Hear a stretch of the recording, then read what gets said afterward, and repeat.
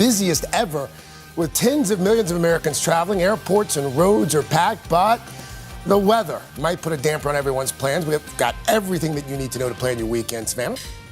All right, and then our exclusive conversation with track star Sha'Carri Richardson on her uncertain Olympic future now after she tested positive for marijuana. You're going to want to hear what she has to say about what led up to that. And who doesn't love a lobster roll on a summer day? We are going to introduce you to the man behind the brand of Luke's Lobster.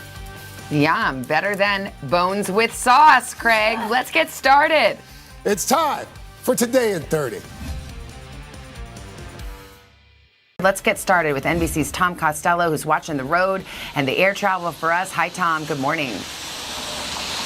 Hey, Savannah. Good morning. Yeah, you're going to pay more for the rental car. You'll pay more for gasoline. You're going to pay more for your hotel. You may not pay as much for the airline ticket, but you're not going to have any elbow room.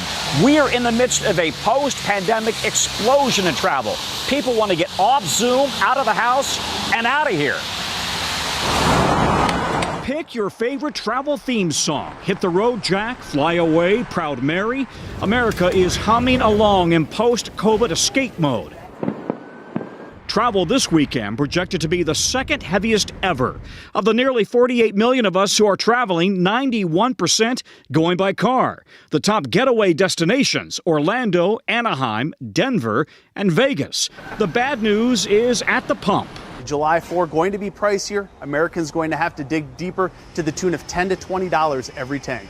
Gas prices are now averaging $3.12 a gallon nationally, the highest in 7 years amid the economic rebound, but higher in some states. Last July 4th, we paid $2.17 on average. I was filling it up with about $30, and now I'm filling it up with about $60, $65. So it's double the price now. A shortage of fuel truck drivers could lead to some isolated gas shortages in places. Meanwhile, mid-range hotel prices are also higher, up 35% or more. Rental car rates up 86%. Been on a plane or in an airport lately? Definitely feels weird coming back into the airport, but I'm excited. The TSA is screening 2 million passengers a day now, mostly leisure travelers. We were all standing there like shoulder to shoulder, waiting to board. It's only raising the temperature on board some flights, with the FAA reporting a record number of incidents of bad, even unsafe behavior on board planes, fights, many over the existing mask requirements. New this morning, the FAA is unveiling a new public relations campaign with kids urging adults to behave. I think it's very disrespectful. You could distract the pilot if it gets that bad. That is so unsafe. Patriots, stop. So far this year, 3,200 complaints from the airlines of bad behavior, dangerous behavior. 3,200. Last year, 180 in total. Savannah, from a very wet Washington, back to you. It's going to be wet. It's going to be busy. Everybody got to keep themselves in check and keep them patient. Tom, thank you very much. Stick around because there is much more coming up on Today in 30.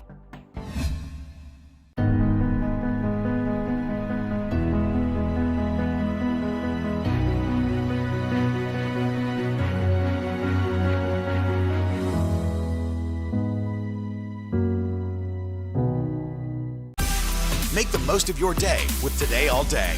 Get closer to all your friends at Today in a whole new way. Today in 30. We give you a mix of everything you love about our show In a mere 30 minutes.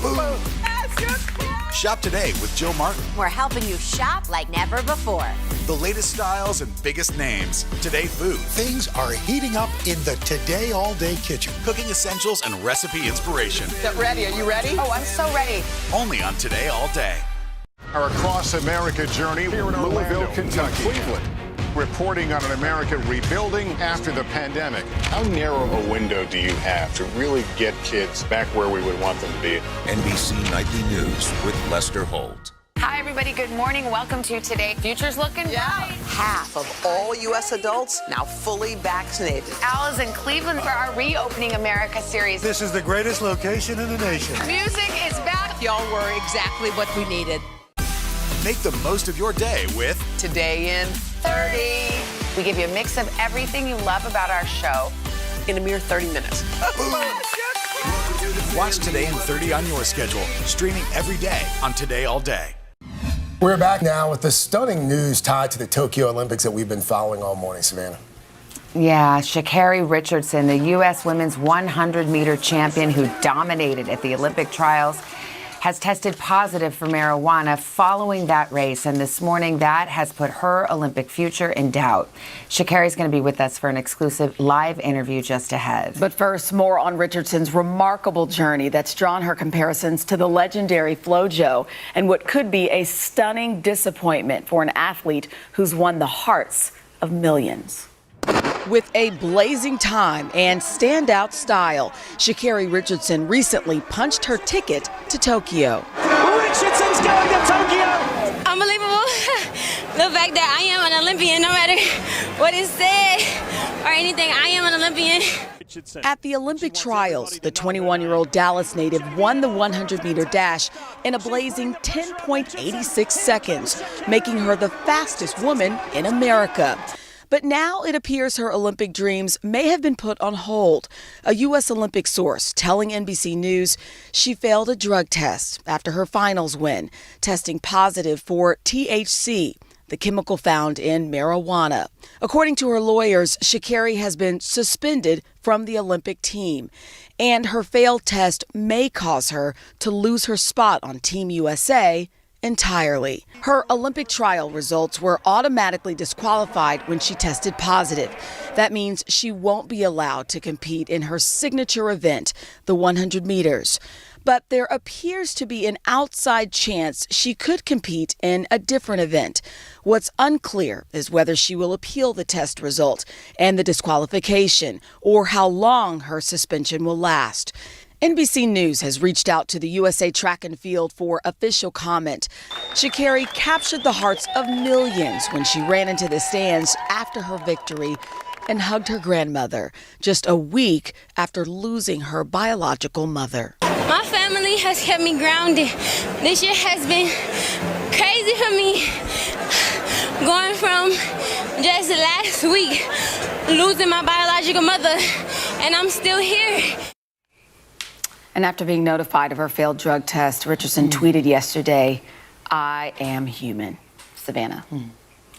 Chanel, thank you. And Sha'Carri Richardson joins us now. Good morning, Sha'Carri. I just want to ask a simple question first. How are you doing? I'm blessed to be alive. That's about it.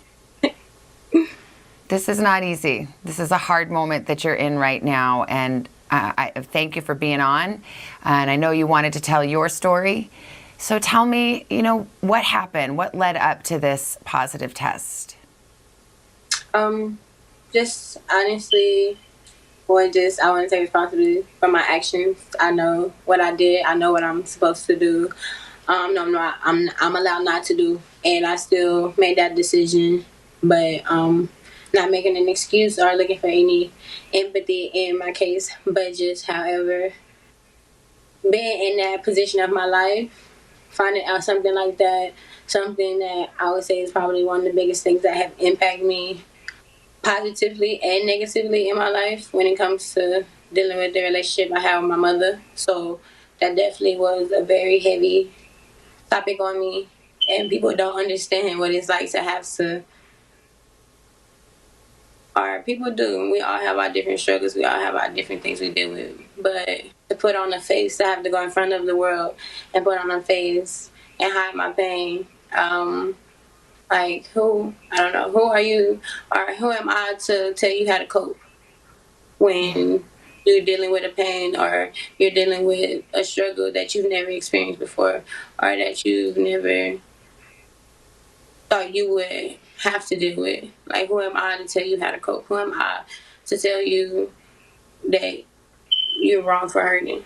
So I think just honestly just leading up to that, dealing with my mental health, dealing with my mental as is with leading up to the games, every time stepping on the track, definitely expect it to be a record-breaking time or something like that. So just with that, pressure in itself was also just another thing. With this actually been my first full professional career, my first full professional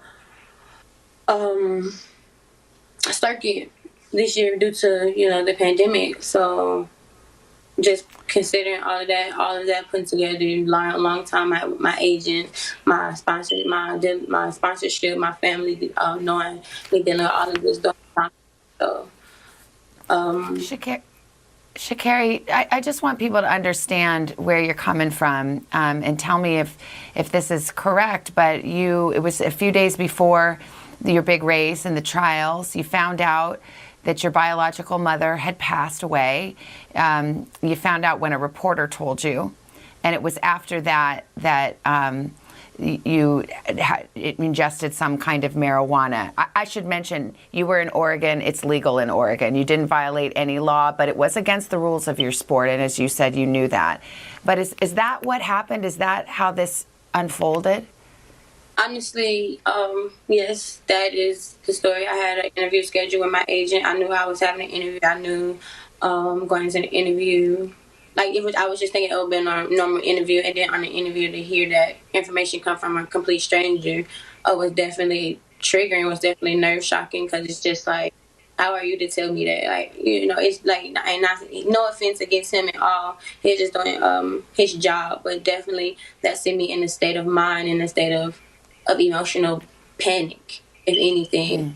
And still knowing that even though I'm here, I still have to go out and put on a performance for my dream, go out there and still compete to what it is. So yes, definitely triggered, and from there just blinded by emotions, blinded by sadness, blinded by just hiding hurt, honestly.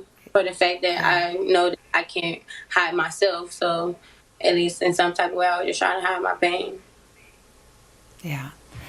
The Olympic officials, the U.S. track and field, the anti-doping agencies now have a decision before them. Unfortunately, you will not be able to compete in the Olympics in your race, your individual race, 100 meters. But there is a chance. It's a small chance, but there's a chance you could go to the Olympics and take part in the relay. Are you hopeful for that? Is that what you're holding out hope for at this moment? Right now, I'm just putting all of my time and energy into dealing with what I need to deal with to heal myself. So if I'm allowed to receive that blessing, then I'm grateful for it. But if not right now, I'm going to just focus on myself. What would your message be to those who are considering that right now, who are thinking about that, and to your fans, who have fallen in love with you and were so proud of your performance and maybe crushed just as you are in that moment? What would you want to say to them? I would like to say to my fans, to my family, to my sponsorship, to the haters too.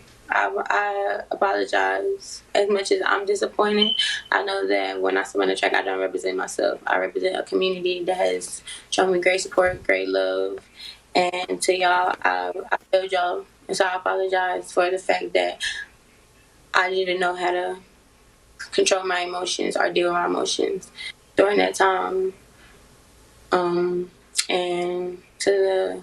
when I would just leave with my fans, or I would just leave out there, is that, like I tweeted and said yesterday, I'm human. We're human.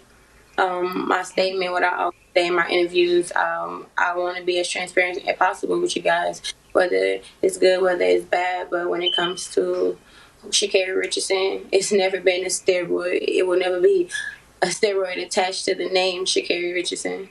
The charge and what the situation was marijuana. I'm not encouraging anybody to do it. I'm not saying, oh, don't do it or anything like that. But if you choose to do things in your personal time or things like that, you just should know, or beware of the consequences, or just know, or just find different ways to just cope or do what it is that will make you feel better. But sitting here, I just say, don't judge me, because I am human. I'm you. I just happen to run a little faster. I understand there's going to be people that still have something to say that don't necessarily understand, and I wouldn't even call them haters if they want to choose to show their character of a person, even after me saying what I've said. and putting myself out there, then that's just on you, your character, and you have to live with that. But I greatly appreciate being able to tell my side of the story. And like I said to my fans, my family, my sponsorship, and the haters, I greatly apologize if I let you guys down, and I did. And I just want to let y'all know this will be the last time the Olympics don't see Sha'Carri Richardson, and this will be the last time the U.S. Doesn't come home with a gold medal in 100. And I feel Sha'Carri lines up against me. Sha'Carri, before I let you go, I think about you and the highs and lows that you've had to deal with, and your dream came true. You dazzled everybody with your performance, but also your words, your hug for your grandma. You've been through so much, and we'll see what happens and what this decision is. But do you plan to keep running? Are you going to keep those Olympic dreams alive no matter what? Yes, this is just one game. I'm 21. I'm very young. Unlike most, I have plenty of games left in me to compete in, and I have plenty of talent that backs me up because everything I do comes from me naturally. No steroid, no anything. This incident was about marijuana. So after my sanction is up, I'll be back and able to compete. And every single time I step on the track, I'll be ready for whatever anti-doping agency to come and get what it is that they need, because this will never happen. Sha'Carri Richardson, this is, as I said before, not an easy moment, but you showed a lot of grace and courage to come on and answer those questions, and I appreciate it very much. Thank you. Thank you.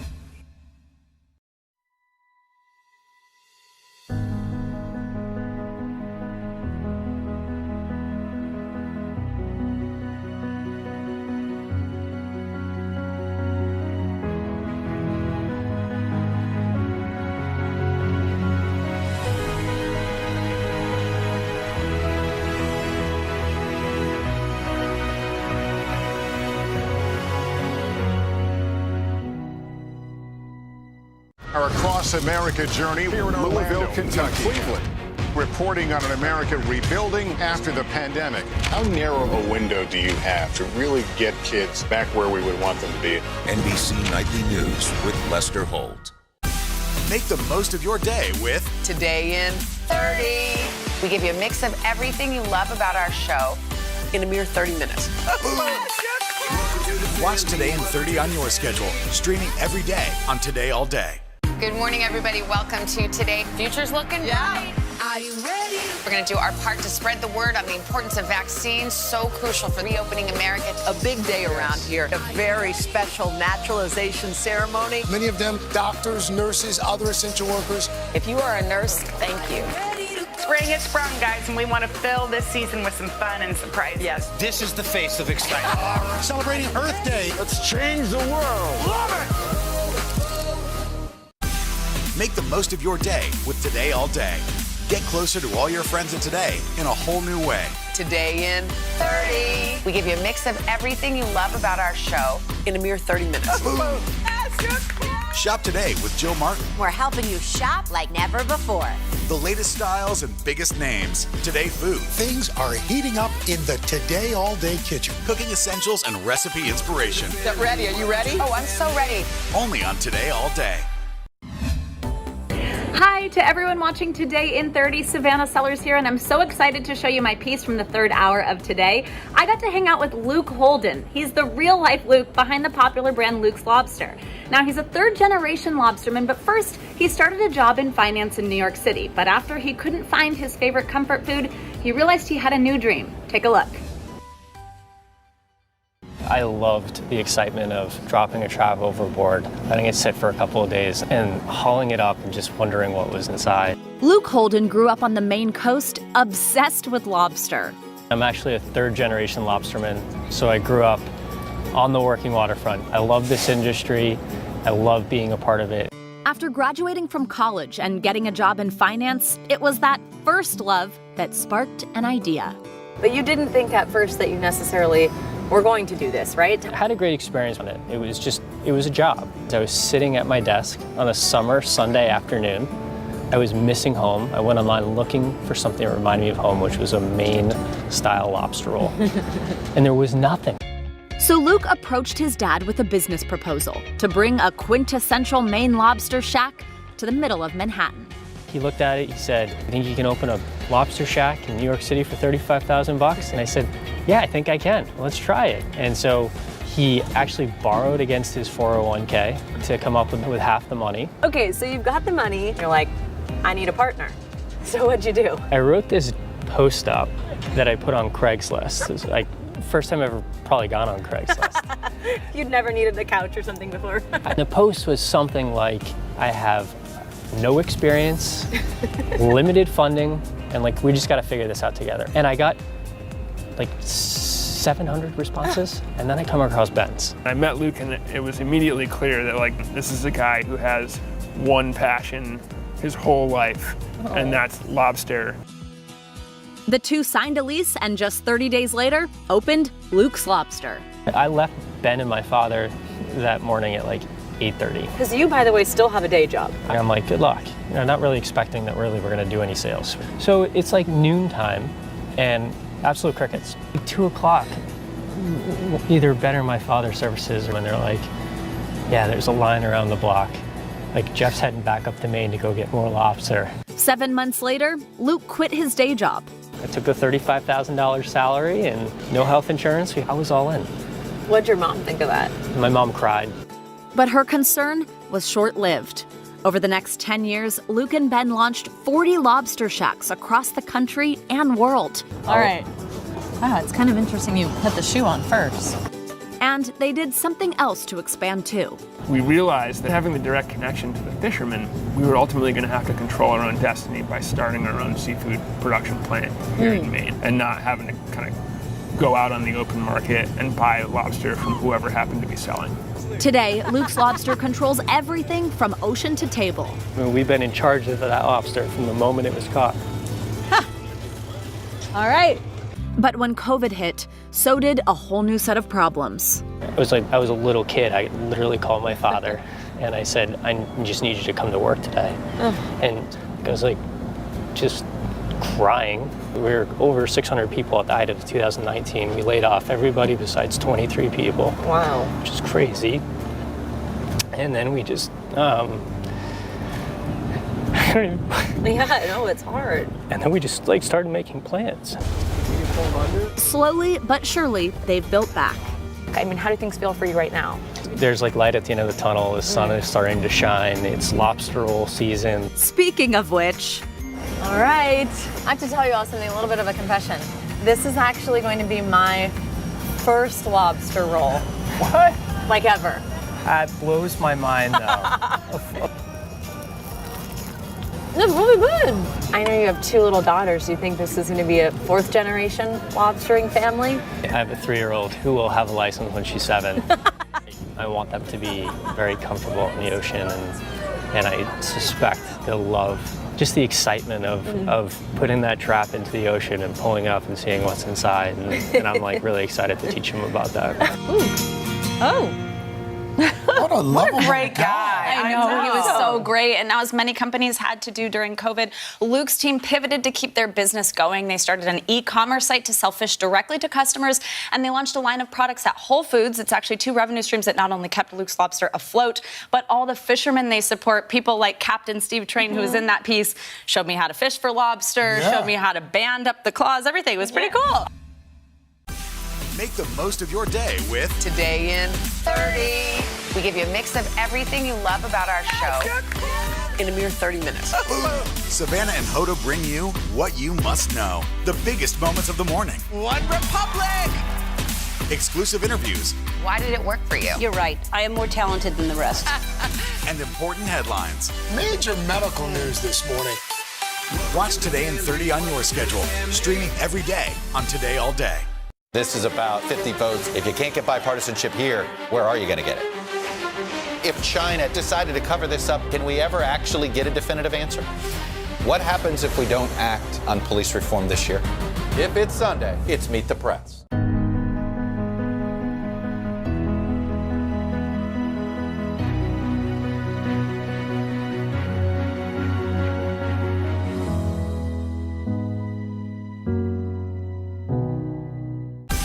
Make the most of your day with Today in 30. We give you a mix of everything you love about our show in a mere 30 minutes.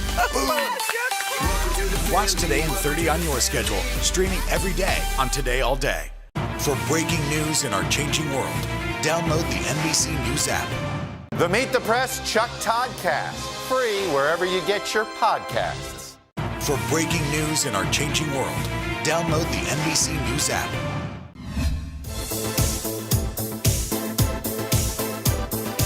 Okay, as we're counting down to the Tokyo Olympic Games, the two of us are bidding a fond farewell to this season's Hoda and Jenna Olympics, but not before we defy the odds one last time. All right, that's right. We've tried all kinds of sports that are new to the games this year. So, without further ado, we present to you the Hoda and Jenna version of karate. Take a look. Japan is considered the birth nation to the martial art known as karate. And for the first time ever this summer, 80 Olympic athletes will compete in the sport at the Olympics right in Tokyo. I think I could be good at karate because I did do kickboxing in high school for exercise. Are they similar? Have I ever participated in karate? Well, I'm just going to say, let my actions show you. Ha! Deep inside of me, there's a karate master. Ready to do something wild. Hey, karate, we are coming for you. Huh. For today's event, Hoda and Jenna head to Martial Arts Family Studio, where they will train under Master Yu. Oh, hi, Master Yu. Hi, Master Yu. Hi. How are you? Nice to meet both of you. We are worried that you have your hands full with us. No, it will be a perfect. Did we tie our bows I think we need some work? Yeah. Wait, you're a black belt? Yes, I'm actually 5th degree black belt. 5th degree. Yes. And we're going to bow in 90 degree. And we're going into get ready stance, open your legs, make a fist under your chin, and shoot out your arm. Perfect, perfect. I'm probably sure you guys have heard martial artists punch, and they make a lot of noise. Yeah, I like that. Right. So that's what we call kiai, means energy. So whenever we are punching, we have to punch and say, yeah, just like that. Nice. Yeah. Yeah. Yeah, it's nice and loud. Let's go. 1. Yeah. Perfect. 2. Yeah. 3. Yeah. Perfect. That you guys was so are actually fun. really good. That was amazing. As with any sport, practice is key. Before the final test, Hoda and Jenna get some advice from Sakura Kokomai, who will compete in kata at the Olympics for Team USA. It is really important to have a really fast punch. In order to do so, make sure your hips are loose. Gosh. That's how you do it. There you go. Hope you guys have fun. And now, the grand finale, breaking board. Hey! Will Hoda and Jenna take the gold? The time has come. Will Hoda and Jenna be able to break board? Oh God, my heart's pounding. Okay, when I say 3, 2, 1, you're going to say kia and push through. Okay, I'm ready. 3, 2, 1. Kia! Awesome! Jenna has done it.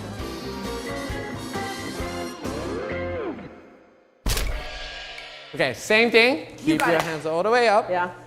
And just swing your hands straight down as you jump up. Like a hammer? I forgot. Yeah, I'll just do it. You want to just go for it?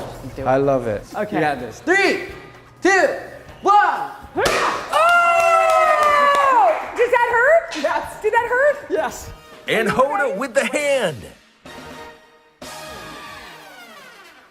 The Hoda and Jenna Olympics conclude on a board-breaking high. The ladies have shown their strength. Don't you feel like an energy rush? Yes. I can't believe we could break those boards. I'm shocked. This shows that I tried really Yes. hard, and all my fingers are intact. As I say to Haley and Hope, open, shut them. Open, shut them. Give a little clap, clap, clap. See, if you can do that, then you're fine. We sure hope you're with us for another big, big week on Today. Guess who's going to be here? Who? Duran Duran. Your favorite band. I'm going to faint. And we got a whole lot more besides Duran Duran as well. So we'll see you bright and early Monday morning right here on Today. Have a great 4th of July. Have a great one.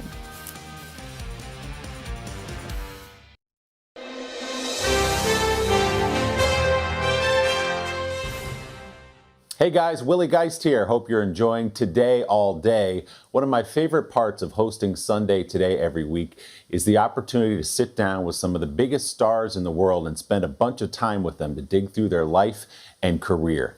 So now I want you to enjoy some of our very favorites from the last few months. When he was younger, Michael B. Jordan didn't always like his name because it made people think of someone else, a basketball player you may have heard of.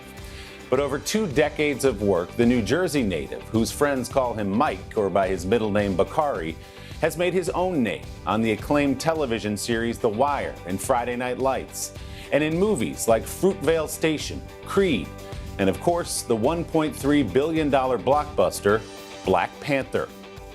Now, Jordan is starring in a movie where he lives out his boyhood fantasies of being an action hero like Jason Bourne or Tom Cruise in Mission Impossible. Michael and I got together the other day for a virtual Sunday sit-down. Michael B. Jordan knows how to handle himself in a fight as a Marvel supervillain in Black Panther, or a heavyweight champion in Creed. But there's a hard counter right. His latest role in Without Remorse thrusts the 34-year-old actor into the Tom Clancy universe, and once again, the center of the action. Man, it comes out and grabs you from the word go and doesn't let go for the next couple of hours. I mean, I love my job, man. I mean, as a kid in the living room when you're taking the couch cushions and, you're jumping off of them. These are the type of movies that I watched growing up. And so I finally being able to get into a place where I could do my own stunts. It's a dream come true. When you say you're doing your own stunts, and you do in this movie, when I watch you walk up to a burning car, that's you? That's Michael B. Jordan? Yeah, that's me, man. I'm a little bit of an adrenaline junkie. Yeah, you remember me? The burning car is it's not too much you could really do to train for that. You still might walk away with a few less eyebrows and eyelashes because it gets pretty hot getting in and out of the car. Jordan plays former Navy SEAL John Kelly, who is caught in the middle of an international conspiracy to start a war. I mean, I've always been a fan of the Tom Clancy universe, growing up playing Rainbow Six video games. So when I had an opportunity to really give John Kelly a fresh take and modernize the story that kind of is more reflective of the world that I live in today, I just jumped at the opportunity. He goes through a personal tragedy. When he gets wronged, he wants some answers. And this movie kind of takes place of John looking for those answers, no matter where they are. Jordan also acts as the film's producer with his production company Outlier Society, which works to bring more diversity to movie sets. But to be able to have a production company who can shine a light on stories that maybe normally wouldn't get told, films and filmmakers, and building around talent that maybe wouldn't have gotten a shot or opportunity. I want to be the tip of the spear in that type of way. Long before making his mark in Hollywood, Jordan grew up in Newark, New Jersey. As a child, he was focused on sports until a chance encounter at the doctor's office. How did that young kid at 11 years old hop into modeling? My mom really got me into it. She had a doctor's appointment. The receptionist had 2 little boys who were, were in the industry, and was like, you should bring your sons with me and, crash this audition. I crashed this audition and ended up booking it. Got in trouble because I didn't have any representation or whatever the case is. And honestly, the rest was history. Had a backstage newspaper down at Penn Station. Randomly looked up a manager that took out an ad, for open calls, went in, auditioned. She signed me that day. Jordan booked small parts on Cosby and The Sopranos before breaking out in the memorable role of Wallace on HBO's iconic series, The Wire. Did that give you the taste of, okay, I think I can do this for a living? Yeah, that was when I really fell in love with acting. That was when I first started to really look at it differently than just, I'm getting out of school. Yeah, I just looked at it more as a business, that type of way. And then from then, falling in love with acting. The following year, Jordan joined the daytime soap opera, All My Children, replacing another up-and-coming actor named Chadwick Boseman. That's where the work ethic kicked in. You know, we would do so many episodes a week. You know, you always had to be prepared. Seize the day, or a fine young woman like yourself. Oh. You know, in hindsight, you know, obviously, you know, with Chadwick of it all, when we first kind of, you know, first met, yeah, it's wild. It's wild. What did he mean to you as a friend? He's a special person. It's a tragic loss, you know, for all of us. You know, for me, our community. We're still dealing with it. I think we're still processing, you know, his legacy that he left behind, the impact that he's made on so many, you know, people around the world, you know, his family. He lives forever. A decade and a half after their first meeting, Jordan was cast across from his old friend as Killmonger, the villain fighting Boseman's Black Panther in the movie that became a phenomenon around the world. Could you guys believe in that moment, not just how big it was at the box office, but what a cultural force it had become? To see those looks on their faces of admiration and just happiness and, oh, wow, like just to know that type of impact we're making was really special. You know, a time in my life I'll never forget. As Jordan has grown into the role of a Hollywood A-lister, he's become more comfortable with life in the spotlight, even going public recently about his relationship with model and actress Lori Harvey. Is it easier for you to kind of let that wall down a little bit? You know, just understanding the industry, and it's not all glitter and gold, but still very private, you know, still, you know, keep a lot of, you know, stuff to myself. But there's certain areas of my life that, you know, I chose to put out there. More of a way to be like, all right, it's there. Now it's, we gotta move on, right? And just continue to, like, yeah, like we can move on. Jordan's friends may never let him move on, though, from one prestigious and sexy title he currently holds. How do you react when something like People's Sexiest Man Alive I just comes smile, to man. you? Hey, look, just smile and enjoy it. Trust me, I got enough people around me, my friends and family, who give me enough that, you know what I mean? It's they keep me pretty grounded and humble, but it's all fun. You know, it's a big target. Imagine all the group chats of all your closest friends and everything that you do is because the sexiest man alive. My mom and my aunties, you know, and all the women in my family, it's gold. You know, everybody else, it's a target. It's a target.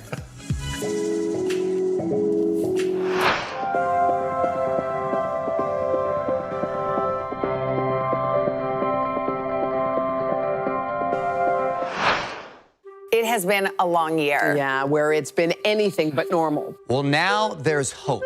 The COVID vaccines. I know. It's been a little confusing. Like, really confusing. So it's more important than ever to make a plan. Visit planyourvaccine.com to find out where and when to get your vaccine. What are you waiting for? Roll up your sleeves and plan your vaccine. Plan your vaccine. Plan your vaccine.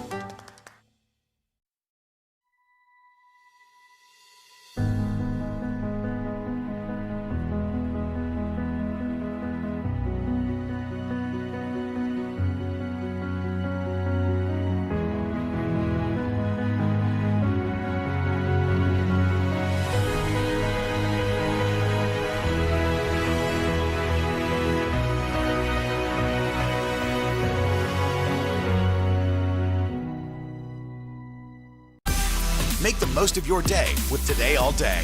Get closer to all your friends at Today in a whole new way. Today in 30. We give you a mix of everything you love about our show in a mere 30 minutes. Shop today with Jill Martin. We're helping you shop like never before.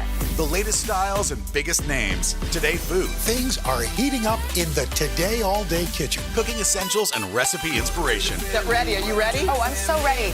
Only on Today All Day. Candidate Johnson has come a long way since we started our all-access coverage of his campaign. We captured the good, the bad, and the surreal. Life starts tumbling. Who's your daddy? Who's your baby? Who's your buddy? Who's your man? See you at the polls. Let's do this. That is a scene from Young Rock, the NBC comedy about the childhood of Dwayne "The Rock" Johnson, as told by Johnson while he runs in a fictional presidential campaign. Some people, including many of Johnson's 232 million Instagram followers, have suggested the magnetic professional wrestler turned Hollywood superstar should consider a real-life run for the presidency. His thoughts on that in a moment. Growing up, Johnson bounced around the country as the son of barnstorming pro wrestler Rocky Johnson. Dwayne eventually got into the family business and became the biggest star in wrestling, known as the People's Champion. He made his first major appearance in a movie 20 years ago this week. The Mummy Returns was the beginning of a film career that has put Johnson at the top of the list of Hollywood's highest paid actors for the last 2 years. If you smell what the Rock is cooking. As his pro wrestling persona, Dwayne "The Rock" Johnson was the king of the ring. Today, the larger-than-life athlete turned action hero tops the Forbes list of highest paid actors. These guys are pros. And now he's making a big name in the liquor business. Here we are on my birthday. Tomorrow is your birthday. Toast, brother, to the both of us. Cheers. Ooh, that's good. nice. With his fast-selling Terramana tequila. I wanted to make sure that the bottle represented its founder. Broad at the shoulders, narrow at the hip. The neck's a little thin, though, Dwayne. That neck's a little thin, but there's a little bit of some muscle size to the neck there. I think there are a lot of people who hear, okay, a celebrity brand. All right, that person sticks their name on it. It sends it out the door. Somebody else handles it. But it seems to me like you wanted to be sure this was right if your name was going to be on it. I did. I can't speak for other celebrities, but I personally needed to understand the craft of tequila, how it was made. I did my research. I did all my reading. So then I decided, get in the game. I got to go down to Mexico. It took 113 distillations to get to this point. Everything is handcrafted, handmade, copper pot stills, brick ovens. It was also important to not only go into this process with respect and humility, respect to the trade, but also a real respect for the consumer. I also wanted to create what's called the tequila of the people. And if we're going to call Terramana the tequila of the people, well, then the people should be able to afford it. You know, Randall, to understand me, you got to understand where I came from. Terramana is the latest chapter in a life story told on the new NBC sitcom, Young Rock. My blood. The show finds comedy in Johnson's unusual real-life childhood, growing up the son of a professional wrestler. Sign my chest! I'll sign your chest. No, you won't. Johnson, who is half black and half Samoan, lived in 13 states by the time he started high school. I have had a Forrest Gumpian childhood growing up. Wrestling in the 80s and in the 70s was way different than it is today. A lot of the times, including my father, the wrestlers would live paycheck to paycheck. That had to be tough on a young kid to just put some roots down and feel like, okay, I'm getting started at this new school and now we're up and moving to a different town. It was, but you don't know it at that time. It did force me as a kid to be flexible and show a little bit of agility on my feet, to try and make new friends. And on top of all that, between the ages of 7 and 11, people thought that I was a little girl. Why? Because I had really soft features and I had really soft afro hair. So everywhere I would go, thank you for laughing, Billy. I appreciate it. I need therapy. It still hurts, doesn't it? Things have worked out okay for me. Johnson found his place as a star on the football field. He played defensive tackle and won a national championship at the University of Miami. But when his professional career didn't pan out, he followed his father into the ring. His father really made a name for himself, Rocky Maivia. Which means, finally, The Rock has come back home. You know how in life, when we do something, we do something and it's a shift and click. When I stepped into a wrestling ring, I never had that. This feels at home. And I feel like this is what I was born to do. In 2004, Johnson quietly retired from the WWE and set his sights on the movies after a breakout, if brief, role in The Mummy Returns. I came from a world that, while very successful, and consistently did good business, was looked down upon when I came to Hollywood. So I had that mark, and I thought, I got my work cut out for me. And I remember someone, in terms of executive at that time, said, "Are you sure this is the way to go? There's no lines in the movie. You have one line, and it's not even English." It was my one line, and no one really knew what it meant at all. I said, "I do. I believe this is the right step." I've never been on a movie set, so here we go. Let me be a sponge. Let me learn, and let me say "aku machente" like I know what I'm talking about, and let's see what happens. Hold on, we got to get over it before it crests. Johnson soon became Hollywood's biggest draw in the Fast and Furious franchise. Did you bring the cavalry? Woman, I am the cavalry. And a pair of Jumanji movies that made nearly $1 billion each at the box office. Sure thing. But a very different shift and click moment may lie ahead for Johnson. Dwayne Johnson has wasted no time hitting the campaign trail, as his broad appeal has led to speculation about a future in presidential politics. But our guiding light will always be our shared values and love of country. There's a part of young rock, as if you're running for president in 2032. A lot of people are reading a lot of things into that. Well, let me take another drink of Terramana before I answer that one. It always helps with the answer. I have a goal and an interest and an ambition to unite our country. If this is what the people want, then I will do that. And this goes back to me wrestling in flea markets and used car dealerships. Even in that, as small and as intimate and as rowdy as those crowds were, Willie, I still had my finger on the pulse of the people, and I always got an idea of what they wanted in that moment. So I say that to say, like, if the time comes where there is a good amount of people who want to see that happen, then I'm going to consider it. How will you know if the people are asking you to take that step? I think you would do deep dives of polling and things like that. What the people want will lead and inform that decision.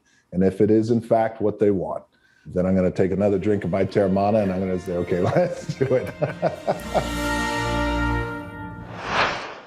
It has been a long year. Yeah, where it's been anything but normal. Well, now there's hope. The COVID vaccines. I know. It's been a little confusing. Like really confusing. So it's more important than ever to make a plan. Visit planyourvaccine.com to find out where and when to get your vaccine. What are you waiting for? Roll up your sleeves and plan your vaccine. Plan your vaccine. Plan your vaccine.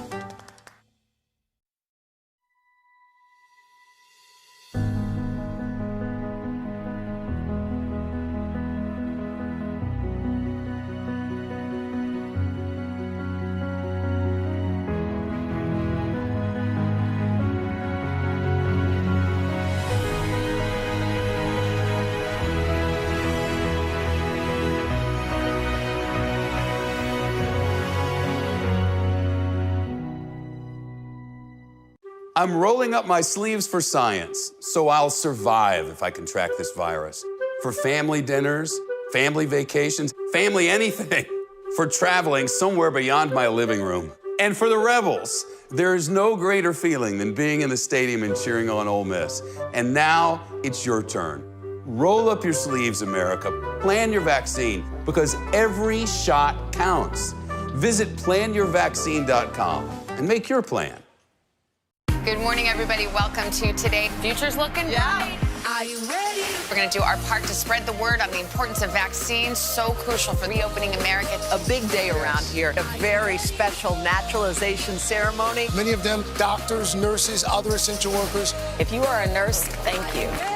Spring has sprung, guys, and we want to fill this season with some fun and surprises. Yes, this is the face of excitement. Celebrating Earth Day. Let's change the world. Love it! What is it for? Well, a lot of people in the world don't have access to electricity. Poorer countries than ours, they could, preserve food.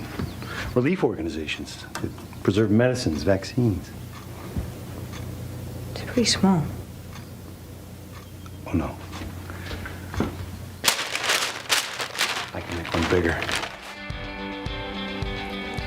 That is Justin Theroux starring in The Mosquito Coast, a new series from Apple TV Plus based on the famed novel that was written by a member of Justin's family.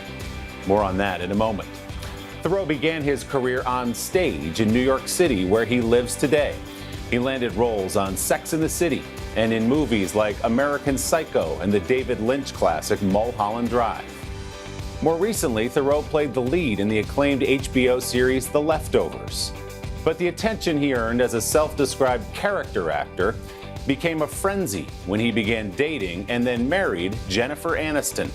Now divorced, the two remain close friends. Justin and I got together recently at his own bar for a Sunday sit-down and a walk around the neighborhood.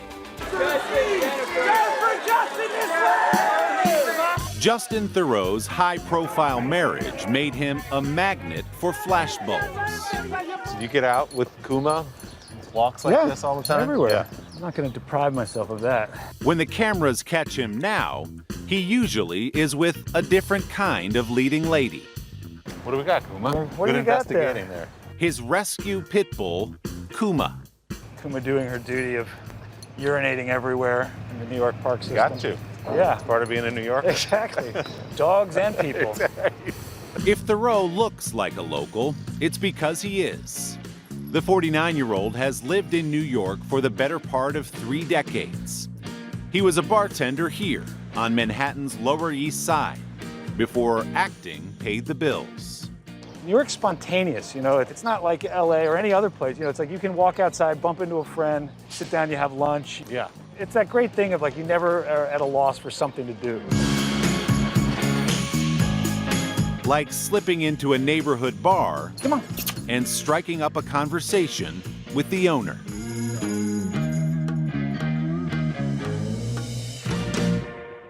We're in your joint right now. My joint right now. This is Ray's. I've been to a lot of great dive bars in places like Nashville, Austin, Atlanta, and this feels like all of those places to me. This is the kind of bar where basically no drink takes more than about 20, 25 seconds to make. Right. And if you want something fancy, you can go somewhere else.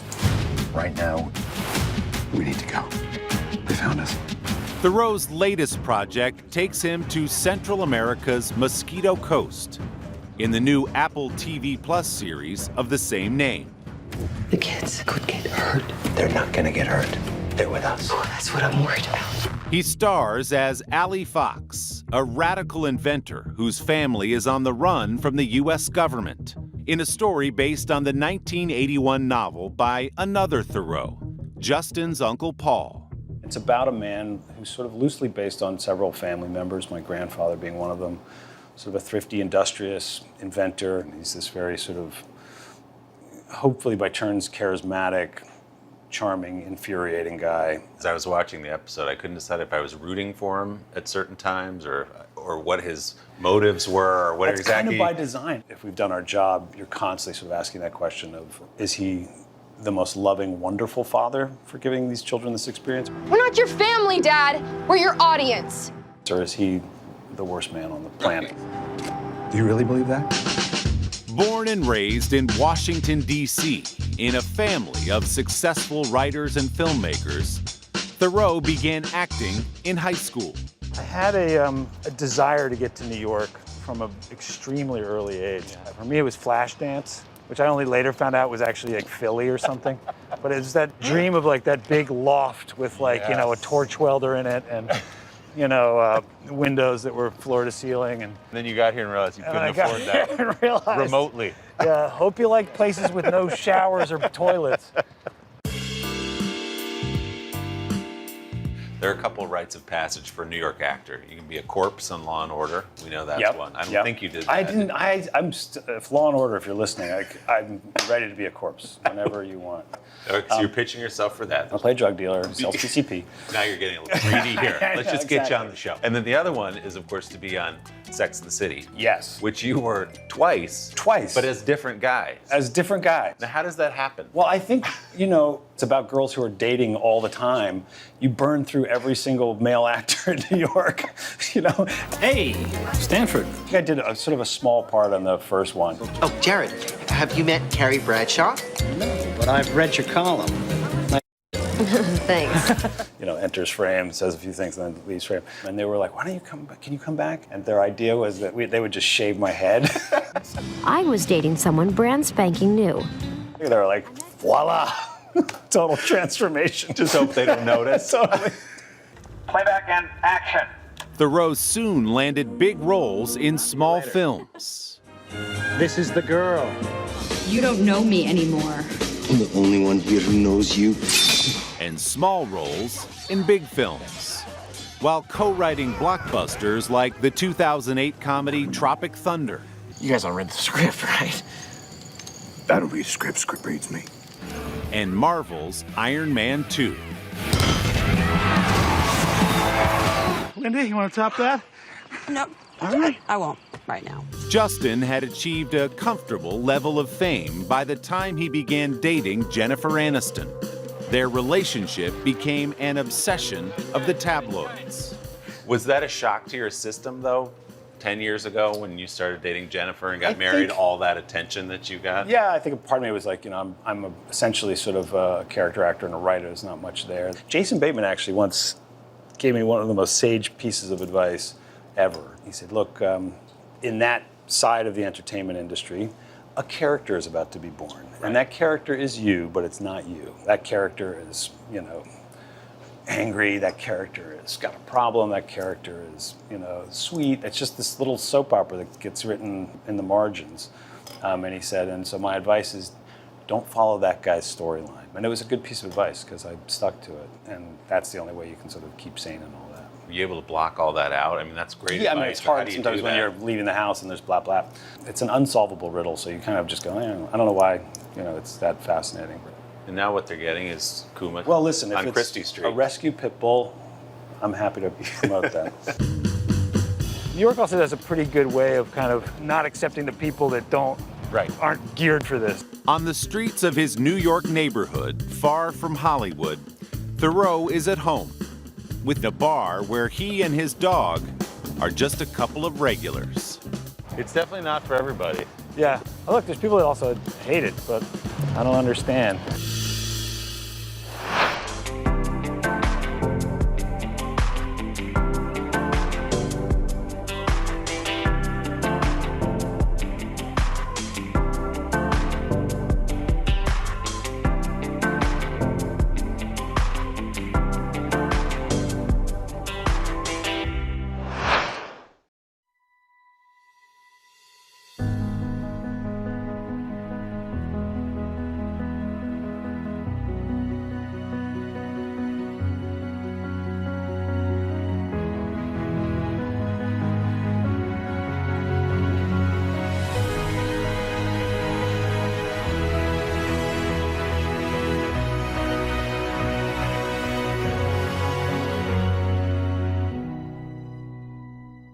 Good morning, everybody. Welcome to Today. Future's looking bright. Are you ready? We're going to do our part to spread the word on the importance of vaccines, so crucial for reopening America. A big day around here. A very special naturalization ceremony. Many of them doctors, nurses, other essential workers. If you are a nurse, thank you.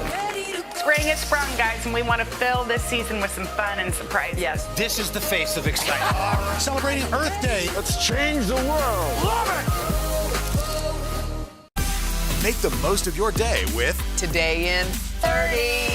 We give you a mix of everything you love about our show in a mere 30 minutes. Watch Today in 30 on your schedule. Streaming every day on Today All Day. The Meet the Press Chuck Toddcast. Free wherever you get your podcasts. For breaking news in our changing world, download the NBC News app. The Meet the Press Chuck Toddcast. Free wherever you get your podcasts. Our first low goes to getting stuck at the top of one of the world's tallest roller coasters, and even worse, having to walk back down to earth. Riders in the front row captured the ordeal, showing the group stranded on a coaster called The Big One at Blackpool Pleasure Beach Theme Park in the UK. They were just seconds from the ride's 235-foot peak when it suddenly screeched to a halt. Honestly, they seem pretty relaxed for being suspended 200 feet in the air, just kind of taking in the view, making sure they grab some content for social. The riders eventually were informed the only solution here was to climb out of the cars and to walk down step by step, clinging to the railing of a narrow staircase. Oh my goodness.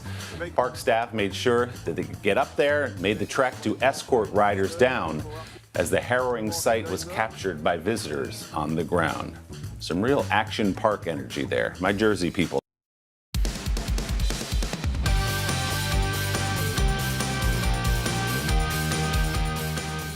Hi, Today All Day. We've got a great show for you on this Friday morning. Let's kick it off. Take a look.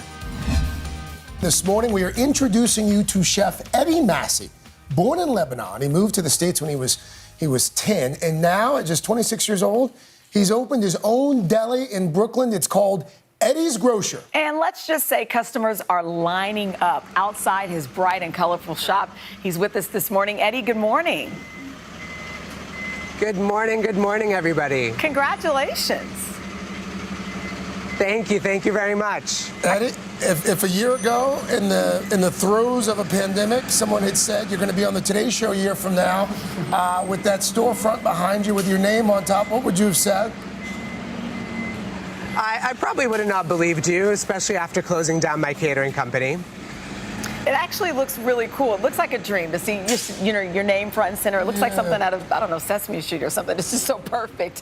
What was it like to open up a business during the pandemic?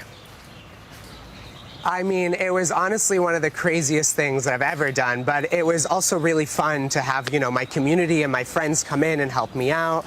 And, the old owner, Maria, helped me out a lot as well. So it was a group effort, I would say. So let's talk about this summer salad that you were going to help us with. What do we have here? Oh, yes. All right, so we're doing a charred corn, Harlem tomatoes, and halloumi salad with a mint vinaigrette. So I'm going to start off with the corn. I charred this corn off already, and I'm just going to take it right off the cob. And then I've already cut up the tomatoes for us.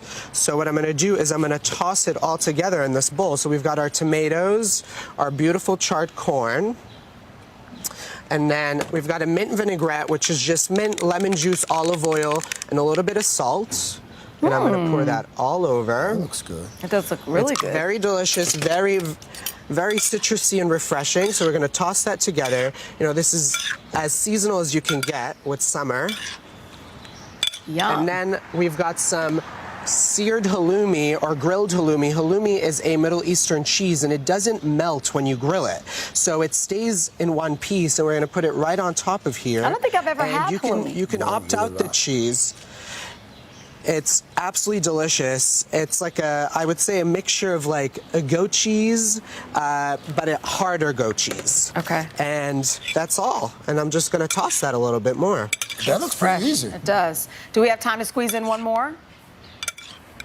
We do. And then we've got all sorts of different things for you here. Okay. We've got a za'atar chicken, which has some cucumber slaw on top. And what I like to do is just take the cucumber and shave it to make the slaw. And then we've got a rosewater cake over here, which is a lemon rosewater cake, actually. And then biscuit au chocolat, which is a no-bake frozen cookie. Oh. What's it called again? It's called biscuit au chocolat, which means chocolate biscuit in French. Oh, wow. Okay. Really quickly for that chicken, do you use a marinade or something like that? I usually feel like that's what sets the flavor apart. Yeah, no, I think that's the biggest thing. So we put za'atar in it, which is a Lebanese seasoning, which is dry thyme and oregano with sesame seeds. We throw some sumac in there, garlic, lemon juice, olive oil, salt, mix it all, and then I like to marinate it overnight, and then you can grill it, sear it, or throw it in the oven. What about these brown paper boards that you're famous for making, Eddie? Okay. So that's what we're about to reveal to you. This is the big brown paper board here, and it's basically a grazing table. Oh. And what I like to do is put all sorts of different dips, crudité, fruits, vegetables, bread, crackers, anything you really like on here. You could even throw dessert on here, whatever you really like. And what's great about this is that it's an easy setup, an easy cleanup. So if you're having friends over, it's great to just put it all out, and then you don't have to think about anything throughout the day. You have just raised the bar, my friend. I took a charcuterie board class the other day with some girlfriends online. You just, I would have paid good money. You just blown us out of the water. I thought I was doing good with some apricots on a board. Thank you, Eddie. Eddie, that looks fantastic. This is like... Thank you. Would This you is say more like I want to call this more of like an art piece, basically, with food and fruits and vegetables. Edible art. We love it. Eddie, thank you and congratulations on your success. Yes. And you can find Thank you all very of these much. Thank recipes you. and more, absolutely, at today.com/food. Coming up next on Today Talks, it's the Overheard on Third segment with Dylan and Chanel you do not want to miss. Stay with us. Make the most of your day with Today in 30. We give you a mix of everything you love about our show in a mere 30 minutes. Watch Today in 30 on your schedule, streaming every day on Today All Day. I'm rolling up my sleeves for science, so I'll survive if I can track this virus. For family dinners, family vacations, family anything. For traveling somewhere beyond my living room. And for the Rebels, there is no greater feeling than being in the stadium and cheering on Ole Miss. And now it's your turn. Roll up your sleeves, America. Plan your vaccine, because every shot counts. Visit planyourvaccine.com and make your plan.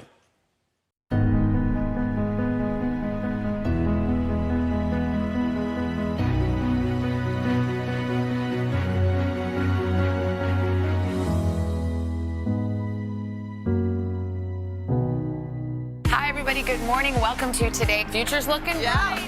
Are you ready? Half of all U.S. adults now fully vaccinated. A huge lift is underway for one of the most celebrated cities in this country, Cleveland, Ohio. This is the greatest location in the nation.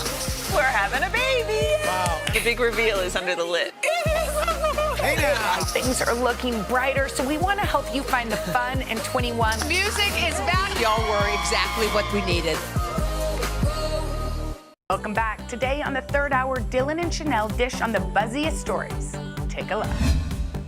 Here's something to think about. Grabbed our attention. Do you get gray hair? Do you have gray hair? I don't know. I diet so much that Yeah. it doesn't have a chance You to guys come know out. I've been just in fact, just this morning I took my makeup sponge and I put it in some black eyeshadow 'Cause right you don't here. dye your- I mean, no, I don't dye yet. I'm like, don't touch my hair. I know. But yeah, right. I know. As soon as I'm always like, as soon as Al knows that's my rule. I know. Don't. But anyway, I was looking for. I did. Well, I'm being honest with you. You can look. I put mascara. Oh, there you go.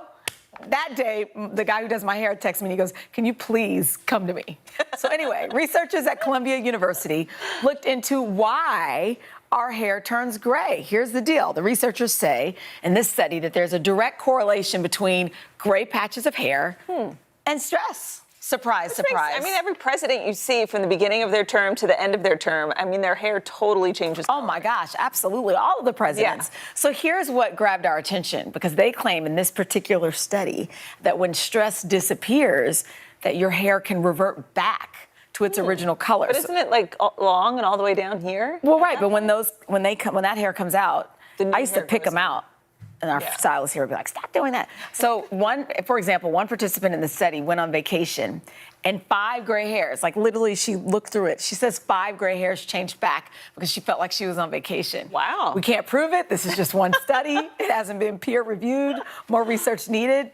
But they do know that once your hair grows out of the scalp, you're right, it won't change color. And at a certain point, you can't change a full head of gray hair because of age, genetics, and other factors. Eventually, it's not just stress, it's just getting older. But like for me, perhaps there's still a little hope. So take a deep breath. So you're woosah. Oh, look, black girl already. All right, speaking of old age, I mean, 82 years old. That is the age of this woman who is going to space. Jeff Bezos announced that Wally Funk will be joining him on his flight to space later this month. So there she is. In 1961, Wally was at the top of her class for the Mercury 13 Women in Space program, but ultimately none of those who participated were actually able to go to space. So now at the age of 82, she is going to become the oldest person to go to space. And she has quite the resume. Wally was the first female air safety investigator for the NTSB and the first woman to be an inspector for the FAA. She's also taught more than 3,000 people how to fly. Look at that excitement. Oh my gosh, 82 years old. If there was any show that will tell you that it's never too late to follow your passion, my goodness. Goodness gracious, third hour today. And it's become a story we've been talking about so much now, the space race, between billionaires. There are regular people going to space. It's crazy. This is crazy. Crazy. Speaking of which, out of this world type things, we want to squeeze in one more. I want to show you this. this. It's a video of a flying car. Do you remember the Jetsons? style. Exactly, we just said that. The air car completed a 35-minute flight on Monday in Slovakia. They're traveling between 2 airports. It can hold a maximum of 2 people if you're interested, with a total weight of 400 pounds. It can go as fast as 118 miles per hour. And then we want to show you this if we can. When it goes back on land and you pull up to get your kid at school, you retract the wings so it looks more like a normal car, and the people at the school won't know your wealth. Yeah. Oh my goodness. How amazing is that? It's Remember coming. that sound? You probably never even watched the Jetsons, did you? I did, but I don't remember that sound. That's what the car sounded like. Brrr. Right? Yeah. Everyone's nodding. I don't remember that. In my ear, I just got totally. We'll be right back. Coming up on Hoda and Jenna, there's a new Guinness World Record for the tallest stack of M&Ms. How many? Stay with us to find out. This is about 50 votes. If you can't get bipartisanship here, where are you going to get it? If China decided to cover this up, can we ever actually get a definitive answer? What happens if we don't act on police reform this year? If it's Sunday, it's Meet the Press.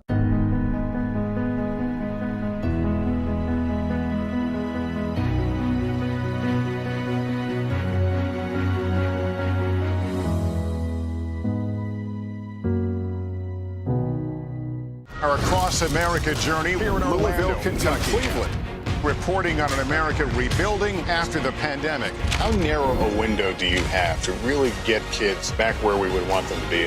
NBC Nightly News with Lester Holt. This is about 50 votes. If you can't get bipartisanship here, where are you going to get it?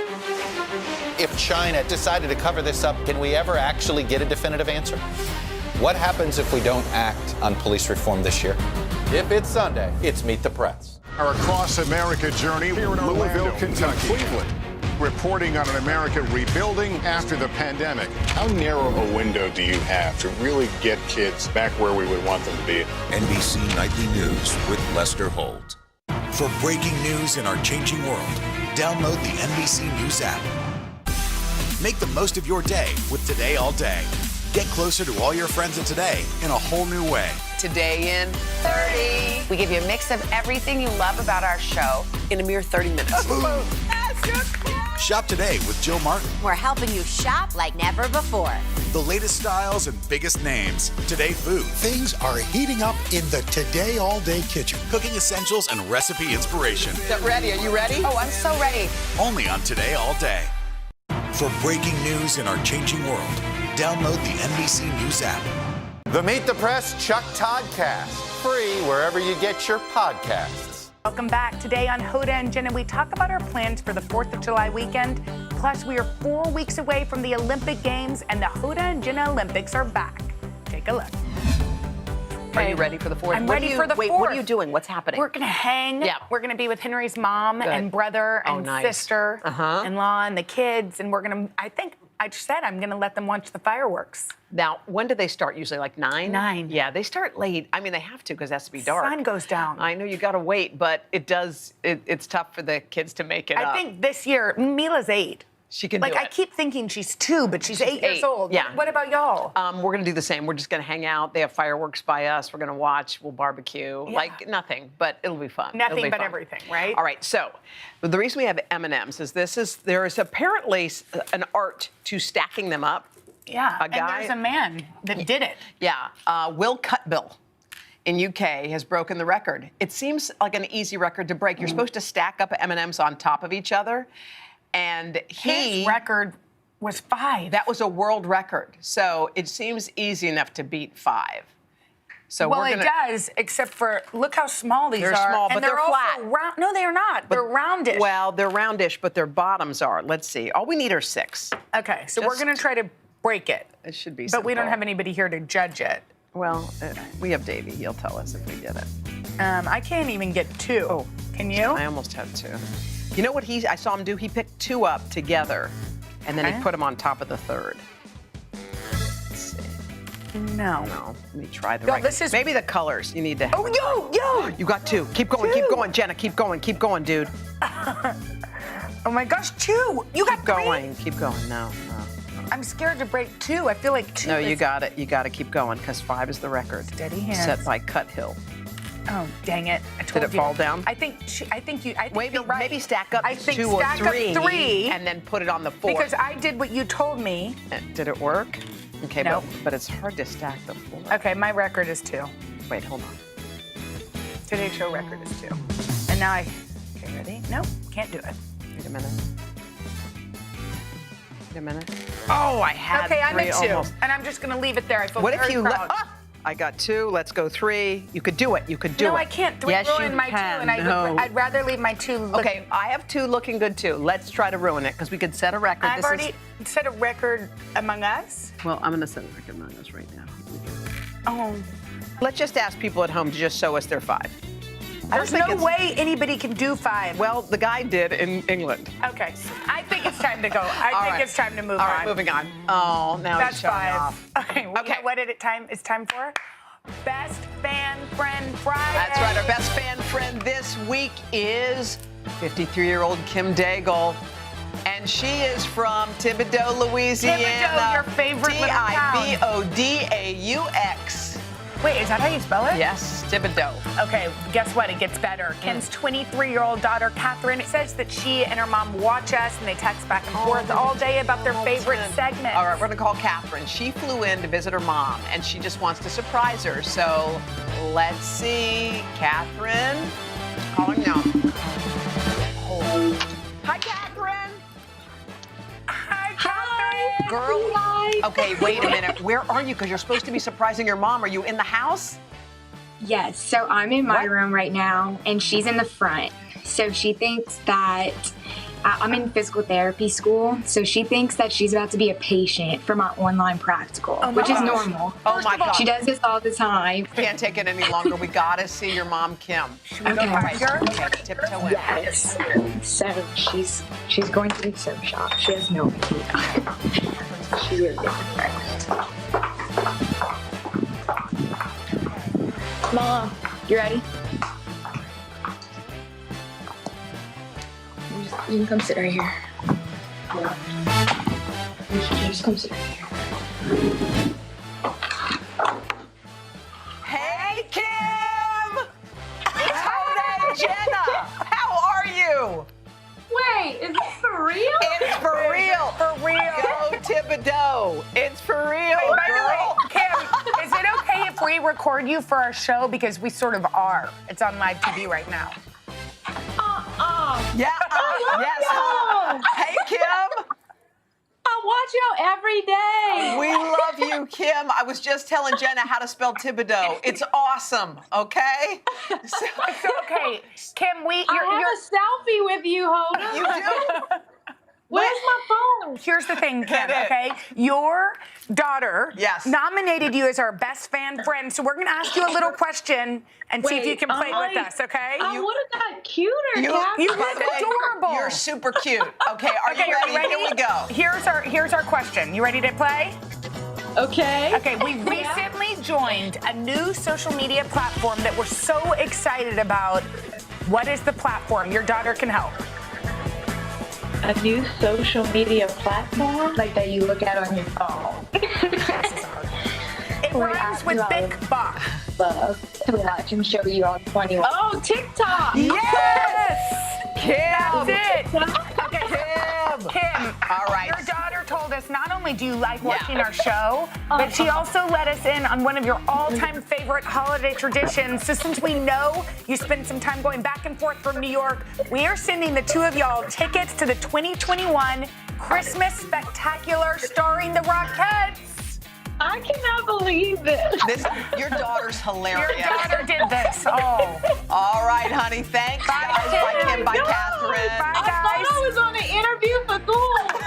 We know. We know the whole secret. Bye, kiddos. Okay. All right, and guys, that was so fun. So much fun. All right, coming up, kids, if you're looking for love, we're looking for you. We don't care if you're 20, 60, 70, who cares? For our upcoming series, The Road to Love. Okay, we're going to pair up a few lucky singles and some dating experts who promise to give your love life a jump start. What are you waiting for? Let's find love. By the way, just try it. It could be fun. Head to hodaandjenna.com. Tell us about yourself or someone you know. We're counting down to the Tokyo Olympic Games. The two of us are bidding a fond farewell to this season's Hoda and Jenna Olympics, but not before we defy the odds one last time. All right, that's right. We've tried all kinds of sports that are new to the games this year. So, without further ado, we present to you the Hoda and Jenna version of karate. Take a look. Japan is considered the birth nation to the martial art known as karate. And for the first time ever this summer, 80 Olympic athletes will compete in the sport at the Olympics, right in Tokyo. I think I could be good at karate because I did do kickboxing in high school for exercise. Are they similar? Have I ever participated in karate? Well, I'm just going to say, let my actions show you. Ha! Deep inside of me, there's a karate master ready to do something wild. Hey, karate! We are coming for you. Ho! For today's event, Hoda and Jenna head to Martial Arts Family Studio, where they will train under Master Yu. Oh! Hi, Master Yu. Master Yu. Hi. How are you? Nice to meet both of you. We are worried that you have your hands full with us. No, it will be perfect. Did we tie our bows correct? I think we need some work? Yeah. Wait, you're a black belt? Yes, I'm actually 5th degree black belt. 5th degree? Yes. And we're going to bow in 90 degrees. And we're going into get ready stance, open your legs, make a fist under your chin, and shoot out your mouth. Perfect, perfect. I'm probably sure you guys have heard martial artists punch, and they make a lot of noise. Yeah, I like that. Right. So that's what we call kiai, means energy. So whenever we are punching, we have to punch and say, yeah, just like that. Nice. Yeah. Yeah. Yeah, it's nice and loud. Ready? Let's go. 1. Yeah. Perfect. 2. Yeah. 3. Yeah. Perfect. That You was guys are so actually fun. really I good. love That was karate. amazing. As with any sport, practice is key. Before the final test, Hoda and Jenna get some advice from Sakura Kokomai, who will compete in kata at the Olympics for Team USA. It is really important to have a really fast punch. In order to do so, make sure your hips are loose. Gosh. That's how you do it. There you go. Hope you guys have fun. And now, the grand finale, breaking board. Will Hoda and Jenna take the gold? The time has come. Will Hoda and Jenna be able to break board? Oh God, my heart's pounding. Okay, when I say 3, 2, 1, you're going to say kia and push through. Okay, I'm ready. 3, 2, 1. Kia! Awesome! Jenna has done it.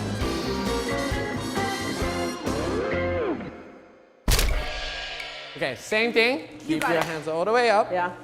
And just swing your hands straight Wait, down I as you forgot. jump up. Like a hammer? I Yeah. forgot. Yeah, I'll just do it. You want to just go for it? Do it. I love it. Okay. You got this. 3, 2, 1. Oh! Does that hurt? Yes. Did that hurt? Yes. And Hoda with the hand. The Hoda and Jenna Olympics conclude on a board-breaking high. The ladies have shown their strength. Don't you feel like an energy rush? Yes. I can't believe we could break those boards. I'm shocked. This shows that I tried really Yes. hard, and all my fingers are intact. As I say to Haley and Hope, open, shut them. Open, shut them. Give a little clap, clap, clap. See, if you can do that, then you're fine. Okay. Okay, for the record, there really were no injuries sustained, just some swelling and ice packs. But don't worry about it. All right, we want to give a big thank you to NBC Sports' Ahmed Fareed for his incredible commentary. And don't forget, and how can you? The Tokyo Olympics begin July 23rd on the networks of NBC. Today Talks continues after the break.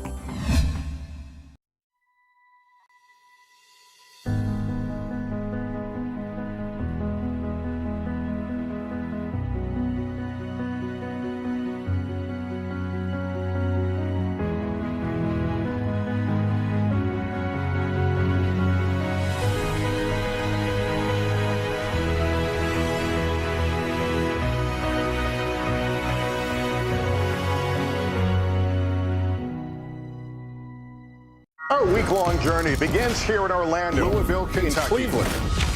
Our Across America journey reporting on an America rebuilding and reimagining a future after the pandemic. Breaking news tonight, the ceasefire in the Middle East after 11 days of deadly violence. Richard Engel is on the ground. Do you think there's a connection between policing and racism? How narrow a window do you have to really get kids back where we would want them to be? NBC Nightly News with Lester Holt.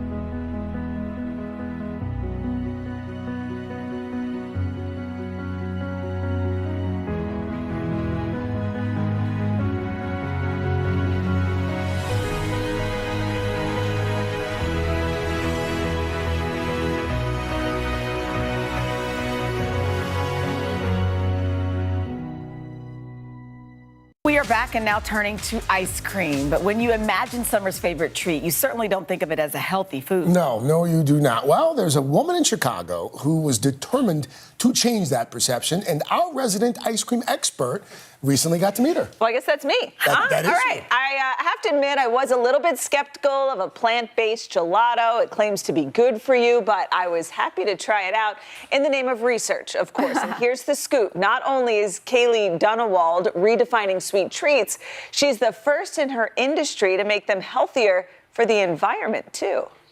Once I felt what it felt like to breathe for the first time and get that full breath of air, I think it unlocked something where I just wanted to keep exploring. For Kaylee Dunewald, lifelong health issues led her on a mission. Take me back to why you ever started exploring plant-based diets. Growing up, I suffered really severe cases of both asthma and allergies, and saw all these doctors and specialists, and every one of them told me this was just the way I was born. But then when I was 25 years old, I was living in Bali, Indonesia, and embarked on a plant-based diet.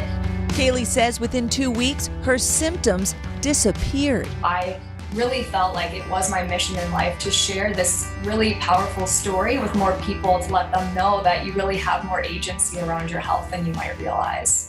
She embarked on a career change, first becoming a health coach and inspiring others to view food as medicine. It was very, very powerful work. But once I, kind of a year and a half in, I ultimately felt like I needed to make a bigger impact. And so if I could really target the root cause of at least what a lot of these people are suffering from, it's just the food being offered to consumers.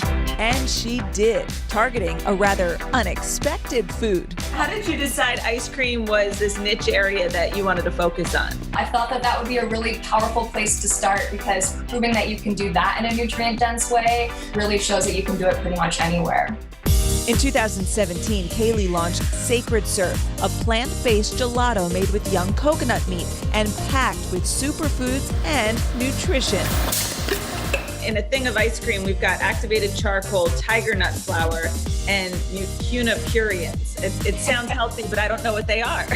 So we really tried to recreate this nostalgic cookies and cream, but really only working with nutrient-dense ingredients. So our hero in that flavor is tiger nut flour, which tiger nuts are actually not a nut at all. They're this root vegetable, and they're packed with resistant starch, so really good for your digestive health. I like to cook, and there are certain healthy ingredients that are just really hard to make work. What was the trial and error process like? What makes ice cream really rich and creamy is a lot of fat, a lot of sugar, and gums and stabilizers. And we don't use any of that. This young Thai coconut meat, it's a pulp material. So it's got a lot of extra fiber, and that's what lends itself to the really rich and creamy texture.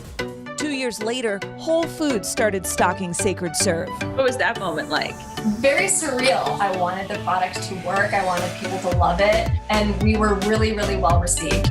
But the cherry on top, Kaylee not only figured out a way to make ice cream relatively healthy for customers, but for the environment too.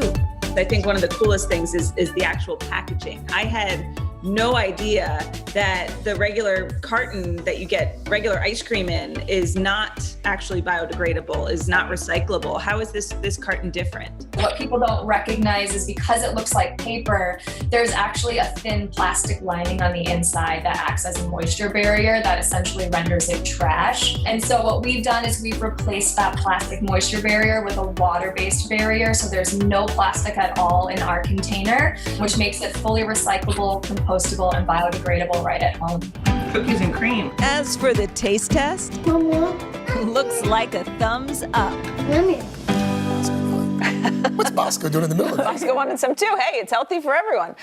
So I asked Kaylee what other flavors she would like to make next, and she said there's been overwhelming requests for a berry flavor and a coffee one. And after that, she might tackle some more items in the frozen food aisle. So we've kind of gotten on this kick at our house where, you know, if you finish your dinner, you have dessert. Yeah. And Calvin loves ice cream. He is obsessed with this ice cream, and I have no guilt giving it to him. So I'm like, it's full of these antioxidants and healthy ingredients. It's not full of fat and sugar.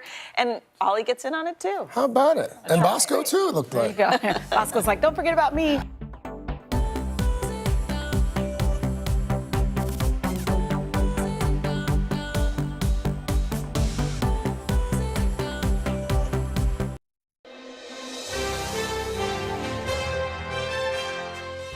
We start with a cheers. Right, cheers. And congratulations to the author on the new yes, book. the new book.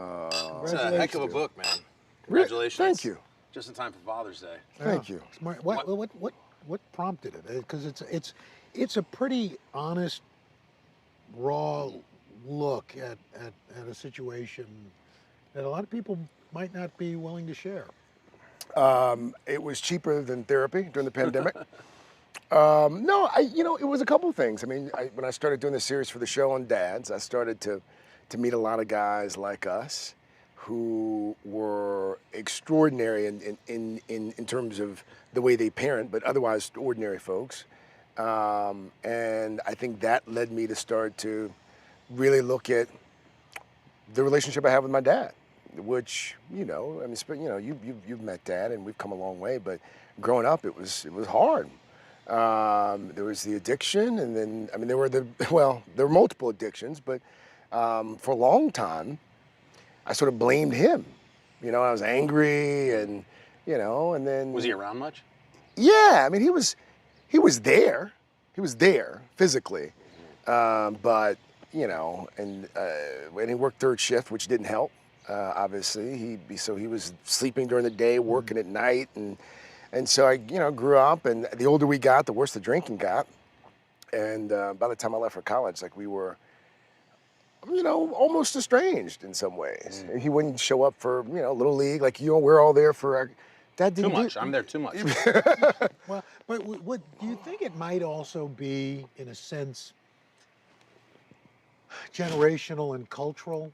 Yes. That, growing up, he was a black man in the South that at a tough time, a different time. Yes. He, and this is something I found out during the course of the book. My dad didn't know who his father was until he was almost a teenager. And I think it's wholly unrealistic to expect someone to be something that they haven't seen. Right. So my dad didn't, he didn't have a dad. And so he did, exponentially better than his father had done. And so, that, and as you know, sometimes, especially in the black community, especially back then, if you were just there, if you were in the house and you were working, that was enough. That was it. The first line of your book, yes, man, the very first line, right? You remember the opening line? Yeah, he was born in a West Virginia prison. That's how the book opens. Whoa. And fun fact, also the same prison that Billie Holiday served her time in. Martha Stewart did her time there. Back then, by standards of the 30s, it was very progressive for women in terms of teaching skills and trades. And but it's funny because by the time I come along, the only grandma I knew was the grandma that knew the Lord. She was at the church 4 or 5 days a week. She was an usher, and that was the grandma that I knew. I wish I had known what I knew now, back then, because I could have peppered grandma with all kinds of questions. Right. Make the most of your day with Today in 30. We give you a mix of everything you love about our show in a mere 30 minutes. Watch Today in 30 on your schedule, streaming every day on Today All Day. Good morning, everybody. Welcome to Today. Future's looking bright. Are you ready? We're going to do our part to spread the word on the importance of vaccines, so crucial for reopening America. A big day around here, a very special naturalization ceremony. Many of them doctors, nurses, other essential workers. If you are a nurse, thank you. Spring has sprung, guys, and we want to fill this season with some fun and surprises. Yes. This is the face of excitement. Celebrating Earth Day. Let's change the world. Love it! Hi, everybody. Good morning. Welcome to Today. Future's looking bright. Half of all U.S. adults now fully vaccinated. Al is in Cleveland for our Reopening America series. This is the greatest location in the nation. Music is back. Y'all were exactly what we needed. Make the most of your day with Today in 30. We give you a mix of everything you love about our show in a mere 30 minutes. Savannah and Hoda bring you what you must know. The biggest moments of the morning. One Republic! Exclusive interviews. Why did it work for you? You're right. I am more talented than the rest. And important headlines. Major medical news this morning. Watch Today in 30 on your schedule. Streaming every day on Today All Day. But here's the thing, you talk about you parent the way you were raised, and I've seen you as a parent, as a dad. You're a terrific dad. How did you make the jump? I mean, fortunately, along the way, I've always had men in my life who I can look at and emulate their behavior personally, professionally, like you two. I consider both of you mentors. You for different reasons than Carson. Age. Yeah, well, I mean, longevity. Yes. Although, hell, I guess the same could be said for you. I Maybe. mean, Carson Daly's been in the game a long time. I have 4 kids. So, no, it's but what's been cool is my dad was just up here 2 weeks ago. And he was up here for 6 days. What is your relationship with him now? It's best it's ever been. Like, he'll call now and just random, middle of the day, hey, just come check on you. Has he read the book? Oh, he was the first person that read it. What did he say about it? It's probably the most nervous I've been, minus when I proposed to my wife. Said, it's all there. It's good. It's good. Yeah. That was it. That's all he said. I said, any changes? Anything I got wrong? He's like, no. It's all there. Didn't change a word. You think he recalls the past as you do? There are parts of the book that he did not remember. I'm sure, yeah. There are parts of the book, there are good chunks of the book where he didn't know that I felt the way that I did at the time. Because we just didn't talk like that. Right. Like that's not I've heard you talk about the relationship you had with your dad. I mean, you had sounds like a pretty solid relationship with your dad. Yeah. I have one now. I'm thankful for it now. Right. I wish I'd had it, 20 years ago, but what can you do? But I see these pictures of your dad with your kids, and it makes me smile. I think about it now, and what a great gift. It's the greatest gift, Al. When he was up here a couple weeks ago, he played in that driveway. He played basketball with Dell. So great. In like 90-degree heat. That's all Dell will ever know. Oh, yeah. Exactly. Which is all that matters. Riding bicycles. We went to Dell's soccer game. He's on the sideline. Like, he's like coaching the team. Like, he was that into it. First 30 seconds of the game, my son hadn't scored all season. First 30 seconds of the game, dribble, dribble, dribble, shoot, score. And my dad was like standing like inches away from me and got to see that. He never made it to any of my soccer games or baseball games, a couple baseball games, but having him experience that, right? I don't know. It really, in terms of our relationship right now, it's just, I'm so thankful for it. So thankful. Because, it could have gone another way. What has the reaction been from people who thought that they knew you and didn't realize you have this story to tell? I think the reaction is akin to what you just said. I don't think there are a lot of people that really know me, and that's not a good thing, probably. But my dad was always walled off. I've never been a fan of emoting or sharing, and with this. What does it feel like to get it? It's out there now. People are reading about it. I've never been more nervous or frightened or scared or anxious. Don't you feel relieved? No. That's not a I don't thing? think I do relief. Wow. I was relieved, scratch that. I was relieved when my dad read it. Right. And my dad signed off on it. And I was like, okay. Halfway through, I realized I wasn't writing this book for like strangers. I was writing it for me. I wrote it for my dad. Right. I wrote it for my kids. That's why it's a good book. Yeah. And once I realized that, that helped frame everything. The highlight was I would go down to the basement and I'd pour myself a little bourbon and I would interview Dad. And so I've got like hours of his voice. I'd never heard my grandfather's voice, either one of them. So I've got hours of his voice on tape. That's cool. Like answering questions. Like there's stuff not in the book, like that's on tape. that the great grandkids are here one day and they're like, oh, my great grandfather, he was a piece. He was a piece of work. I will tell you the gift that you've given your children without even realizing it. And Carson, I don't know, you've lost your dad. Yeah.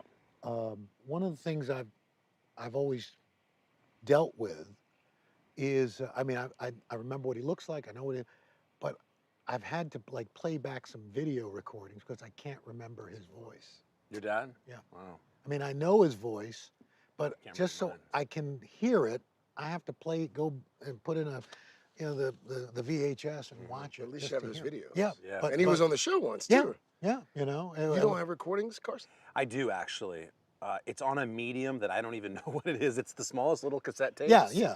But Those yeah, dictaphone tapes. Dictaphone tapes, yes. I do have them. And on the heels of this, I'll go back and listen because when my dad died when I was 5, I remember feeling tremendously guilty, even though my mom married Dick, my stepdad, who I credit for being, I always say God bless me with 2 incredible dads. But I used to feel guilty as a kid because I was so young when my dad passed that I forgot what he looked like and what he sounded like, and I thought that was my fault.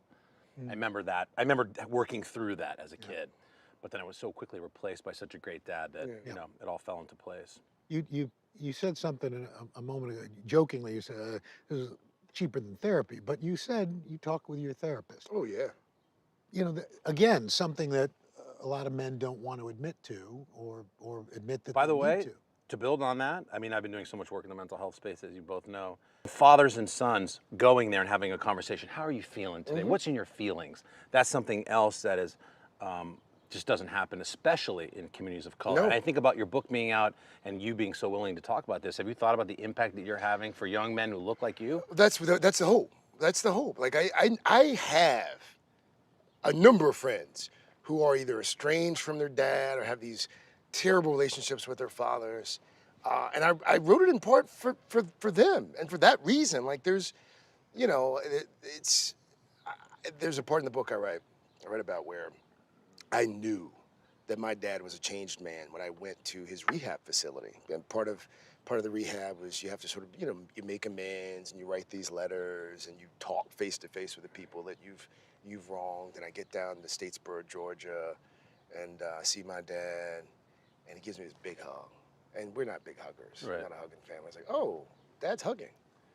And he gives me this hug, and I'm crying. He's crying. He gives me this letter that he's written. 40 years, my dad's never written me a letter, but he's written me this letter. And we sat, and we had breakfast, and it was just, like, it's one of those, like, I know on my deathbed, I'll remember that day. And in that moment, like, I knew it had worked. But a large part of what he did in rehab was therapy. Like every day, individual sessions, group sessions. It is work, but it worked. Yeah. And then after that, he did 90 days of AA meetings, 90 straight days every day. But no, like we don't talk about it as fathers and sons. And especially in our community, Al, like it's just not. But it's getting better. It's never too late for your dad to be a hero, though, right? Like as sons, you look up to your dad. Yes. It's never too late. Like we love our dads so much. As a dad, we think, oh, I blew it, man. Like I can't go back and make you can't have there's not a first impression after, there's not a second impression after the first or whatever. You can't go back in time. But as a son, we're like, that breakfast, that was everything. That's all you needed. Yep. Like you're good now. You remember it on your deathbed. Yep. Yeah. As a son, we think that, but as dads, we probably bear that burden that we have to be good for their entire lives. Yeah, I was really fortunate. My dad was more the nurturer than my mother was. Really? My dad was a hugger, a kisser. I didn't know that men weren't supposed to kiss until I'd go to some family reunions, and I'd go to. I remember my Uncle Champ. Hey, Uncle Champ. Whoa, hey, now. Hey, how you doing? That's not how we do it here. That's right. What's going on there? This is a different kind of movie, So meanwhile, we hug and kiss. I mean, of course, you're probably the same way. I know you are. Hug and kiss the kids all the time. Every second I get. Yeah. All the time. Every second. It's but it's interesting because Carson, you just said something. Like it's never too late for dad to be a superhero, and that's part of what I wanted people to take away. Like it's not not a story of like addiction and absenteeism, and it's a story of resilience, story of overcoming. It's a story of how when there's someone that you love, you don't write them off. Like it's, you know, there are a lot of folks that have people in their lives that struggle with addiction, and they just get to a point, it's like, I've done all I can do. Yeah. I've done all I can do. You know, and we got to that point, and this was sort of our last ditch effort, and we tried before, and lo and behold, this time, he went into rehab, and it changed. Now, granted, you know, he was drunk at the time he went into rehab, didn't remember the intervention. But once he got in, That's why he was there. there you go. Our across America journey here in Louisville, Kentucky, Cleveland, reporting on an America rebuilding after the pandemic. How narrow a window do you have to really get kids back where we would want them to be? NBC Nightly News with Lester Holt.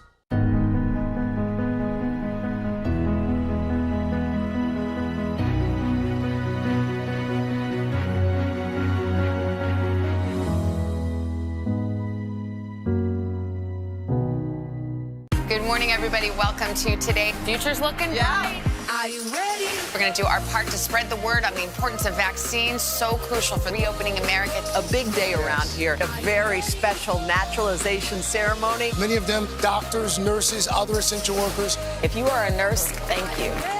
Spring has sprung, guys, and we want to fill this season with some fun and surprises. Yes. This is the face of excitement. Celebrating Earth Day. Let's change the world. Love it!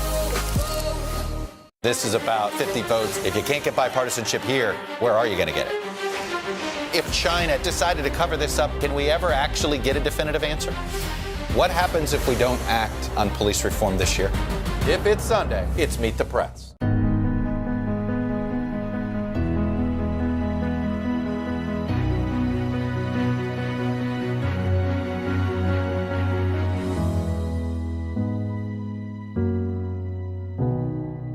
The Meet the Press Chuck Toddcast, free wherever you get your podcasts. Hi, everybody. Good morning. Welcome to Today. Future's looking bright. Half of all U.S. adults now fully vaccinated. Al is in Cleveland for our Reopening America series. This is the greatest location in the nation. Music is back. Y'all were exactly what we needed. For breaking news in our changing world, download the NBC News app. The Meet the Press Chuck Toddcast, free wherever you get your podcasts. Thank you all for reading the book, by the way. It's a great book. It's terrific. That means Congratulations on it. Yeah. Another thing that sticks out for me about the book is to be a great father, it takes great women in your life. And I've been lucky enough, you know, my mom, who you both knew, was such a powerful force in my life, losing her husband and her mother in the same year in 1979, her raising us. She was so important. And then my sister, who's my older sister, who basically raised me. I wondered about the women in both of your lives that you attribute some of your successful fathering to. My mother.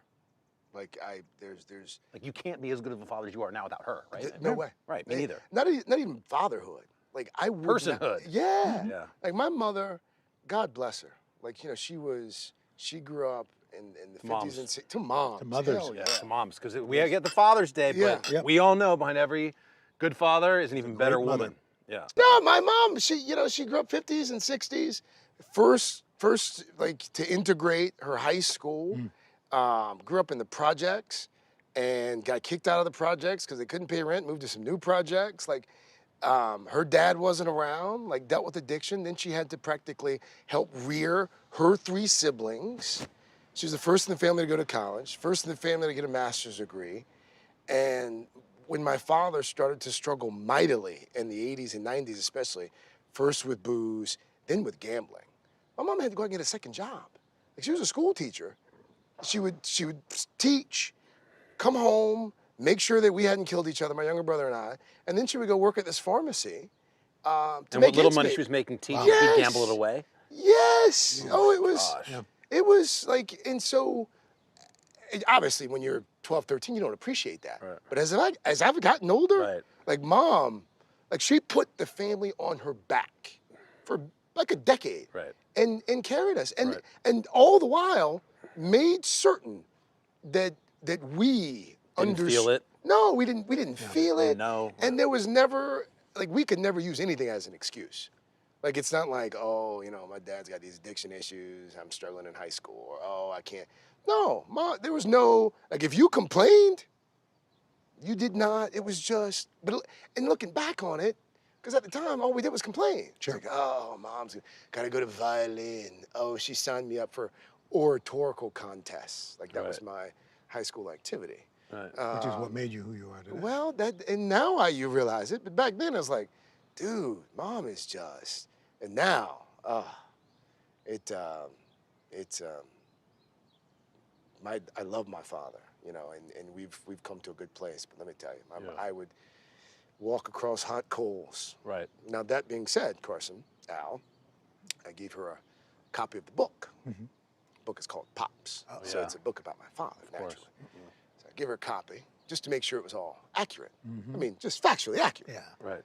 Typos and stuff. Things like that. Yeah, I just want to make sure my memory enough mentions of Betty Lou. Well, Uncle's name's correct and dates and times. She used it as an opportunity to make notes. What did she say? What were her notes? What didn't she say, Carson? Oh. I got a series of like pages of notes?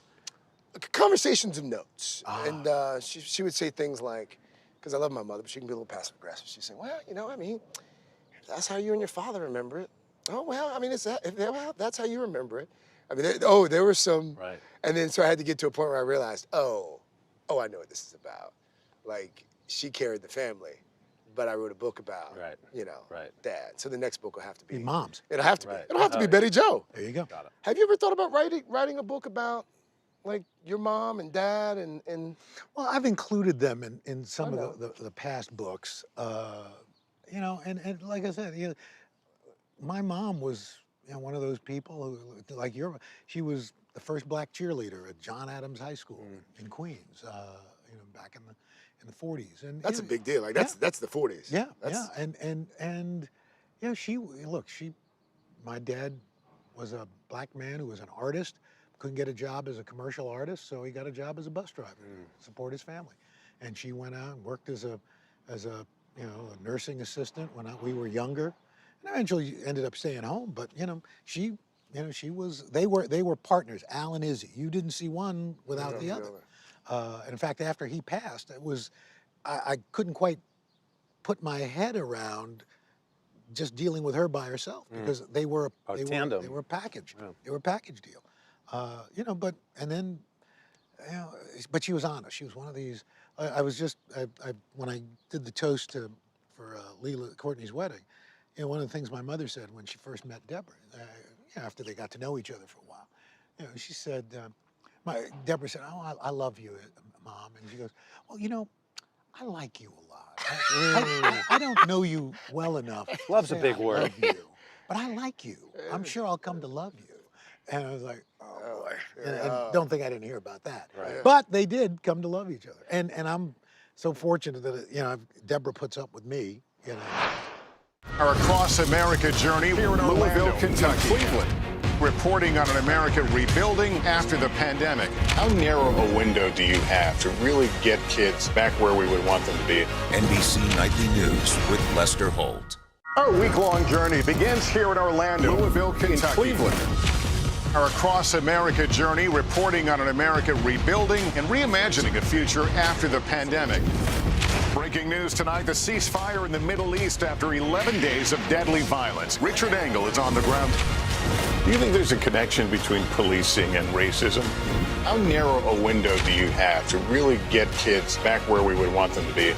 NBC Nightly News with Lester Holt. Make the most of your day with Today in 30. We give you a mix of everything you love about our show in a mere 30 minutes. Watch Today in 30 on your schedule, streaming every day on Today All Day. Hi, everybody. Good morning. Welcome to Today. Future's looking bright. Are you ready? Half of all U.S. adults now fully vaccinated. A huge lift is underway for one of the most celebrated cities in this country, Cleveland, Ohio. Yes. This is the greatest location in the nation. We're having a baby. Wow. The big reveal is under the lid. Hey now. Things are looking brighter, so we want to help you find the fun in 21. Music is back. Y'all were exactly what we needed. I think we try and extract some things that our parents did that we like about parenting, and then there's other things they did for us that I actually don't think was great. Like an example is my mom gave my sister, when she was 16, a new car. And that was like, wow, she gets a new car at 16, that's pretty cool. And then she proceeded to, every time my sister did anything remotely on, she'd be, give me the keys of that car. Oh. Give me the key. I bought you a car. And I'd be like, that's not fair. Oh, yeah. Just take the car. I don't even want the car if you're going to use it against me. So, that's something I probably wouldn't do. But, you know, in our generation, there's so much helicopter parenting. Every parent wants to be their kid's best friend. So I find it hard, and I'm always looking to strike the balance of being very close with my kids and being on the level with them. I play Fortnite with Jackson, or I get on TikTok. I want to know what they're seeing and doing and be on their level, but also not be their best friend, still be dad. And I will be that bad guy, and I want to teach them right from wrong. And tell them the hard truths of life. You know, I'm not afraid to go there. I try and make everything a teachable moment. It is tricky. It's tricky to find that balance. How did you, I mean, in terms of not spoiling the kids, you know, how do you? I'm proud. I mean, Nick doesn't. Only Nick actually has a little after-school job, but all of my kids have a job. They always have had a job. Really? You know, high school, in college. I had that. My parents had to get a job. Yeah. So did you work? Oh yeah. Oh yeah. I mean, my parents were always like, got to get a job. 15. And so that was expected of me. And did you make that a thing for them? Did they know? What I guess I was kind of proud of, and they've seen Dad and Mom work hard. They just wanted it. They liked earning their own money. Right. So again, we couldn't say, well, you know, lord it over them. They had their own spending cash. Yeah. Right. So I really do. I remember my dad said, I said, why can't you be more like my friend? He goes, I'm not your friend. I'm your father. Right. You know, and there was this is not a democracy. No. Right. You know? No. But the truth can be somewhere in the middle there. I Yes, to have absolutely. that. I want to rule with an iron fist too. I always say, I brought you into this world. I can take you out. Yeah. There That are doesn't rules work. in this house. That doesn't work. It used But to. you can't do that all the Everything's way. changed. It has changed. It's changed. And listen, like I said, I mean, my oldest is 34. I've seen it change. I've seen it change between Nick and Leela. Oh, for sure. You know, you've got to adapt because I text with my 6-year-old. My 6-year-old she can texts me. text. She can text from her little iPad. Wow. That's And impressive. emote, and she can spell because she can speak into the thing. So it's like I'm having a conversation with like an 18-year-old. Holy But she's 6. smokes. It's it's crazy. Yeah. Technology has just changed the way parenting.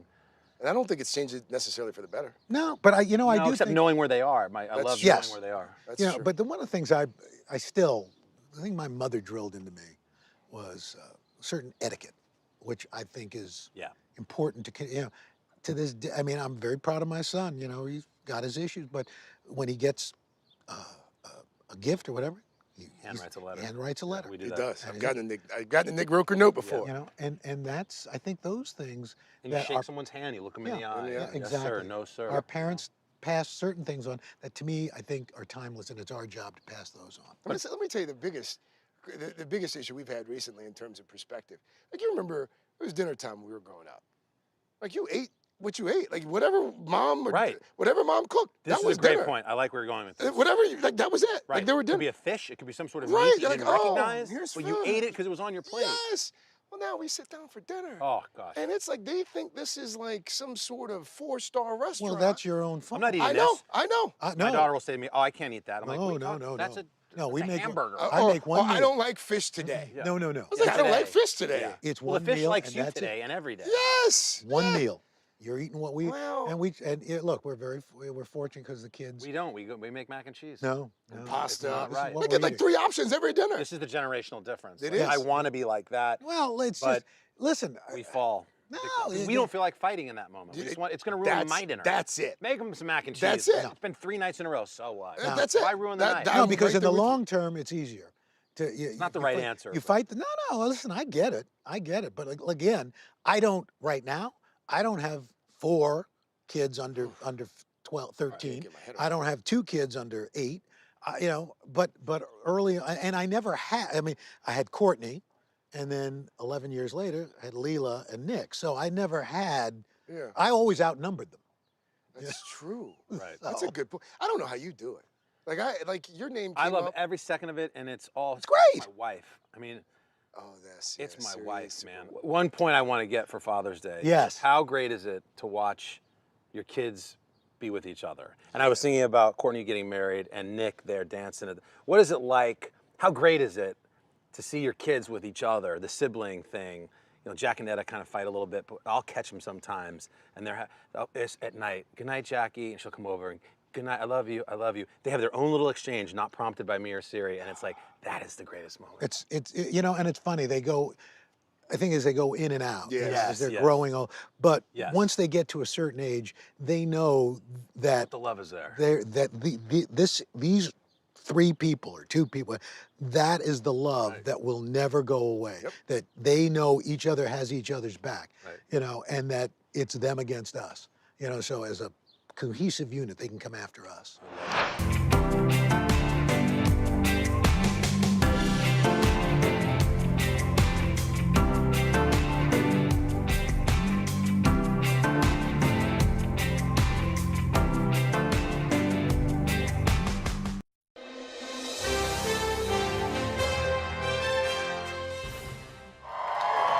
All right, this morning on Today Food, it's another edition of Grillin' and Chillin' with us, the Dailies. This is where Siri and I combined 2 of our greatest passions. It's not our children. It's cooking for you. It's music for me. Our kids are a close third, however. But that's neither here nor there. It's a big holiday weekend coming up. 4th of July is here. So let's start with the music. We'll get to the food in a minute. I've prepared a little patriotic playlist. I picked 10 songs. We're going to show you 5 now. If you go to the website, today.com, you can get the whole playlist. So we're going to go with American Girl by Tom Petty. It's classic. Young Americans, one of my favorite Bowie songs. Something a little newer, All Summer Long by Kid Rock.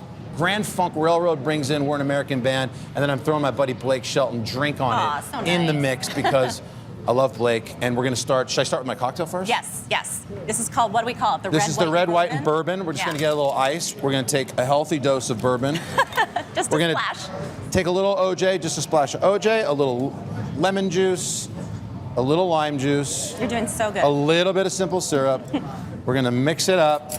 Craig Melvin is a big bourbon guy too, so you're gonna mix that up. Made you a mocktail, Jenna. Yes. We're gonna mix this. We're gonna pour it over some ice. And then I'm gonna top it with just a little bit of grapefruit soda. And then the cute star fruit. I wouldn't do the star fruit, but Oh, come say on. it 'cause TV. It's 4th of July. There it is. Yeah. So what are we cooking? Okay, so next we're gonna do some hot dogs, and we like to soak our hot dogs in beer. Yeah. So first I'm gonna cut like little slits, kind of diagonally in the hot dogs. That's gonna let the beer really soak in, and it's gonna give the hot dogs a nice char when you grill them. So put them in the beer. This is something that my mom did when I was growing up. I've carried it over ever since. And any beer, darker beer is usually a little bit better, but any beer will do. Person makes the best hot dogs, and I swear it's because of that. Now, next we're gonna grill up some toppings, and we're gonna make them in foil, cook them in foil on the grill, so it makes like clean up a breeze. Yep. So I've got onions, peppers, over here some mushrooms, bacon, garlic. All you have to do is drizzle with some olive oil. Woo! And salt and pepper. Hey, where's my red, white, and bourbon? Yeah, right here. Salt and pepper, and then I'll show you how to grill this up. Why don't you work on the dogs over there? This is a dog shot too. If you want to go ahead don't and do this. that. Don't do that. Oh. I mean, the dog's like cooked. Got the beer. Oh, that's delicious. So then How you're dare going you. to take the short sides and fold, and then the long sides and fold. And just make sure you have a little bit of space so that the veggies will vent. Plop that on the grill, like how easy, about 20 minutes. Johnny, get in here. So this is how the people ask, why do you cut the hot dog? Like, do the juices run out? It's not a burger where you lose the juices. These slits, as Siri said, they create a little bit of that char there. And I swear the beer gives it just a little bit of more of a ballpark plump feel to it. Don't you think? They get juicier. Dad used to slice the hot dogs. Yeah, you can. It's okay. You like it? It's a great dog. How's the food. bourbon cocktail? This is fantastic. Good. Why you been Here are the holding back? toppings. Yeah, exactly. And I like to add like cheese, jalapenos, avocado, whatever you want. But it makes it so easy to clean up afterwards. There you go. Yeah, it's fun just to put out a bunch of toppings and let everybody kind of pick We're whatever really they want. into like burger bars, hot dog bars, baked potato bars, anything Right. where guests can assemble Any sort of their own bar, food. really. Regular bar. Okay, so this is super fun. We're gonna grill popcorn. And we do a lot of like popcorn over the stove at home. We've never done this. But this, that is not true. Okay, so we have a pie. We've never grilled popcorn. Popcorn. Fight. It's just, I can't fake the fun, dude. We've never grilled popcorn. I love the idea. How do we do it, Siri? Disposable pie pan. Yep. A little bit of veggie oil, like 3 tablespoons. Yep. And then you're just going to wrap it in foil again. We're all about This is a foil thing, cooking. okay. We're probably Exactly. traveling. She was What's with the s'mores A stuff? little, Does that so go in now the we're going popcorn? to turn it into s'mores popcorn Nice. because grilled So popcorn good. Wait, isn't does enough. it really pop on the grill? Yes, so you just put it on the grill. No, we've never done it, but listen we're to hoping it does. And you want to take these and kind of shake it up a couple times on the grill, but it pops just like it would pop on the stove. I love the salty and sweet. Yeah, so then to make it s'mores popcorn, break up some graham crackers. This is like the easiest thing ever. We have some melted butter. Wow.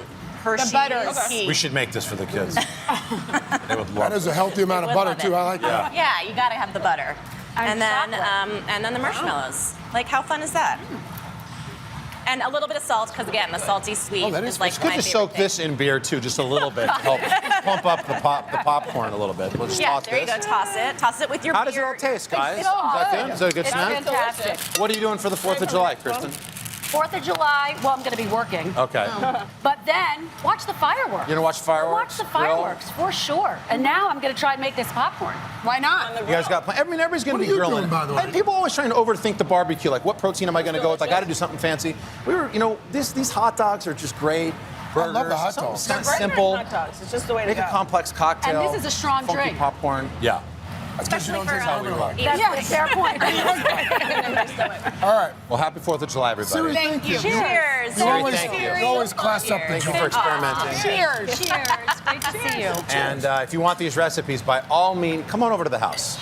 We live on Long Island. Stop. Chill and grill with us. Go to the website, today.com/food. All right. As always, you can find more great stories today.com/all-day. There's nothing better than a beautiful, long, patriotic weekend. Nothing is complete when you have a long weekend without some really good chicken. So I'm going to share with you 2 amazing chicken recipes that you can make right in your own home.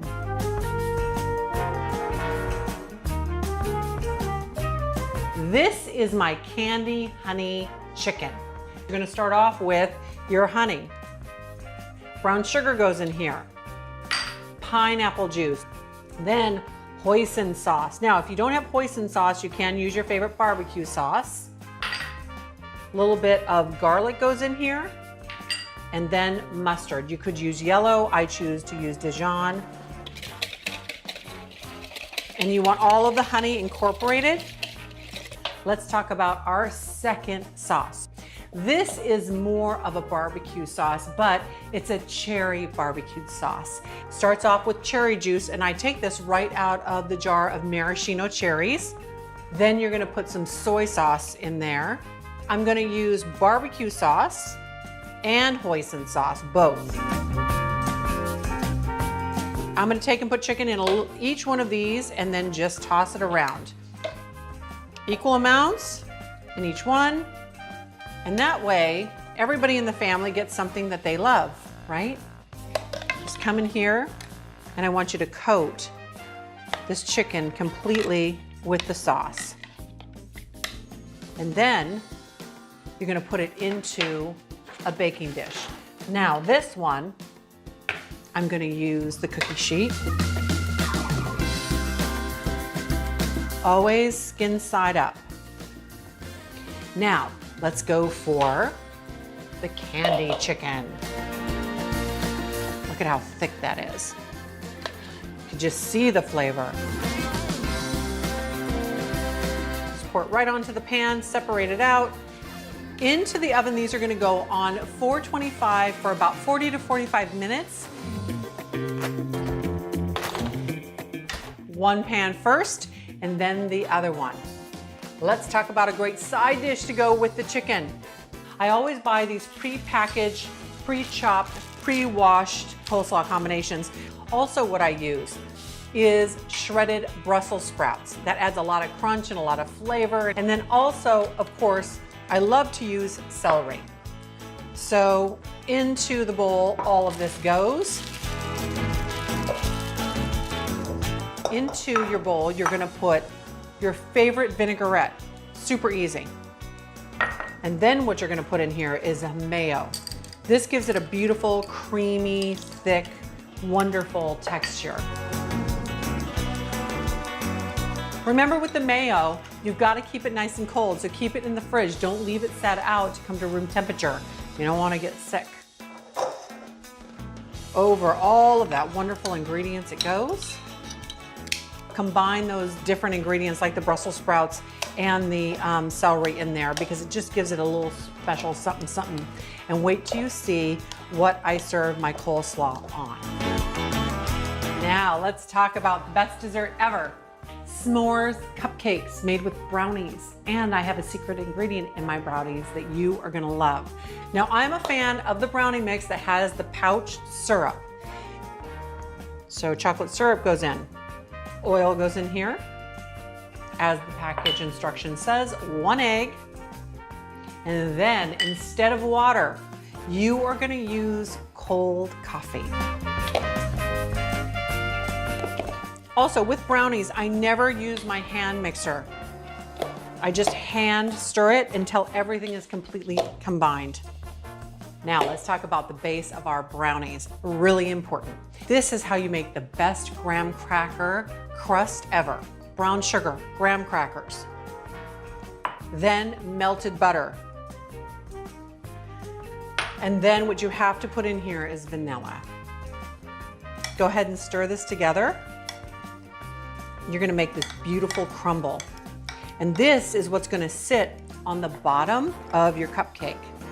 Really important to use a fork with this, by the way. First thing I'm gonna do is I'm gonna place a little bit of the graham cracker mixture, only a spoonful, into each one of these papers. You just wanna do these about 3/4 of the way full, and then you're gonna get a nice little muffin top on the top of your s'mores cupcakes. Now I've preheated my oven to 350 degrees. These are gonna go in for about 30-35 minutes. Icing. Now how do you make icing for a s'mores brownie cupcake? Super easy to do. This is 3 cups of powdered sugar. In this bowl, I'm gonna put all my wet ingredients together and combine it first. So I'm gonna do cream cheese, then butter. Then you're gonna have to put in a little bit of half and half. Now, cocoa, right? You want a little bit of cocoa in there. Finally, marshmallow fluff. Okay, before I put in my powdered sugar, I also wanna put in some vanilla in here. I'm gonna put in just a teaspoon of vanilla. A hand mixer goes into your ingredients. Really important that the cream cheese and the butter are at room temperature. That is super duper important.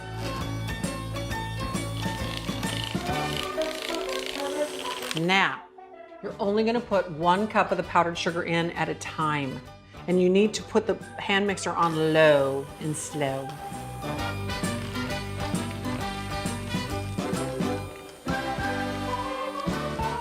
And then finally, the last batch. Then you want to turn it on high and just combine everything all together. Look at that. That is gorgeous. Piping bag. Snip the tip, take your brownie s'mores cupcake, and just go around the top. And then boop, give yourself just a little bit of a curl. Graham cracker, chocolate bar, marshmallows. Chicken 2 ways. You've got coleslaw in avocado quarters, gorgeous cupcakes. That is a long summer weekend menu if I have ever seen one. Make the most of your day with Today in 30. We give you a mix of everything you love about our show in a mere 30 minutes. Watch Today in 30 on your schedule, streaming every day on Today All Day.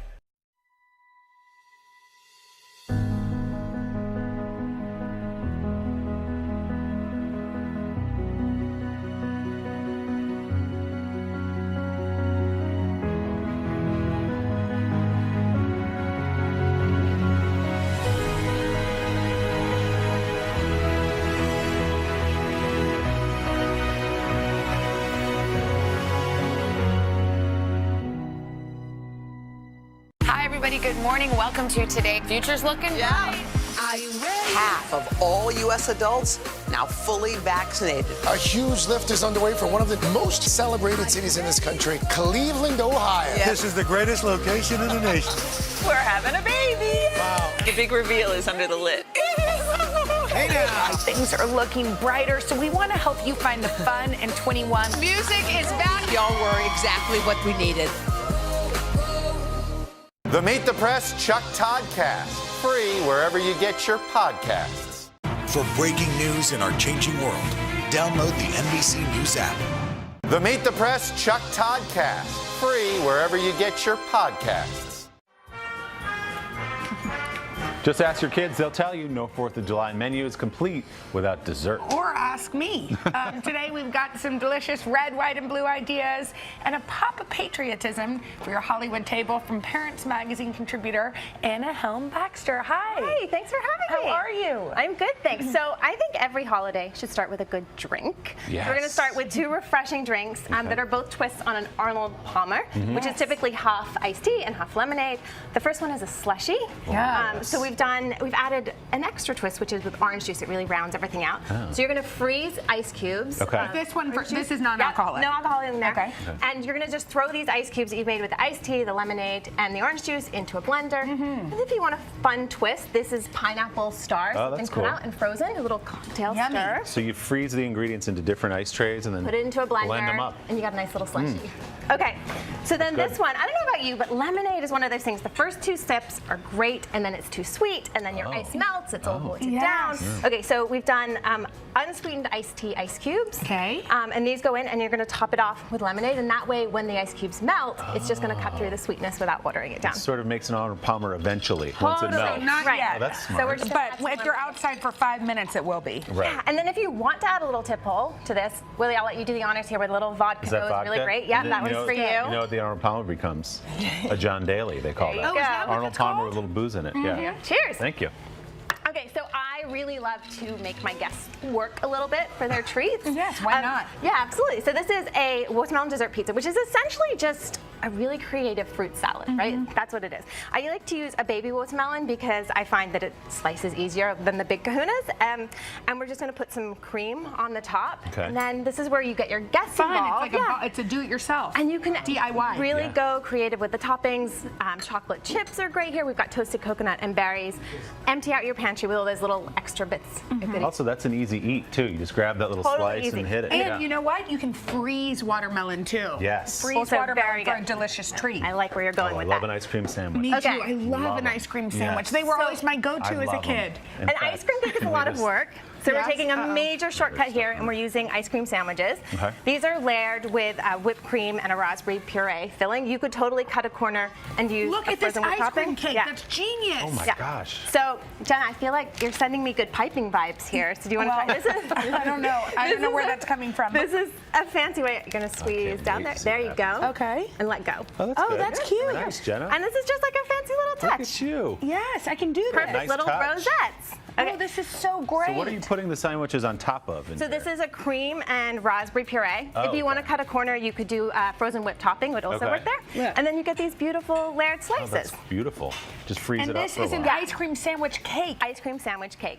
Okay, I love it. We're gonna eat. Yum. We're gonna Okay. go Yes. move on to the next. I don't usually like to mess with a classic, but this one's too good not to share. So this is a s'mores mess. So in the bowl we have whipped cream with Greek yogurt, and then we're going to add all of the toppings that you would put in a classic s'more. So we've got some chocolate chips, mini marshmallows, everything without the campfire, and some graham crackers. This all gets mixed together. I love Wait, to add a this little is chocolate so sauce. cute. Yep. Fill it into waffle cones, and then again, make your guests add all the extra little Drizzle the toppings hot on fudge top. over the top? Absolutely. Oh, that's so This smart. is really great. Cool. And finally, we'll just Oh, end yum. with these really cute party favors. These are just stars cut out of Rice Krispie treats. A nice little sparkler without the fire. Thank you Brilliant. so much. These were great ideas and delicious. To get the recipes, go to today.com/food. Thank you. Happy 4th. Yeah.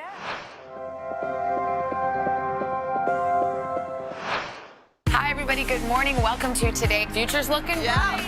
Are you ready? Half of all U.S. adults now fully vaccinated. A huge lift is underway for one of the most celebrated cities in this country, Cleveland, Ohio. This is the greatest location in the nation.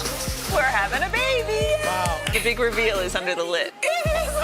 Hey now. Things are looking brighter, so we want to help you find the fun in 21. Music is back. Y'all were exactly what we needed.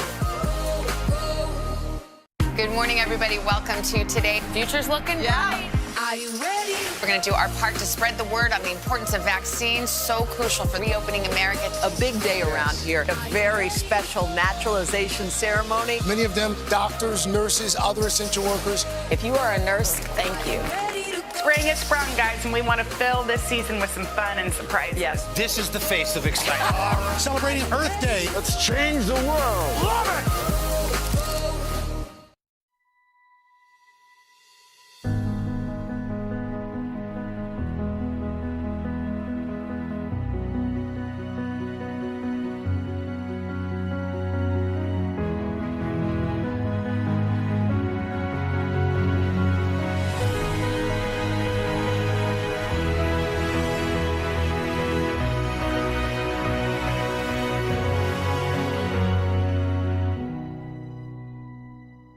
It has been a long year. Yeah, where it's been anything but normal. Well, now there's hope.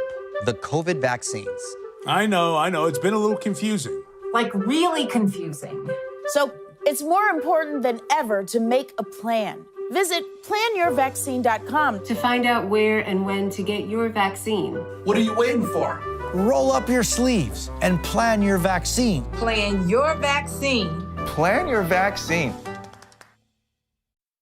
Welcome back. Nothing screams summer like a backyard barbecue. So this Make Ahead Monday, we are taking ribs to the next level with help from chef and co-owner of Red Rooster Harlem, Marcus Samuelsson. Hey everybody, and thanks for watching. Today, on this Make Ahead Monday, it's all about ribs. We all know the 4th of July weekend is around the corner, and ribs is such a classic dish, right? It takes a little bit of time, but it's easy cooking, no problem. Day one, start in the evening, put that beautiful rub on, the salt, the garlic powder, the onion powder. You want to add some heat. I have smoked paprika and some chili on top of it. Cumin. I'm going to put that in the oven, and you want to roast it overnight on low heat, 200 degrees. Very simple, very easy, right? And the reason why the ribs get really nice and moist is because we cooked it on 2 heats, starting with low, and then the next day or a couple of, 4 or 5 hours later, we're gonna put the barbecue sauce on top, right? But then we're gonna increase it to high heat and put it in the broiler. This takes about 20 minutes, 475 or 500 degrees, that's what you need. Okay, the ribs are in, they're gonna be super delicious and moist, right? Look at these ribs. They're nice and sticky and really, really nice and delicious. But in Make Ahead Mondays, I'm gonna promise you 3 dishes, right? So the next day, it's all about the leftovers. I'm gonna make this breakfast taco with the bits and pieces from the ribs, a little bit of onion, and some scrambled eggs. Why not put some salsa on top? And this is gonna be the best breakfast, 5th of July, that you've ever had, right? Why not? Let's make one more. Got a little bit of scrambled eggs, potatoes, and some pork ribs, a little bit of salsa, and you're ready for the beach. During the holidays, you're gonna eat a lot, but make sure that you also get some nice, beautiful vegetables and fruit. So with this, we're serving corn on the cob that we put in right on the grill, and we just glaze it with a little bit of that pork drippings, and then a little bit of Aleppo peppers. I also got a watermelon, cucumber, tomato salad. Super easy, super delicious. But for the last day, it's all about a fried rice. So you take the pork bits pieces that are left over, and then we're gonna make this incredible fried rice. If you watch on IG, if you watch on IGTV, we got the recipe right there for you. This spring, it's been a challenging spring, man. We all been through this pandemic together. It's been very, very difficult. So we need comfort food. For that block party, for that family reunion, we all need some comfort food. So I really suggest this spring, this 4th of July, make some wonderful pork ribs with this Make Ahead Monday recipe. It's super easy, super delicious. You're gonna get 3 dishes out of it. And from my family, from Zion, from Maya and myself, have the best 4th of July. Have fun in the kitchen and make sure you jump in the water. Thank you so much and enjoy the ribs. I know I will. Actually, I think my wife's gonna have the tacos I'm going to enjoy the ribs, and Zion's going to, it's all about the corn on the cob. Thanks for watching, guys.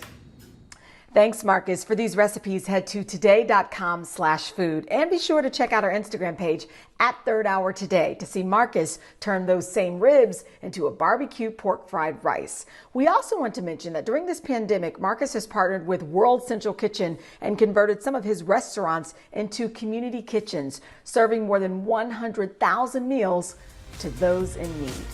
We'll be right back. Make the most of your day with Today All Day. Get closer to all your friends at Today in a whole new way.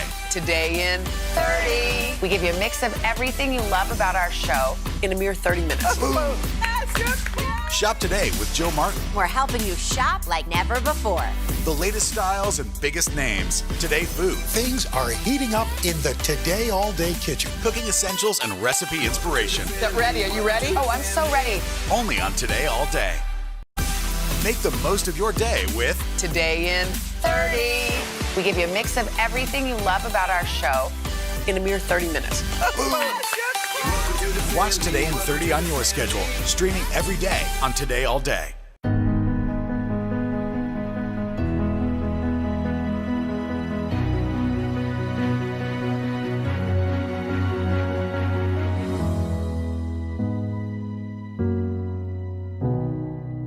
Good morning, everybody. Welcome to Today. Future's looking bright. Are you ready? We're going to do our part to spread the word on the importance of vaccines, so crucial for reopening America. A big day around here. A very special naturalization ceremony. Many of them doctors, nurses, other essential workers. If you are a nurse, thank you.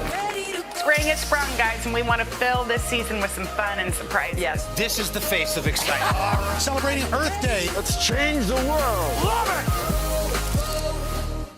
Welcome back to the Third Hour of Today. Okay, so we've already celebrated Juneteenth. It's Superfood Friday. We're getting ready for July 4th. And here with two quick, fun, tasty recipes, our pal, Joy Bauer, the author of course, Joy Bauer's Superfood 150 Recipes for Eternal Youth. Joy, good to see you. Hey, Al, it's great to see you. And I hope you're ready for some major deliciousness because we're going to be cooking up two really special things specifically for the 4th of July. First, the shrimp boil. Yeah, so this is the easiest and tastiest summer shrimp boil. So all you need is a great big pot. And you're going to start with, this is 1 onion finely chopped. Next we have, this is 3 minced garlic cloves. And these are all superfoods? Superfoods, yeah. So far we got the onion, we got the garlic, and now we have something a bit surprising. We have beer. I have 2 cans, 12-ounce cans or bottles of beer. And now I'm adding 2 cups of water. But I think the beer ups the fun factor a bit and definitely boldens the flavor. And now I have 3 lemons, again, another superfood that we're adding in. I just sliced them up, packed in with vitamin C. This is half a tablespoon of peppercorns. Again, just adds a pop of great flavor. And now for 2 to 3 tablespoons of Old Bay seasoning, and we have 3 bay leaves. Right. You're just going to stir this up, and you're going to bring it to a boil, then pop the cover on top and let it simmer for about 5 or 6 minutes so all the flavors really mingle together and it becomes a scrumptious liquid or broth. Now you're ready for action. You're going to take your shrimp and you're going to add it right into your boiling water, delicious water, well seasoned, and you're going to let this cook for about 3 to 4 minutes. Then I just use a slotted spoon and you're going to transfer it into, you got yours, I have mine. Have a little too much liquid in there, but I know, this is but the way. That liquid is worth it though. Yummy. It's so delicious and it's so fun. And we request this over and over again. So I hope everybody loves it. All right, now, sangria, a white sangria. This sounds great. Okay, we're going to get the party started now. I'm calling this a red, white, and blue sangria. So it's like perfectly patriotic for this weekend. We're going to start with some colorful berries. So this is a pound of strawberries that I just sliced into bite-sized pieces. Then some raspberries, a cup of raspberries, and a cup of blueberries. And you're just going to mix this up. So you already know this is a superfood cocktail. It's loaded with berries and antioxidants. Now I have a great big pitcher. And I will add in now, we're starting with the booze. So this is 1 cup of a berry flavored vodka, which is very easy to get, and there's all sorts of price points. If you only have a plain vodka, that's okay as well.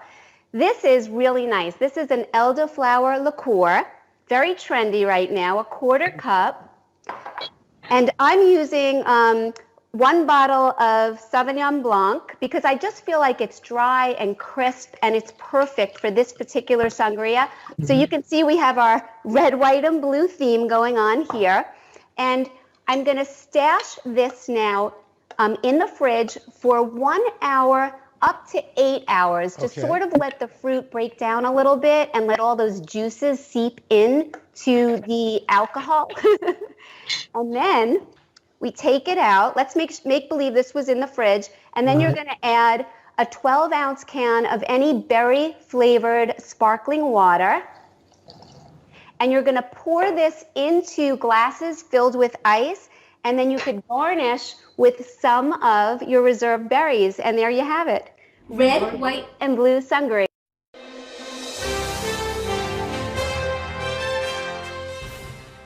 I mean, I'd have to say that my favorite episode, come on, is the caffeine pill episode.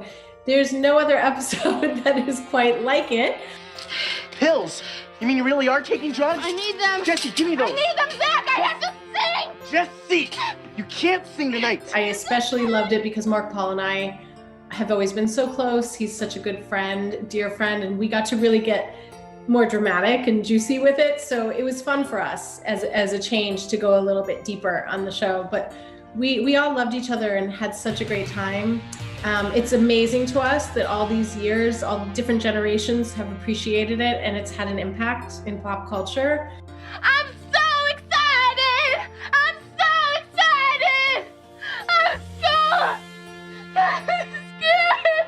When we were filming the meltdown scene, I just remember our director, we had done a few takes and it was good, it was getting there, but I remember the director just saying, we got it, now just go for it. And so we did, and that's the one they kept, and that's the one that everyone seems to still like, you know, quoting and acting out. I mean, I see things on Instagram and memes and you name it, people kind of love it, but it was special for us. You know, a lot of the episodes dealt with who was gonna ask who to the dance, or, you know, the love triangle. And this one was something that we were like, okay, we're ready for this, let's go for it. And it had all of that kind of adolescent pent up emotion that is so authentic. And it was, you know, some people might say it was over the top, but it was intense. And Jessie was a little unhinged, and she was on the edge. Well, the docs told me to be suspicious, but I'm tired of doing their shirts and dishes. You're a nice old lady, I have no doubt, so I'll sample that apple you're rapping about. Let me sample that apple you're rapping about. Mark Paul and I kissed in that episode. That was a big deal. We were teenagers, and, you know, everyone's hormones were flying all over the place. And I loved my costume in that, finally. I didn't particularly love a lot of Jessie's clothing. So not the Z Cavaricis, not the headbands. The frizzy hair at the time was cool because it was cool, but the rest of it I didn't love. So I loved when I got to wear something, you know, that was a special costume to me. But I think we had fun in that episode. Anything that was like a musical episode, like put your mind to it, go for it. That was also our favorite. The girls. Caterpillar emerges from a cocoon and takes a look at her new body. Now she is a butterfly. Now she has wings. Oh my God! The butterfly Miss Bayside was a bit ridiculous. Yeah, didn't I have like attached wings? And it was kind of like an interpretive dance. It's truly one of our favorite things for all of us was anytime we had a dance number, a song. I mean, it was so much fun. Here we were doing our high school for real on set with a tutor. We'd come rehearse these scenes, and whenever there was a musical number, it just was like putting on a play, putting on a show, like in high school for real. So we would rehearse, learn the choreography. the songs, sometimes go into a recording studio and lay down the tracks. It was a dream come true. For finalist number 2, the Powerhouse Preppies welcome Zach Morris and Jesse Spano. So the Bayside Dance Contest, where Casey Kasem was there, as we know, God bless. Powerhouse Preppies. I don't know what to tell you, but come on. That outfit was genius. The schoolgirl with the yellow, I think it was yellow with Argyle with a red bow. I got to kick really high and go into the splits, bruised my knee over and over. And Lisa did the sprain. And that was epic. I loved doing that episode. And Mark Paul and I had fun practicing the dances. What I loved most about playing Jessie when I was 15 was that I got to play a feminist, an activist. I love that Jessie was confident and a little bit ahead of her time. She never apologized for being bold. And I really respect those qualities in women. I'm having a problem with this audition scene. It's reactionary and insulting to women. I've been raised by an amazingly strong woman, my mom and grandmas, and amazing female forces in my life have always shown me to speak up and speak out. And I loved being able to play a role like that, especially during a time where there weren't a lot of roles where you saw women be that strong. Make the most of your day with Today in 30. We give you a mix of everything you love about our show in a mere 30 minutes. Watch Today in 30 on your schedule, streaming every day on Today All Day. Good morning, everybody. Welcome to Today. Future's looking bright. Are you ready? We're going to do our part to spread the word on the importance of vaccines, so crucial for reopening America. A big day around here, a very special naturalization ceremony. Many of them doctors, nurses, other essential workers. If you are a nurse, thank you. Spring has sprung, guys, and we want to fill this season with some fun and surprises. Yes. This is the face of excitement. Celebrating Earth Day. Let's change the world. Love it! I'm rolling up my sleeves for science, so I'll survive if I contract this virus. For family dinners, family vacations, family anything. For traveling somewhere beyond my living room. And for the Rebels, there is no greater feeling than being in the stadium and cheering on Ole Miss. And now it's your turn. Roll up your sleeves, America. Plan your vaccine, because every shot counts. Visit planyourvaccine.com and make your plan.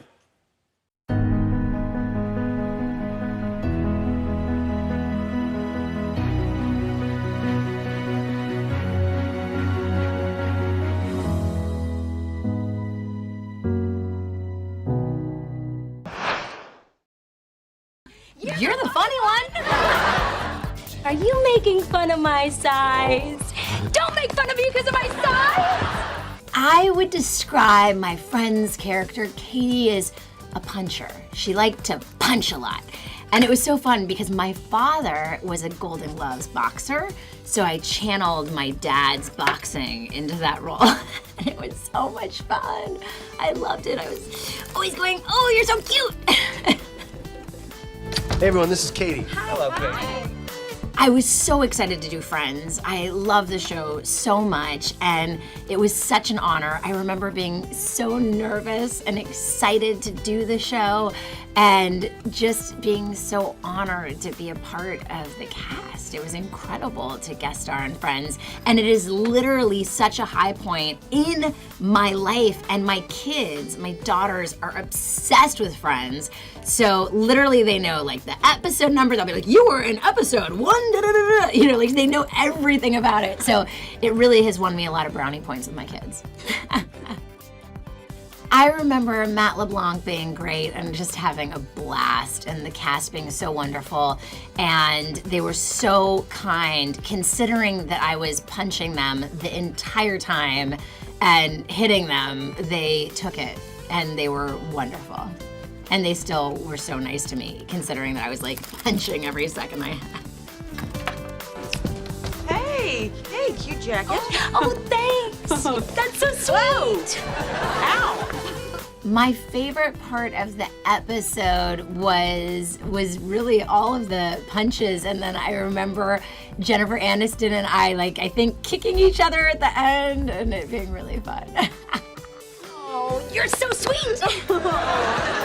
Oh, you're so sweet.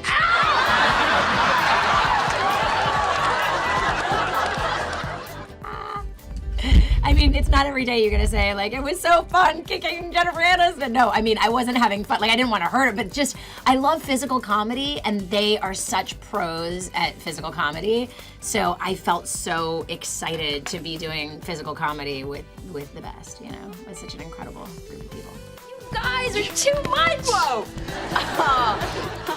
I felt so guilty punching Jennifer Aniston, but because my dad was a boxer, and from the time I was little, I would always learn how to box. I didn't know really how to fake do it. I mean, obviously it's called acting. I should know better, right? But I just would get so into it, and so I don't know how she feels about it, but she was lovely and so sweet and kind, and so I was really lucky that she was a professional, even if I wasn't.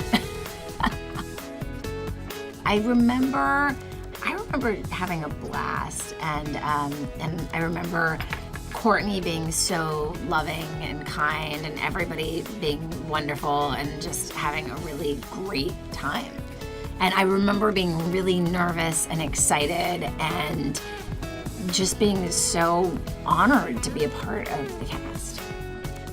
I think Friends will be forever loved because it is timeless, and it's so funny, and we care about the characters so much.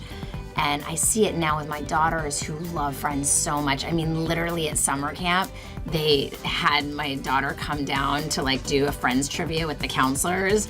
And I love that it's cross-generational, where people growing up today, are watching it, and that adults love it, and teenagers love it so much. And I just think it's one of those timeless shows that just completely holds up.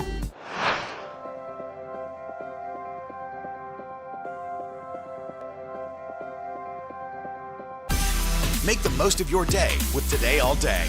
Get closer to all your friends at Today in a whole new way. Today in 30. We give you a mix of everything you love about our show in a mere 30 minutes. Shop today with Jill Martin. We're helping you shop like never before. The latest styles and biggest names. Today food. Things are heating up in the Today All Day kitchen. Cooking essentials and recipe inspiration. Get ready. Are you ready? Oh, I'm so ready. Only on Today All Day.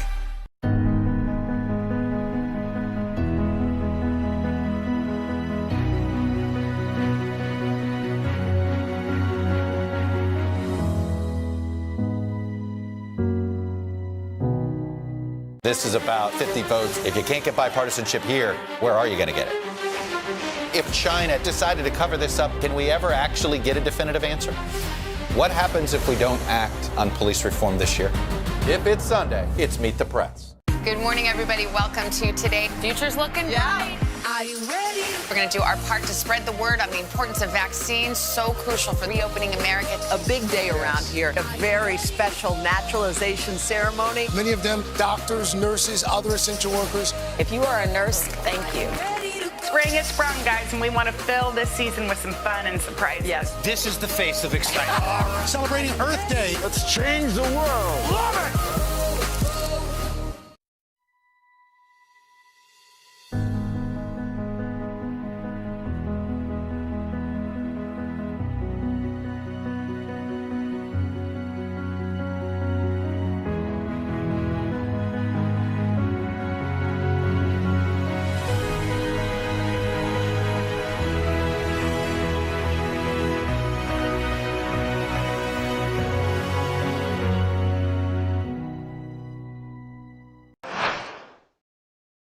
I think I'd probably hear the line, "Daddy, can I have $300?" more than anything.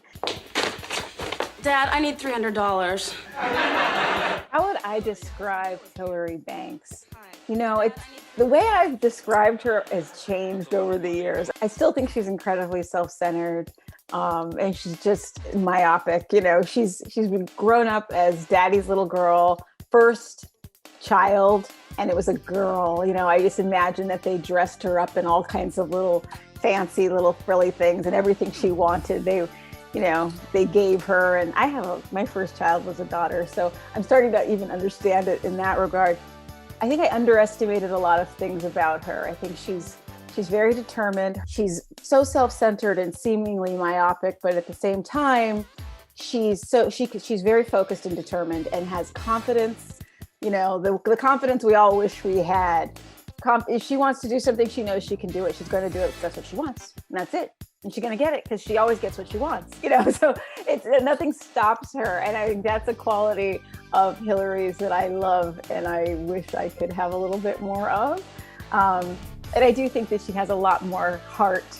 You know, she has a lot more heart than she might always get credit for. Look, there he goes. Yes, Trevor!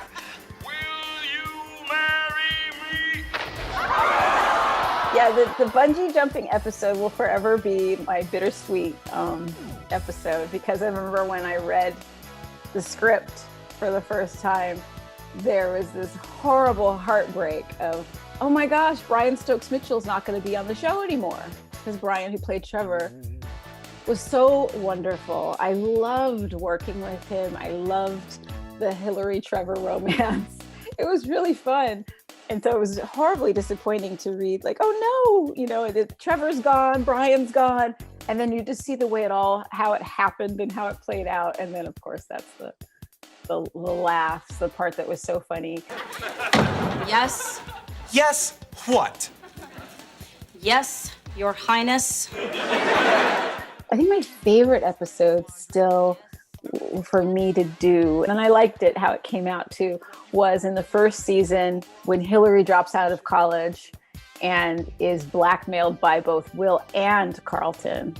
You know, and when I go to my brother for help, I'll never forget when we taped that episode, and it was the first season, and so I didn't know a lot of how the audience was taking Hillary. You know, I hadn't had a lot of feedback from people yet, but I was assuming people probably weren't going to like her that much because everyone loved Will, and she had this kind of thing with him. And we got to the part where I go to Carlton for help and say he's making me, you know, clean his dirty drawers or lucky draws or whatever. And he says, "Will you clean mine?" Is he making you clean his room? No. Will you clean mine? And when that happened, he turned on me. The audience did not just start clapping, they started stomping in the stands. They started stomping their feet and howling, and we were trying to keep a straight face and stay in the scene. And if you watch the scene, you can see as they cut back and forth, you can see me kind of smiling and trying to play it off as I can't believe you smile. Because I couldn't keep it down. I couldn't believe they hated her so much. They were loving seeing her get hers. I'd like to finish my story if that's okay with you, Hillary. It was fun, the whole thing barking like a dog at the table, and how we put that whole thing together was really fun. You know, I was really lucky to get a lot of really funny lines, and I forgot how funny they were until recently when I found them as memes and stuff. One I totally forgot about from the first season that I saw as a meme was, good God, who shot the couch? Good God, who shot the couch? There are so many good ones, like, how do I put this nicely? I'm just too good for you. As long as neither of us are doing anything, why don't we not do it together? Oh, well, that's very sweet, but how can I put this nicely? I'm too good for you. You know, there are these just lines that were just her just being honest in her own Hillary way. Will! Hill! Daddy, I need $500. Like what you see on The Fresh Prince is Will. That is Will, more than any other film you'll see. I remember I saw Shark's Tale, the animated film that he did. And I was telling him, I said, I saw Shark's Tale, and it reminded me, it just made me feel like I was with you so much, like more than anything else I've seen. He said, because in that film, he said, the only other thing besides Shark's Tale where they let me do whatever I wanted was Fresh Prince. just being myself and do what I wanted. So it was like, if he's playing a fish or if he's Will on the Fresh Prince, that's really him. Just this big personality, loves to laugh, is so curious and so intensely bright. You know, he's always, you can see it when you watch him. I mean, if I watch him interviewed or on something, I still see that laser focused look because his mind is going and everything's like churning, and he's always finding excitement in things. We had so many great guest stars. Zsa Zsa Gabor let me wear her ring all day. That was cool. So she gets points for that. You know, I love that we had Milton Berle on the show, but I never interacted with him. He was apparently a real curmudgeon. Tom Jones was probably one of my very favorites. I was really excited that Tom Jones was on the show. But my very favorite person to act with, hands down, was Regis Philbin. All these people on the show, but I will tell you, Regis Philbin, we were talk show hosts. I was co-hosting with guest hosting with him. And he's so dry. He was so funny. His timing was incredible. And it was just a real fun game, you know, tossing it back and forth. I would have loved to work with him regularly. You spend more on clothes than most small countries spend on grain. I feel like I learned a lot from James as a person and as an actor. That's hard because I feel like it's so much in me. And he was so generous. You know, I'll never get over the episode that sticks with so many people, that when Will's father left.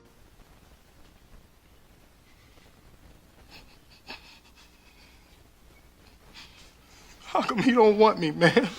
And I remember Will really wanted that to work, and him going to James and talking to him and giving him advice on things and being really helpful in a really quiet way, in a very quiet way. He was not heavy-handed about anything like that.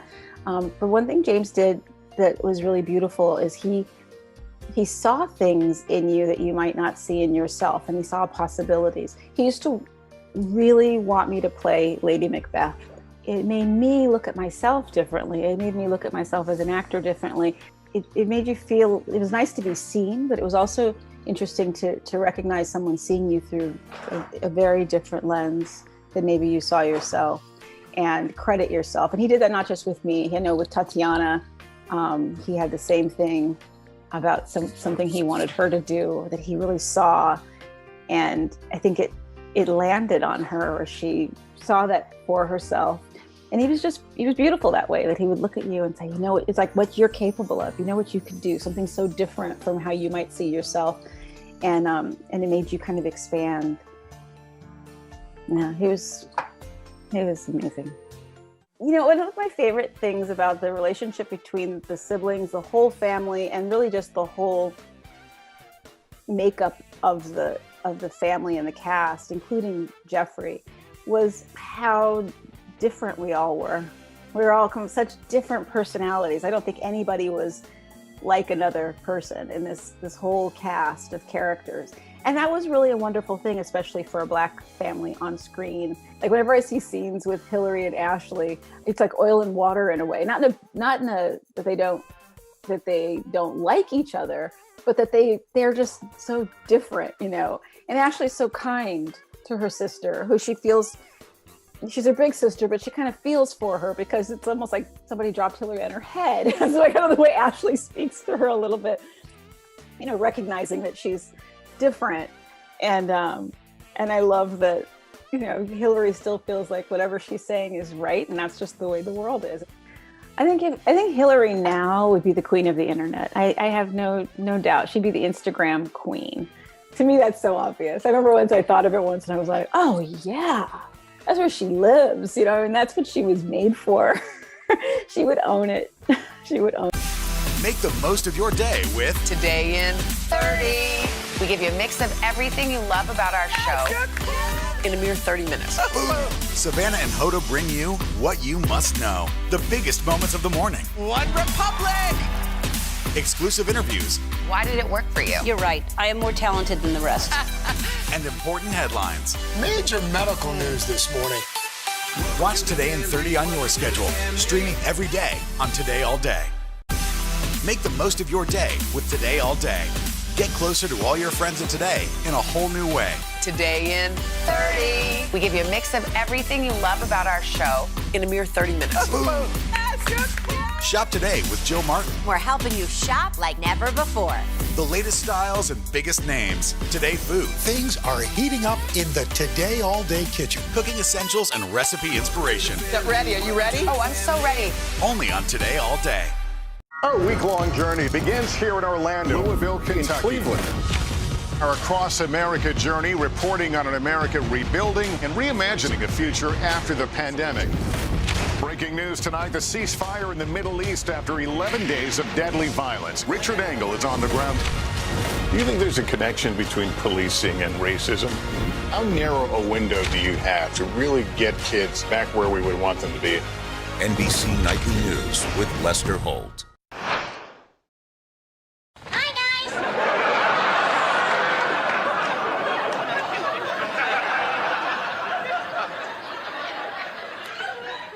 Did I do that? Did I do that actually happened really early. It morphed out of me saying, excuse me first. I would bump into inanimate objects, knock them over and turn to them and then say, excuse me. But it seemed like the day I said, did I do that? It just caught on as a phrase. And then the writers just started having a field day, started taking other people's catchphrases. I've fallen and I can't get up, and, look what you did. And, they just kind of went on a catchphrase run.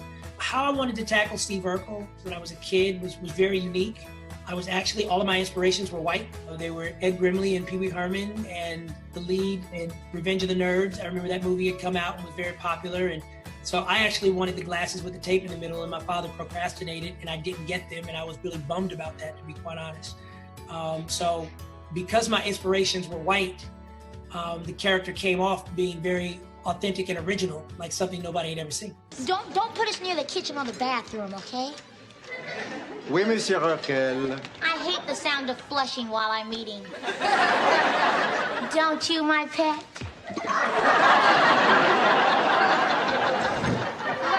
Excusez-moi.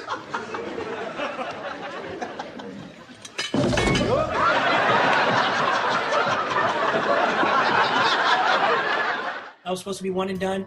As a matter of fact, all of the other boys were on the audition, were there to audition for the role of the good-looking, handsome kid that Laura wanted to take out, because all of their agents had perceived that kid would stand the greatest chance of being a recurring character. So there was only probably about myself and two other kids there for the nerd role, and I was particularly excited about it because I had braces on my teeth. If you'll notice, in the earliest years of Family Matters, I had clear braces on my teeth. Please, party on, party on. The first episode for Stefan is such a memorable moment for me. I think the Big Fix, the first episode in the first season, where I really settled into the character, had my first block comedy scene. I could feel something different happening on the stage there. Shooting in Paris, shooting in Orlando, at Disney World, those things meant a lot because Black shows didn't get a chance to do those types of things back then. I'm pretty sure there's no other Black show that's filmed in a sitcom that's filmed in Europe. That was pretty dope. Just milestone stuff. The Grandmama episode where we had Larry Johnson on the show. That was my first time writing. I wrote that episode, wrote the story for it. I did it again when we had a new addition on the show. I called those guys up myself. Everybody asked them if they would be on the show. So that was when I really decided that my future was about becoming an executive producer. Harm! Crank up the music. It's time to do the Urkel. The Urkel dance again was, I think, the production and producers trying to just lean into the hype at that point. And I remember Gary Montier, may rest in peace, was a Broadway dancer and producer. And, we made fun of him a lot as he showed us that dance that day, because all we wanted to listen to was the current hit music and doing the actual dances of the day. So getting us to stop doing real dances that were being done in the streets to get back to the choreography of the Urkel dance is what that day was all about. This is a school assignment. It's pretend. We're not married. We're not engaged. We're not even dating, and we never will be. But Kelly was so underrated as an actress. We really pushed each other. I think there's a crying scene where I'm waiting on her hand and foot, and I have an apron on, as a matter of fact. And she just is like, Steve, go home, get out, please, don't ever come back. Like, she just unleashes a tapestry of just get the hell out of here. We had never intended that to be a scene where she and I teared up. But in the moment, it just happened. And I'm almost tearing up even thinking about it, because it was just like, it's a thing that happens between two actors. And it was just like on tape night, all the run-throughs, everything. Nobody had ever teared up. Laura, I know I'm not worthy of you, but I just can't help loving you. It's like wanting to touch a star. You know you'll never reach it, but you've just got to keep trying. In that moment, it just became a really heartfelt moment. And I remember telling her, I said, loving you, Laura, is like reaching for a star. You know you'll never touch it, but you keep trying. And it was like, we both just started bawling right there in front of the audience. It was like in that moment, even when we walked out, it was like, ooh, we're actors. Ever After is a really, really fun podcast. I think it'll give people more true insight into who I am, what my journey has been, and where I might be headed. And it celebrates perseverance. It's not just about child stars. Ever After celebrates perseverance and what it is to keep doing something and that you love and overcome obstacles. Spending so much time at home might have resulted into you looking into your man's face more than usual and noticing that he could use a little help. Or maybe your teens are fighting acne for the usual reasons. Well, dermatologist Dr. Angela Lamb is here with some of her favorite products. Dr. Lamb, hello. It's good to see you. Hi. All right, so we don't usually talk about men's skincare, but we thought it might be a good thing to do. So, I mean, obviously, like we always say, men age so much better. I mean, do they just have a different quality of skin? Absolutely. So men for sure have different skin with the increased testosterone. That makes their skin more oily. It makes it have more hair, clearly. So there are just some different things that we have to be thinking about for men's skin. Okay, so you have some products that you love for men. Show us this pack of 3, this trio that you love. Great. Yeah, so I really love this Kiehl's facial fuel. What's nice is often men just want to be told what to do. They want to keep it simple. And so with this pack, we have the face wash, the scrub, and the moisturizer. So if you do this, you kind of have all the things covered. Okay, so, I mean, guys can have dry skin or oily skin or T-zone or whatever. So does it work for all skin types?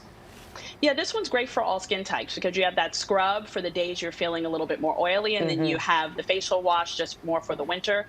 So this is a really good one. Okay. So let's talk about men and masks. And then we're not talking about the mask that we're all wearing every day. We're talking about a skin mask. Oh, a bro mask. Yes.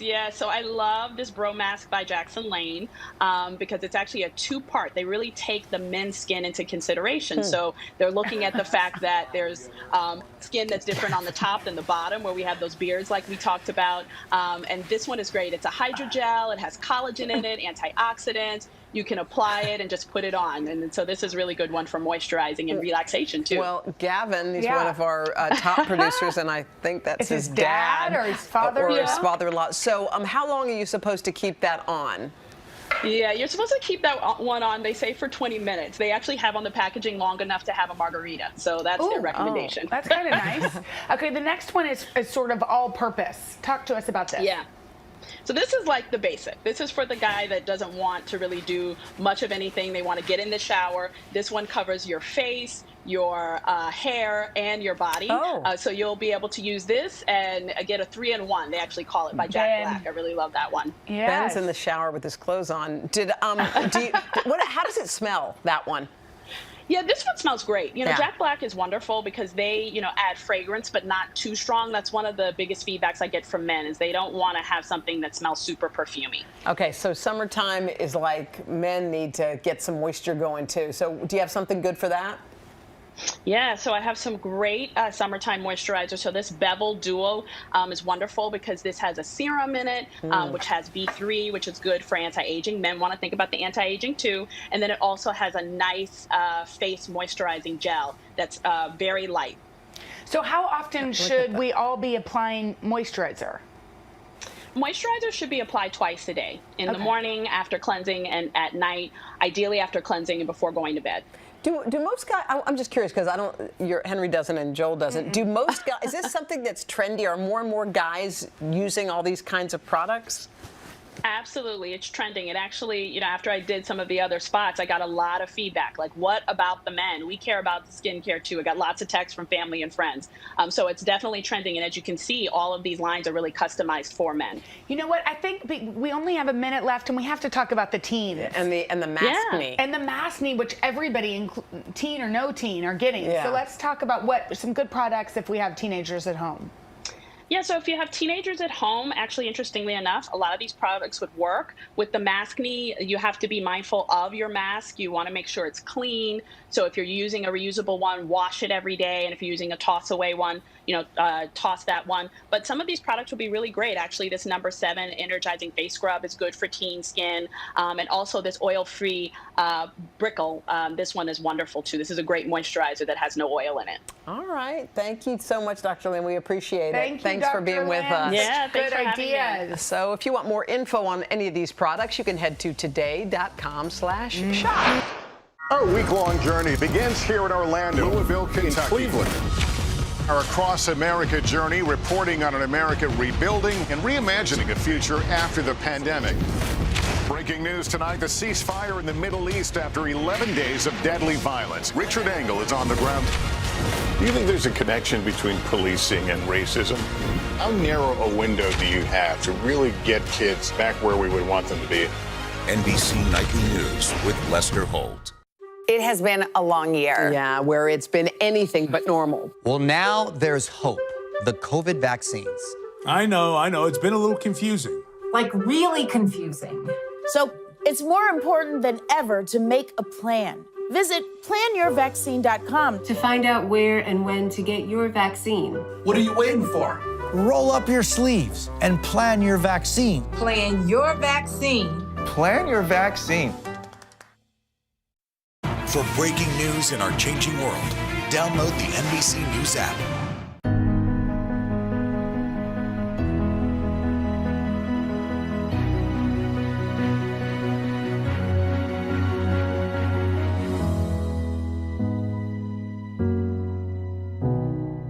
The Meet the Press Chuck Toddcast. Free wherever you get your podcasts. For breaking news in our changing world, download the NBC News app. Here's a question. Does your man wear the exact same sweatpants every weekend? Does he have that football jersey that he won't get rid of?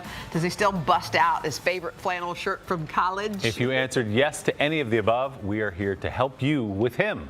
Here with some A-list style inspiration is entertainment and lifestyle expert Josh McBride. Hey, Josh, good to see you. Good to see you guys. Good to be back here. All right, so let's start right in, shall we? Let's start with our first celebrity look, which is Brad Pitt. Yes. All right. I love this look. We got Sean, who's right there. Show us what Sean's got on. So this is Sean. Okay, so let's take a look at the Brad Pitt. This was actually from GQ, the September issue. We were just talking about it. Brad looks so great here. He doesn't age, first off. This first cotton twill, this orange shirt is from Boohoo. That was $24. This yellow crew neck, which fit really, really well. You just throw that on for a pop of color. Great for fall. That's from Shein. This belt under there is from Mission, which is so comfortable, so easy to use. And then the boots are from Macy's. The boots look great. Yeah. Good job, great Sean. Looking good, Sean. Thank you, hon. Just like Brad Pitt. There we go. Nice spin move. All right, we got The Rock next. Tell us about his look. Yeah, this look was also really great and so simple. And I love it because you could really change out the pants here to make it kind of a different color combination. Come on, Vinny. Or you can make the shirt even longer for the fall. So the shirt here is also from Shein. It's $15. Wow. There's a bargain for you. And then I just, again, love it because you can change up the pants. We went with gray here. These shoes, these are your splurge item. These are from Thursday Boots. They're $170. But the best part about them, they're going to stay in your closet. Yeah. Willie, you know a good pair of shoes. Absolutely. You keep them in your closet. You could really wear them with anything. These are those shoes to splurge on. Looking good, Vinny. Thank you very much. Let's turn now to Ryan Reynolds, Deadpool himself. That's him. There he is. I mean, come on. You can't. This is such a good look. So we love this look because there was so many different tones in it. So this is Josh. It's all about mixing and matching here. So let's talk about the blazer and the pants. Both are from Old Navy, and the best part is they're actually two different tones if you look close, which we loved because two tones is great, and then also it plays off of the light blue and the dark blue with the shirt, which is from Express at $69.90, and then the vest, which is also from Shein as well. But I love the two tones of the entire outfit. Yeah, and those shoes are great. They can go with just about anything. I love that look, too. Leave them with anything. Another classic that you just keep in your closet, a pair of brown shoes, brown boots. Josh is giving Ryan a run for his money in those side by side right there. Thank you, Thanks, Josh. Looking good. All right, and next we've got the let's look at Will Smith's look. Okay. And show us some Axel. And this is Axel, and I love this. So let's talk about the faux leather jacket. This is great for fall, can transition you into winter. That's from Burlington. Get this, $29.99. For yeah. real? Oh, I'm not done yet because this is going to be good. The sweater is from Claiborne. JCPenney on that one, $19.99. Let's keep going. The wool pants are from Marshalls. These are $79.99. And here, let's get to the shoes here. These are also from Burlington at $22.99. But that whole outfit is what, like $100 for every single, almost all pieces are under $100, but you're going to get this for right around $150. That the entire outfit. That's great. Should we bring all of our guys out? Come on out, guys. It's a good-looking crew right here. It's a good-looking crew. They give the celebrities, like you said, a run for their money. All right, thanks, guys. Thanks, guys.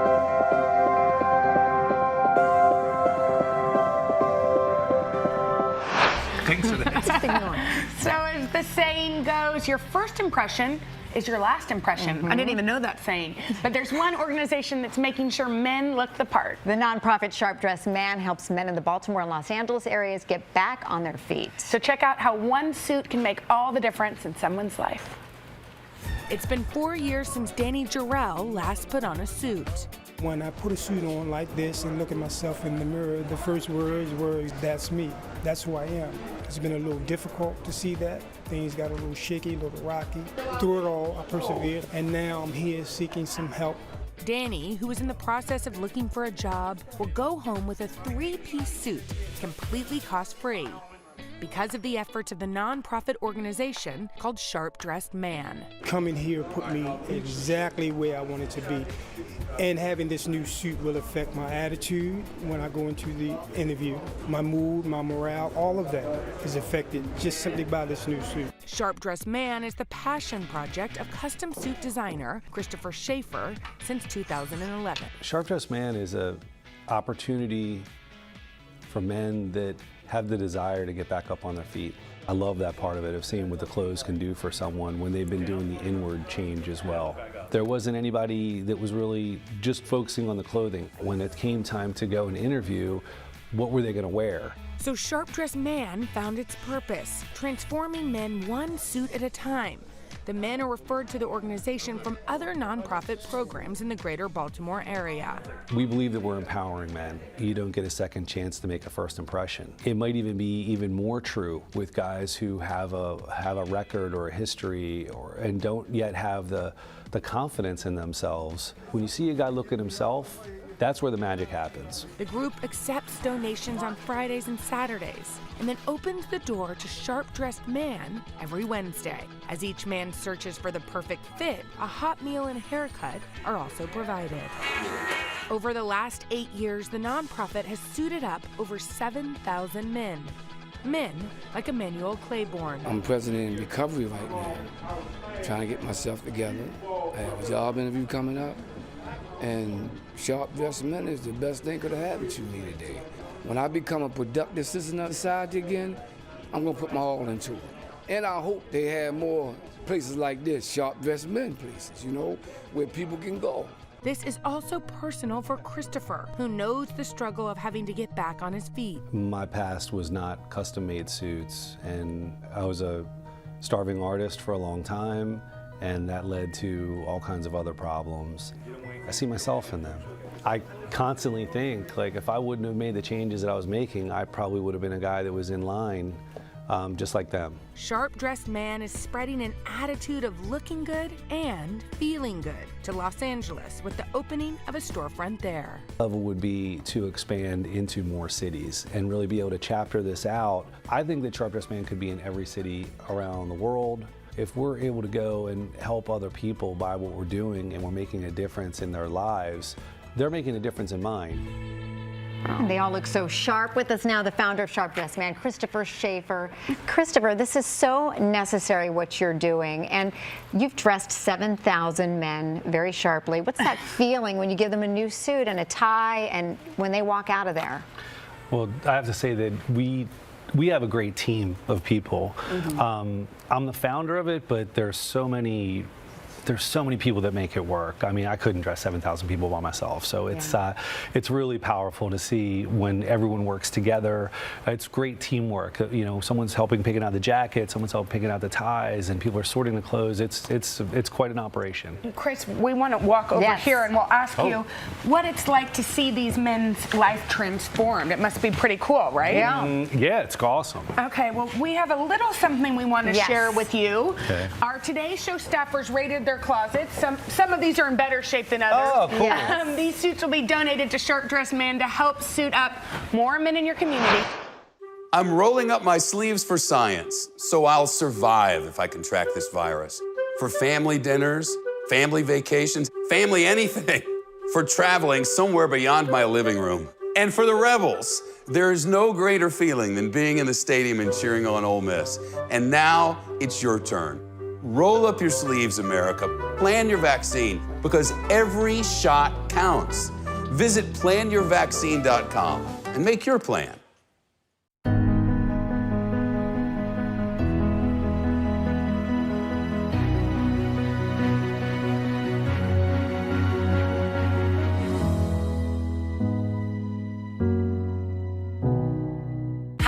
Good morning. Welcome to Today. Future's looking bright. Half of all U.S. adults now fully vaccinated. Al is in Cleveland for our Reopening America series. This is the greatest location in the nation. Music is back. Y'all were exactly what we needed. Make the most of your day with Today in 30. We give you a mix of everything you love about our show in a mere 30 minutes. Savannah and Hoda bring you what you must know. The biggest moments of the morning. One Republic! Exclusive interviews. Why did it work for you? You're right. I am more talented than the rest. And important headlines. Major medical news this morning. Watch Today in 30 on your schedule. Streaming every day on Today All Day. For breaking news in our changing world, download the NBC News app. The Meet the Press Chuck Toddcast, free wherever you get your podcasts.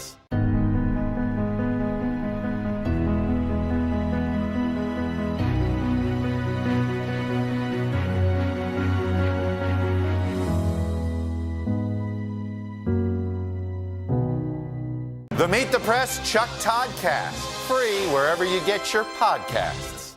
With Father's Day just around the corner, we thought, you know what, a lazy boy, and let's put our feet up. We wanted to get two dads an early ambush makeover. Missing our cocktails, but that's okay. Of course, no transformation would be complete without our crack glam squad. From the Louis Licari Salon, hairstylist to the stars, Louis Licari. And our newly engaged lifestyle contributor, Jill Martin. Congratulations, Jill. We love Jill. This week, Donna's at the door, and that can mean only one thing. She's surprising two friends, Charles Ivy and Zach Jacobs from New Orleans, who were nominated by their wives, Valerie and Casey. We will reveal their new looks in just a moment, but first, take a look at how the surprise went down. It's Donna at the door. Hi, guys. I'm in New Orleans, Louisiana for a special Father's Day ambush makeover, and I'm here with Casey and Valerie, and you guys nominated your husbands. Why did you nominate them? I nominated Charles because I'm a disabled veteran and he has done so much for me and our son. I just feel like it would give him like a boost of confidence. And you were talking about how he wants to start a new business. Yes. And this would give him the confidence to do that. I think it would definitely help. Zachary is such a good father. He works so hard for our family and he's pampering me, so I just wanted to give him an opportunity to be pampered. He's always been a very hands-on father. He says that's the best part of his day, coming home to his son. So Zach's an artist, so he spends so much time with the kids. kids, painting and sculpting. He's a very creative father. He's famous for wearing this yellow shirt, right? Yes, he is. It's very much like I am just going to wear the first thing I pull out of my drawer every morning. Are you nervous? Are you excited? I'm excited. Hi guys! We are working on a very special segment called Ambush Makeovers. And your beautiful wives over here think that you guys do so much as fathers every day that you deserve an entire day to be pampered and spoiled and get a new look.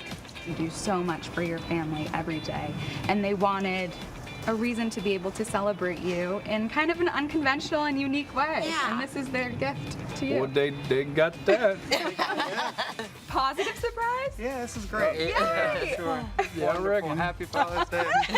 And you have each other. You're not doing it alone. Oh,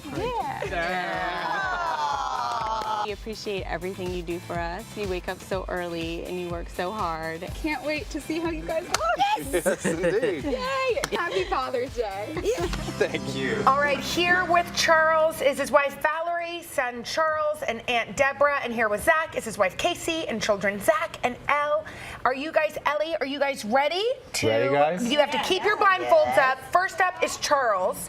Let's take one look at Charles before, and let's bring out the new Charles. Keep those blindfolds on. Keep them on. Keep them on. Wow! Charles! Charles! All right, guys. Y'all want to take a look at Charles? Yeah. Go Okay, for take it. them off. I think you're going to like what you see. Look at this guy. Oh, my God. What do y'all think? Do you recognize him? I do not. Oh, you can go give him a hug. Y'all want to give your daddy a hug? Oh, come on. Guys, so That's tell us about Charles's look. Okay, well, with Charles, obviously, we cut his hair. In fact, look how Look much. how much hair came up with you. Is that amazing? Oh, wait. Charles hasn't even looked at his Charles, own look. this is what remains of the past look. You want to turn around and take a look, too? And, Hold on. Oh, Lord. Do you like it, Charles? Oh, good. Oh, Lord. You like it? I like it. You said he looks like Val Kilmer. I think they call that shell shock. Yes. But with Charles, we just, Breno Miranda, who's one of the best men's hair cutters in New York, gave him this new shape. It's still casual to fit Charles's personality and life, and he looks great. Oh, he looks I brightened up the hair a little bit, and it's very natural. And his outfit is so good. Yeah, we went shopping at J. Crew last night. We wanted to just give him pieces he could mix and match, and looks really cool with the sneaks. Yeah, right? I like the sneaks, too. Yeah, those are All great. right, Charles, come on over here. We're going to bring Now, out. everybody turn back around. Yes. Okay? Turn back around because next we have Zach. Let's remind everybody what Zach looked like before. There's Zach. All right, everybody turned around? Yes, turn around. All right, turn around, guys. All right, Zach, come on out. Wow, Zach is Buddy. Dapper. Hey. We like to call him Dapper Zach. Wow. All right, y'all ready to take a look at Zach? All right. Turn around Turn and take around. off your blindfolds. Oh! Look at this guy. Zach, do you want to see yourself? Go for it. Oh, whoa. Oh, wow, sounds good. What do y'all think? Oh, you know what? Pants that You recognize that? So Quaker's going to tell us about his makeover. Breno, this is, again, Breno gave him this great haircut, New York hipster to the epitome of it. And not much else. I mean, he just looks great. A big haircut makes a In difference. this outfit. Yes, he wears those yellow T-shirts in bulk. Uh-huh. You do? So, You love a yellow we buy t-shirt? Not a lot of them. So we gave him a yellow touch of pocket square from J. Crew. There you go. All right, go give Zach, go give your dad a hug and tell him how great he looks. Thanks, guys. You can check out these looks, by the way, at today.com/shop. Thank you all. You look Thank you, great. guys. We'll be back after this. I'm rolling up my sleeves for science, so I'll survive if I contract this virus. For family dinners, family vacations, family anything. For traveling somewhere beyond my living room. And for the Rebels, there is no greater feeling than being in the stadium and cheering on Ole Miss. And now it's your turn. Roll up your sleeves, America. Plan your vaccine, because every shot counts. Visit planyourvaccine.com and make your plan.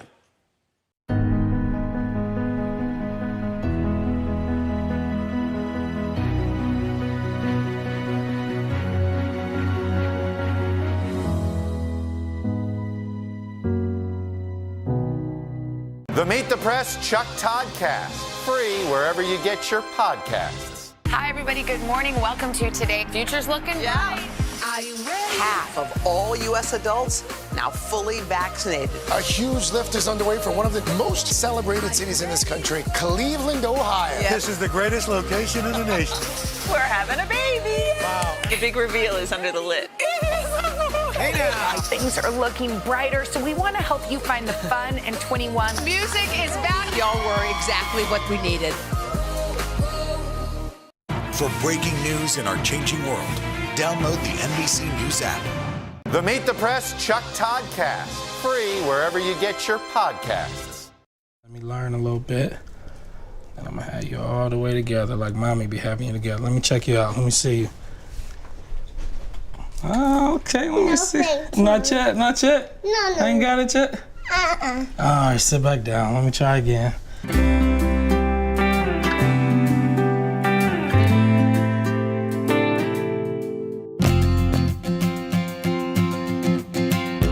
So one way dads are trying to stay involved in their kids' lives, doing their daughter's hair. This is actually my barbershop here at 30 Rock. But dads aren't just taking their sons to the barbershop anymore. No. Dads are actually doing their daughter's hair as a way to form a lasting relationship as they braid. I'm Frank Whitfield, and we have 3 beautiful daughters, Octavia, Sophia, and Eliza. My name is Ricardo Benson. My daughter is Colby Benson. Outside Cleveland, Ohio, 2 dads are tackling the tresses of their daughters, or at least trying to. Oh, tired. I'm tired. On my back. I recently made a huge decision to resign from my job, so I'm around a lot more, the house, and I want to be able to chip in and help out with the kids with their hairs. I came into Octavia's life when she was 8 years old, so I went from single to married with a daughter. Immediately I had to learn how to figure out how to do her hair when we wanted to go out somewhere. And Sophia, she doesn't let me do her hair yet because she doesn't feel like I'm good enough yet. And Eliza, she doesn't know any better, so I get a chance to do her hair quite often. I'm gonna keep that out there. I'll brush you together right here. You all right? Yeah. We all find our unique things that we do together. And so even when they're doing each other's hair, I'm sitting amongst them talking to them. So, hair is a big part of this house, and a lot of households, hair is a key part of it. So we get that bonding opportunity often, whether I'm doing the hair or not. We often get a chance to bond around it. My daughter is my world. Everything I do is for her. The combing, the brushing, it's not about looks, but about time together. When we do her hair, we do it at night. We sit on the couch, we watch a movie, she'll read a book, and it's just time for us to really just sit down and talk about how her day was going. It's a bond for sure. I want my daughter to understand that she can talk to me about anything. And sometimes that's when I get things that I don't hear about her day. She's more relaxed at that time, and she opens up a little bit more. It hurt? Okay. Her hair is so curly, it's kind of hard to do sometimes. What could I do better? Braids? The twist? Just the side pony. But at the same time, I want to be able to provide that for my daughter as well. I just hope that I can continue to put that smile on my daughter's face after I do her hair and her really like it. And me not be like, daddy messed up on this one. Let's start over. That's where Taya Riggins comes in. She owns Naturally Me Studios and holds quarterly workshops teaching Frank, Ricardo, and others how to perfect their ponytails. I actually deal with a lot of male clientele. They'll come to me and they say, hey, T, can you help me with my daughter's hair? And because I have a passion for hair and a passion for teaching, I thought that would be a great opportunity to step in, because we expect dads to be about sports and we expect them to be about other things, but there are things that you can do with your child. Doing hair is actually really fun and interactive. I decided to take this class just so I can be better at doing her hair, not hurting her, pulling her hair out, and learning how to braid. Well, I think that's the challenge. People don't want you to practice on them. It's like they want you to have it right. So classes like this give me a chance to figure it out. I hold the brush right here at the base because it makes it easier and you're not yanking. Before I took the class, I was the king of the ponytail. So just, brush it all the way back, try your best to squeeze it and put the rubber band around it. I still haven't figured out the braiding though. A lot of them come out a little bit like the Pippi Longstocking, sticking straight out of the head instead of actually laying down. I feel like it seems easy, grabbing 2 strands and twisting them tight. The last time I tried, I failed, so I ended up going back to the ponytail. So it's like, all right, I gotta master this thing. So this is also a trend that's becoming more and more popular. You've got dads on YouTube learning how to do their daughter's hair. You've got dads teaching other dads how to do their daughter's hair. Now you've got this former NFL player named Matthew Cherry. He's written a book called Hair Love, highlights all of it. Why do you think this particular story resonates with so many people? I just thought, the father-daughter dynamic was so unique. Just this combination of like all these viral videos of black fathers doing their daughter's hair. These videos were going viral because people weren't used to seeing these images. They thought it was like an anomaly. And so with this, I just want to make sure that hopefully just normalize it. And right now, I think in 2019, the gender norms are going away. What do you want people to take away from the book?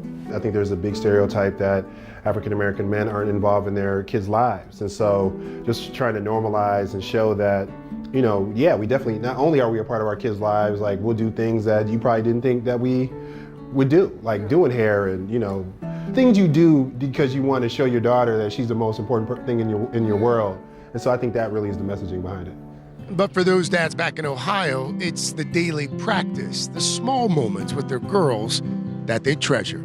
I wouldn't change it for the world, whether I'm messing up or it looks great, Every moment that I get with my daughter that's all that matters. Being a father, it's about being present. It's important that they feel that love and that they feel that care and protection as a father. And I think things like being able to do their hair are just pluses. It shows that, hey, I want them to feel and look beautiful. The ability to bond with your daughters like this is something that is irreplaceable.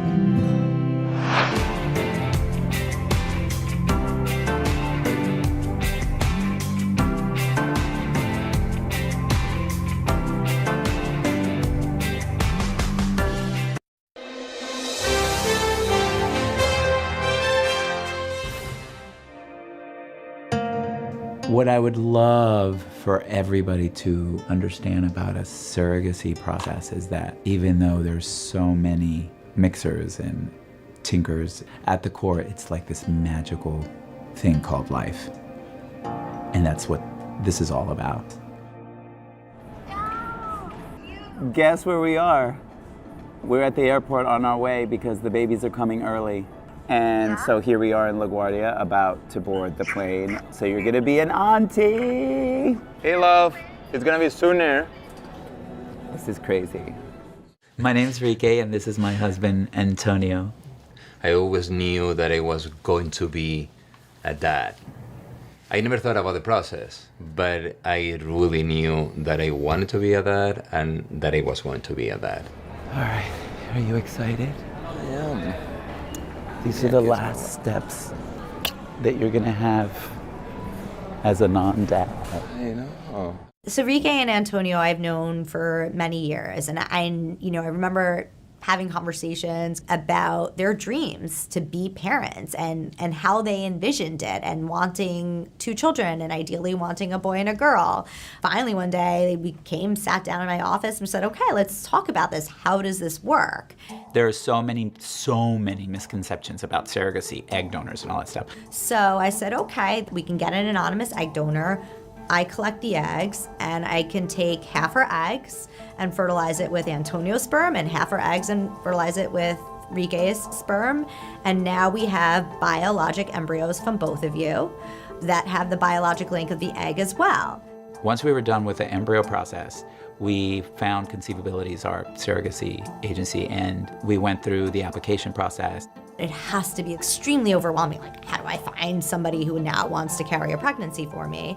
There are wonderful agencies that this is their job and their role is recruiting gestational carriers, doing some basic medical screening. They have legal teams involved, and they basically are major facilitators in the process.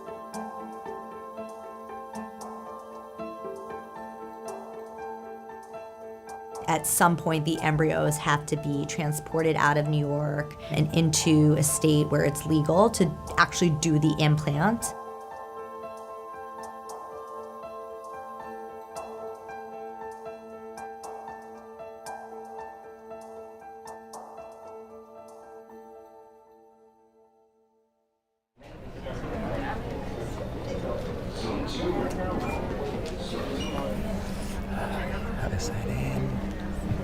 she said it really, really kind of sweetly.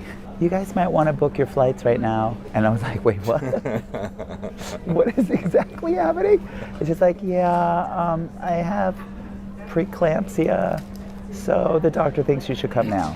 And I was like, wait, no, what is preeclampsia? She's like, I'm not sure, so I'm gonna Google it, so maybe you should Google it. So I said, well, I'm gonna hang up right now, you talk to the doctor. And so I called Shiva, our embryologist, who got us through this whole thing. She said it's totally normal, but pack your bags. And so we booked a flight, and here we are.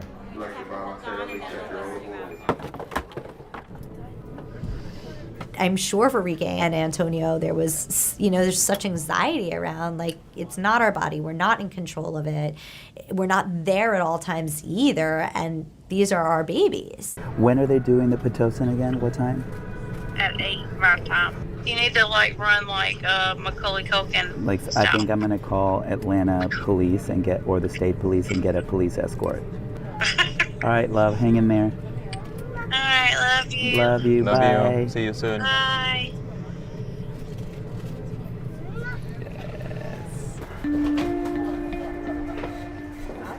Welcome to Atlanta. Make sure you Luckily, which I forgot, they're an hour behind us because we're in Atlanta still. So nothing started, so we're still kind of ahead of the game. Hi.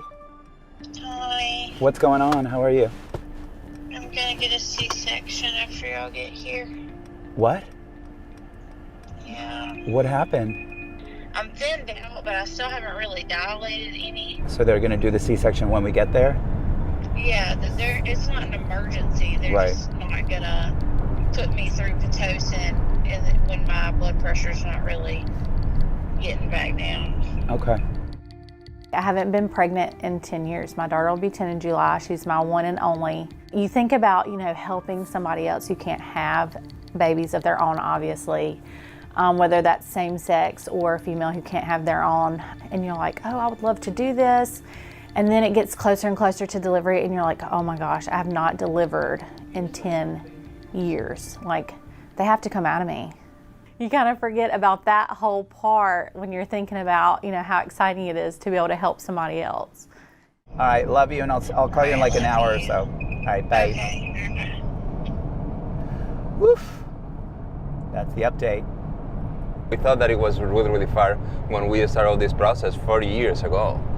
In less than an hour, probably you're gonna be a dad, and I'm gonna be a dad too.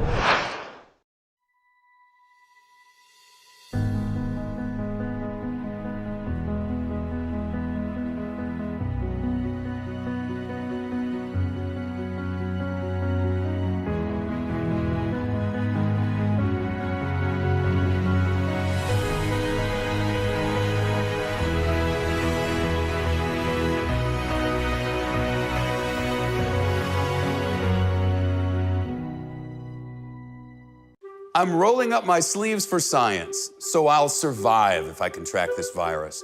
For family dinners, family vacations, family anything. For traveling somewhere beyond my living room. And for the Rebels, there is no greater feeling than being in the stadium and cheering on Ole Miss. And now it's your turn. Roll up your sleeves, America. Plan your vaccine, because every shot counts. Visit planyourvaccine.com and make your plan. It has been a long year. Yeah, where it's been anything but normal. Well, now there's hope. The COVID vaccines. I know. It's been a little confusing. Like, really confusing. So it's more important than ever to make a plan. Visit planyourvaccine.com to find out where and when to get your vaccine. What are you waiting for? Roll up your sleeves and plan your vaccine. Plan your vaccine. Plan your vaccine.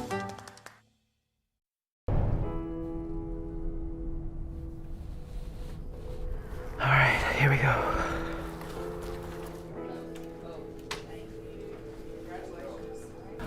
Oh, you're having contractions. Sometimes it feels better for a minute when I sit up, but my epidural's not working.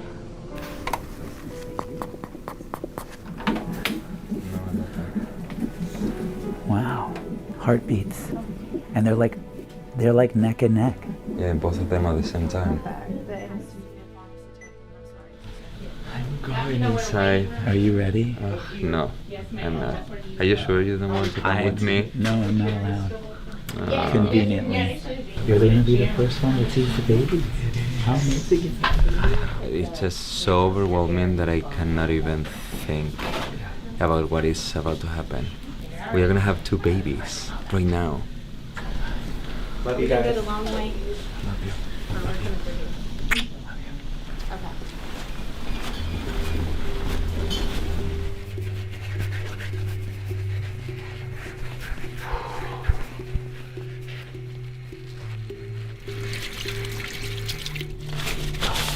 I feel like I could throw up.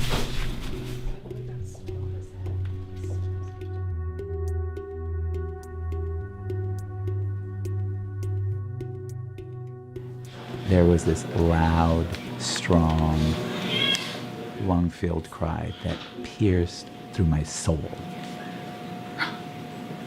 It felt like everything around me was tingly, and I just lost it. And then because I knew that Luca was coming any second, I was listening to his, and then once I heard his, it was the same exact pull. There is nothing in the world I've ever heard, ever, close to that.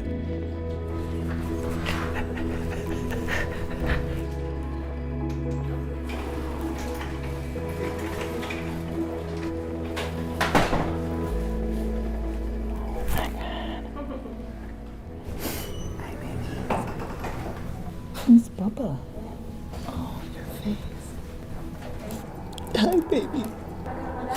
Hi. Yeah. Es preciosa. Joder.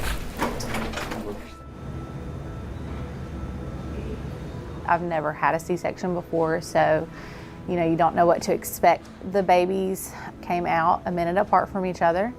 It's just kind of wild how they're twins but not twins, and they're the same, the exact same weight, the exact same height.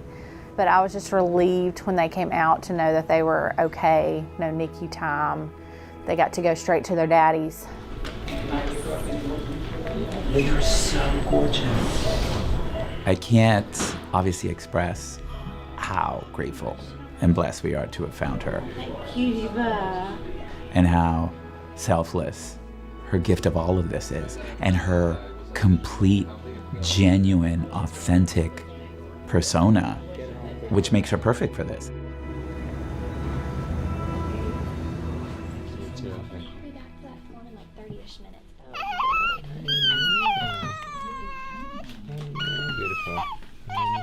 The last 24 hours felt like a week and a half. No joke. I'm not exaggerating at all.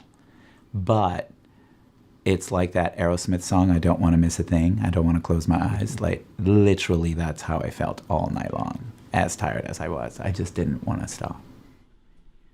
It's impossible to explain what you feel. It's just having these 2 babies that are part of yourself and are going to be with you for the rest of your life. So beautiful. You just want to be with them. It's overwhelming. It's beautiful.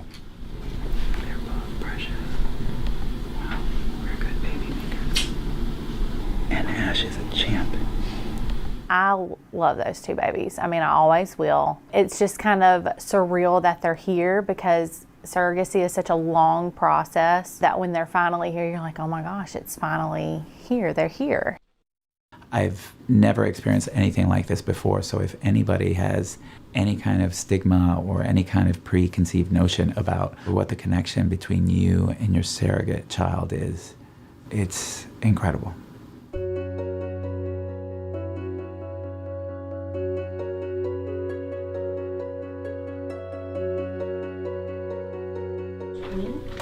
Bless you. We're ready to go when you're ready to go. Perfect.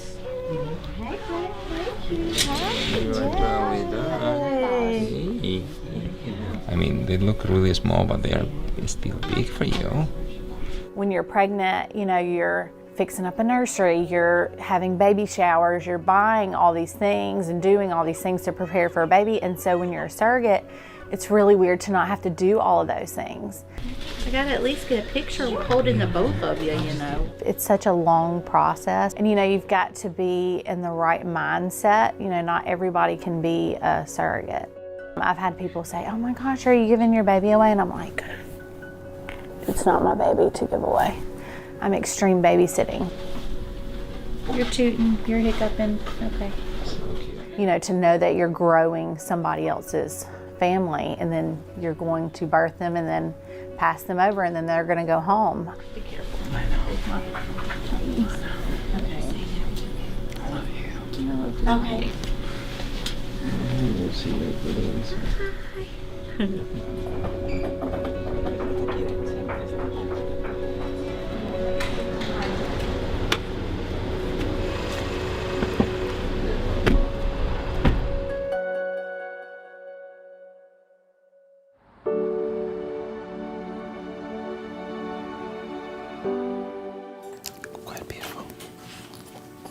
Remember how tiny they were?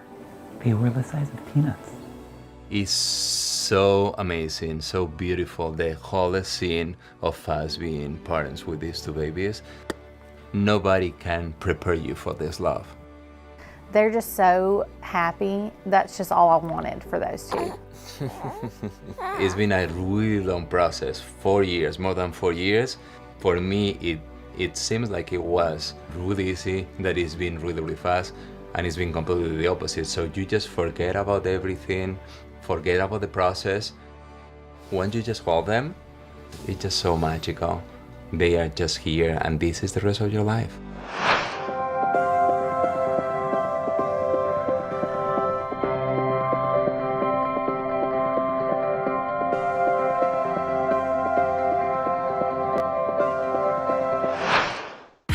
Good morning. Welcome to Today. Future's looking bright. Half of all U.S. adults now fully vaccinated. Al is in Cleveland for our Reopening America series. This is the greatest location in the nation. Music is back. Y'all were exactly what we needed.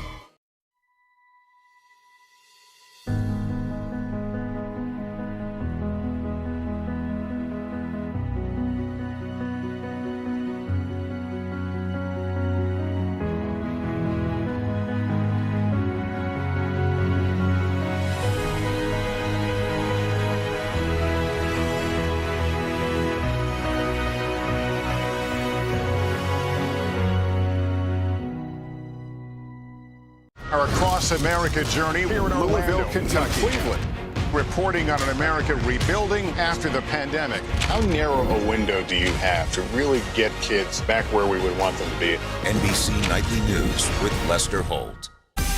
Make the most of your day with Today All Day.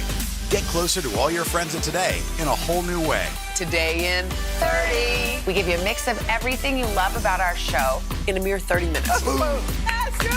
Shop today with Joe Martin. We're helping you shop like never before. The latest styles and biggest names. Today Food. Things are heating up in the Today All Day kitchen. Cooking essentials and recipe inspiration. Get ready. Are you ready? Oh, I'm so ready. Only on Today All Day. Make the most of your day with Today in 30. We give you a mix of everything you love about our show in a mere 30 minutes. Savannah and Hoda bring you what you must know. The biggest moments of the morning. One Republic! Exclusive interviews. Why did it work for you? You're right. I am more talented than the rest. And important headlines. Major medical news this morning. Watch Today in 30 on your schedule. Streaming every day on Today All Day. If you want to help Dad look rad, style expert Melissa Garcia is here to help. She's breaking down rad. Yes. Okay. She's breaking down the biggest trends for men. Good morning. It's so nice to have you here. It's so nice to be here. I love when Father's Day comes up because we do get to give the advice to the dads and the men out there who maybe do want to spice things up a little bit for summer barbecues and whatnot. Yes, we often focus on the women for fashion, but I love that now we can sort of put the focus on the men and show them what trends that they can look for this season and what they can wear for Father's Day. I think the goal is to look like you didn't really try, but then somehow it comes out and it looks kind of cool. Effortless, right? You want to look like effortless but cool. Yeah. Okay. All right. So we are in our summer barbecue setting here. This is the nicest backyard I've sat in a long time. So you're saying that statement tops and shorts is a good pairing for a barbecue. Yes, and you'll see here we actually did statement florals. It's not just for the women, but florals are for men too. So what I love here, I love it. So we have two very handsome models here modeling for us the statement floral. So we have Al. Let me take this in. Work it, boys. We have Al in this great top. This is from Old Navy, and of course we gave him a pop of color in his shorts, a great shoe from Target, and the whole look pulls together. And then we have, supermodel here. What are you doing? He was really going for I feel it. like when we model, we're supposed to do that walk and twist thing. You're shaking your. I love it. So these shorts actually are from Boohoo. They're about $14. And they're sweatpants. They're like a sweatpant material, so they're really comfortable. Super comfortable. How do they Great feel, shoes. guys? These are actually really comfortable. Right? All right. Oh, I actually have have I have a pair of shorts. So while you guys hang out, nice legs. We just lotioned. Look for Look at this. Who are those guys? Those are some how cute. These are some handsome models. Wait, we're shocked. I know. These are our husbands for the record. I'm cashing in. So we have, oh my God, I think it's Father's Day. Yeah, he's really going for it. I don't have it. I don't have that. Wait, what is on your wrist? I knew we talked about this. I'm like, Dylan's going to love the bracelet. I'm a bracelet guy now. How cute is that? He looks adorable. You want to get some? So this is great. Those end up in the washing machine I got a at some bracelet point. guy.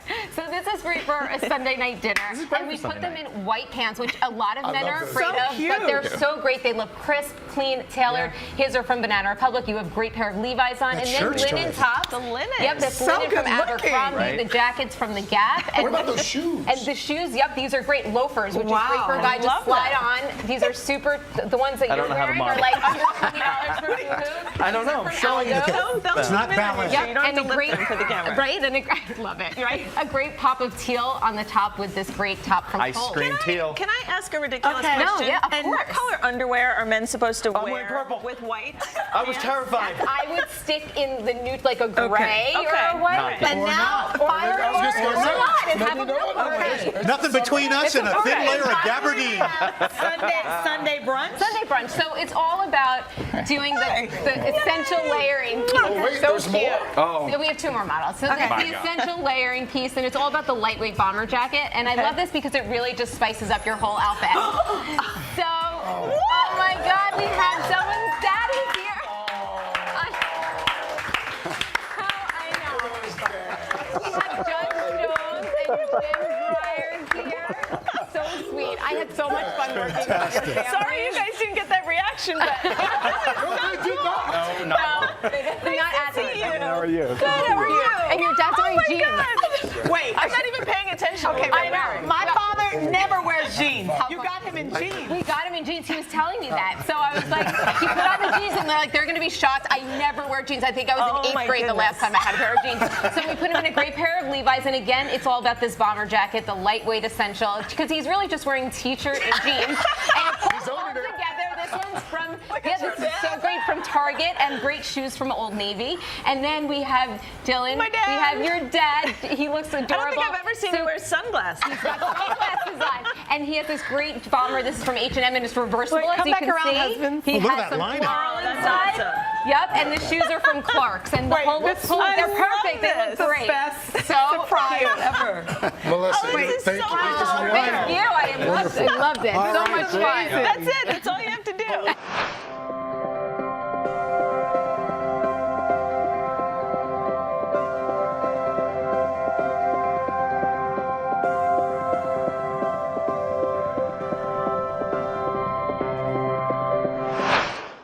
For breaking news in our changing world, download the NBC News app. Hi, everybody. Good morning. Welcome to Today. Future's looking bright. Half of all U.S. adults now fully vaccinated. Al is in Cleveland for our Reopening America series. This is the greatest location in the nation. Music is back. Y'all were exactly what we needed.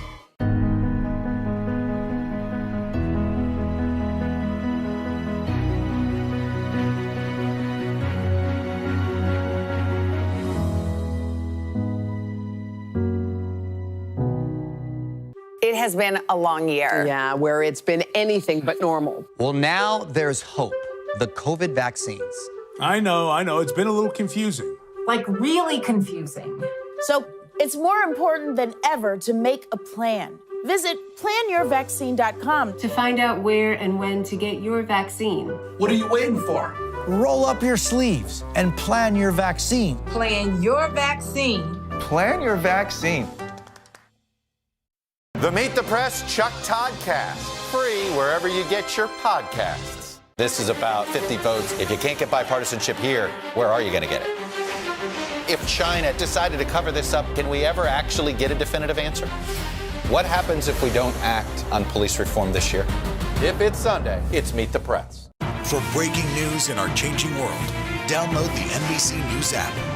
Aside from chopping down Christmas trees, none of us actually really know our way around in axe, much less in axe throwing range. But we figured if lumberjacks can do it, why not us, right? So we traveled to the land of hipsters to test our mettle against, well, I guess ourselves, really. Right. Oh, nice day for a drive. Beautiful. Over the years, our annual Father's Day outing has become a tradition. Welcome to the Roker Express, boys. You got gas? Well, we've got fuel. And this year's adventure is about to kick some serious axe.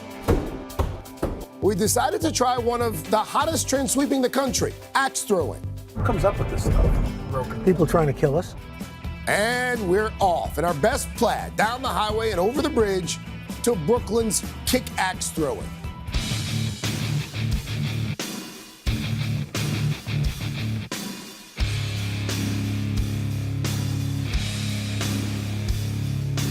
Hi, Ginger. It's so nice to meet you. Ginger, the owner of the lodge-like kick axe, assigned us expert Tony Fox for mandatory safety briefing. Okay, you're gonna bring that axe back. And right there. Yeah. There's no way I'm gonna be able to. I'm frightened now. And then it was off to the ranges. Fire away. Oh, wait, whoa. What the hell are you doing? I found the bar. You want some beers? Don't stop a guy in the middle of. Oh my God. There you go, buddy. Take a toss break. Attaboy. Yeah! Attaboy. Yes, my friend. This is actually a lot of fun. Than Fortnite. Oh, not bad. A little bit of a bounce. So, we're gonna edit that out. Oh. Really, you started so strong. I don't know. Yes, it's embarrassing. Good. Oh, fantastic! You got a bullseye. Oh, it didn't stay. Oh, remember that momentum. Can you stop the hecklers in the back? Yeah, that's almost on the target. Hey, that's fantastic. There it is. Yeah. There we go. Wow. I'm gonna stop. I'm done. I'm done. This is for Lindsay. I'm gonna retire. Wow. That was great. That's probably the most masculine thing I've done this year. Hey, there we go. Wow, that is a bullseye. He's been practicing. Al Roker. Who knew? Woo! I knew. I'll ask you again. Oh my God. There's nothing you can't do. After the exciting action, it was time for some real talk over beers and barbecue. What's the best thing about fatherhood to you guys? And I always say God gave me two wonderful fathers. And I got so much love from both of them that now that I'm a dad, I want to live up to my dad's reputation. Yeah. For me right now, it's like watching their evolution. From a year or two ago, what my son and my daughter, what they were able to do, what they weren't able to do, and then now. You know, I've got one adult daughter. I've got another daughter in college and a son who's in high school now. You're relating to them in a different way. I mean, I'm talking to Courtney about housing situations and work. Leela about what she's going to do for the summer and internships. Nick about swim teams and all this stuff. So, they're their own people, but yet they're still your kids. One of the hardest things right now, and this just started to happen, 5, 2.5, my kids. Even now though, you get like the occasional kid who like pushes them or says something that makes them sad. Right. And they come up to you and they're like, Daddy, such and such hurt me, or such and such did this, and you want to go over to the kid. I'm like, just that's hard, right? Oh, that's when you come at my daughter, and it's. I hear you.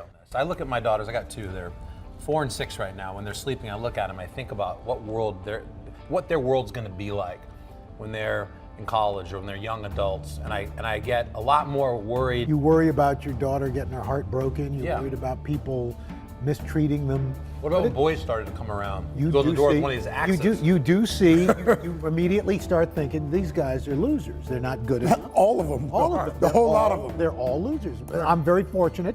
Both of my daughters right now are with really terrific guys, but they're going to go through some not so great guys, and they have to go through that. You have to kind of just be there. Let me ask one more question, I'll stop. because I have a young man, and we're at that age where it's time for the talk. The talk. Do you remember your father's or parent giving you the talk? The talk, is literally, this is not an exaggeration. Don't go get a girl pregnant, and don't do any drugs. That was it. My dad had an analogy about a conveyor belt, and but we were listening to the Dodgers in the garage, and he tried to make a whole analogy. Hey, son, you know when that kind of thing. Right. He lost me. I already knew anyway. But I remember my dad. Did they have a talk back then? Yeah, they had a talk back. Well, back then I didn't. Had the talk. Yeah, back then. Yeah, back then. I mean, did they back just then, yes. use hieroglyphics? We actually, my dad took me and showed me cave drawings that were really fantastic. He took me fishing. We were out in Jamaica Bay, and he starts, I think you're old enough now to talk about relationships with women. You're mature enough. And I'm thinking, if we leave now, we can still catch the Flintstones. We got to do this more than once a year. Yeah, for sure. Here's to fatherhood. Yeah. Here's to fatherhood. Always good to hang Happy with you Father. guys. That was a good time. Yeah, it was really great. And the fact that you wore that fantastic Yeah, I knew you weren't going to let that go. fantastic shirt. Craig it was supposed so to wear a casual. flannel shirt and wore it. Hi, Muffy. This is what we wear in Connecticut on the weekend. It was so good to see you. It was an afternoon of that. Yeah. It was an afternoon of that. Let's go, Muffy. Very Thurston Howell. That's Look true. at me. I'm wearing these It jeans. was a plaid shirt. They said, No, wear it was not plaid. That was not plaid. It was very monogrammed nice. with your initials. All It right. was not All plaid. right. And they match my chinos. Okay. Taxes. I thought we were going to talk taxes. That is the 16th time I've heard that joke. We ribbed him the whole time. Oh but, my gosh, I And by mean- the way, thanks to Malia, the producer of that. She did a great job. Yeah, We she did that just like got to bed yesterday. now. She had to cut around She a lot cut of around it. inappropriate But it was Well, fun. it was good. I loved listening to that conversation. Thank you. We had a It's the good- edited version. That's Yes. right. But we talked for almost an hour, so you can check out That's the right. whole thing. Maybe they could put the and you can X-rated version. You can actually always- get there is Craig an unrated on today.com/shop. Another big thanks, by the way, to Kick Axe Throwing Yeah. in Thanks, Brooklyn. Tony. Well, what's going on, our Today All Day friends? It's our favorite day of the week, Friday, and we got another great show for you. We do. We can't wait. You are watching our digital show Today in 30. We hope you meant to get here. We've got a lot to tell you about as we head into the holiday weekend. Craig, what's up first? All right, well, you said it. 4th of July expected to be one of the busiest ever, with tens of millions of Americans traveling. Airports and roads are packed.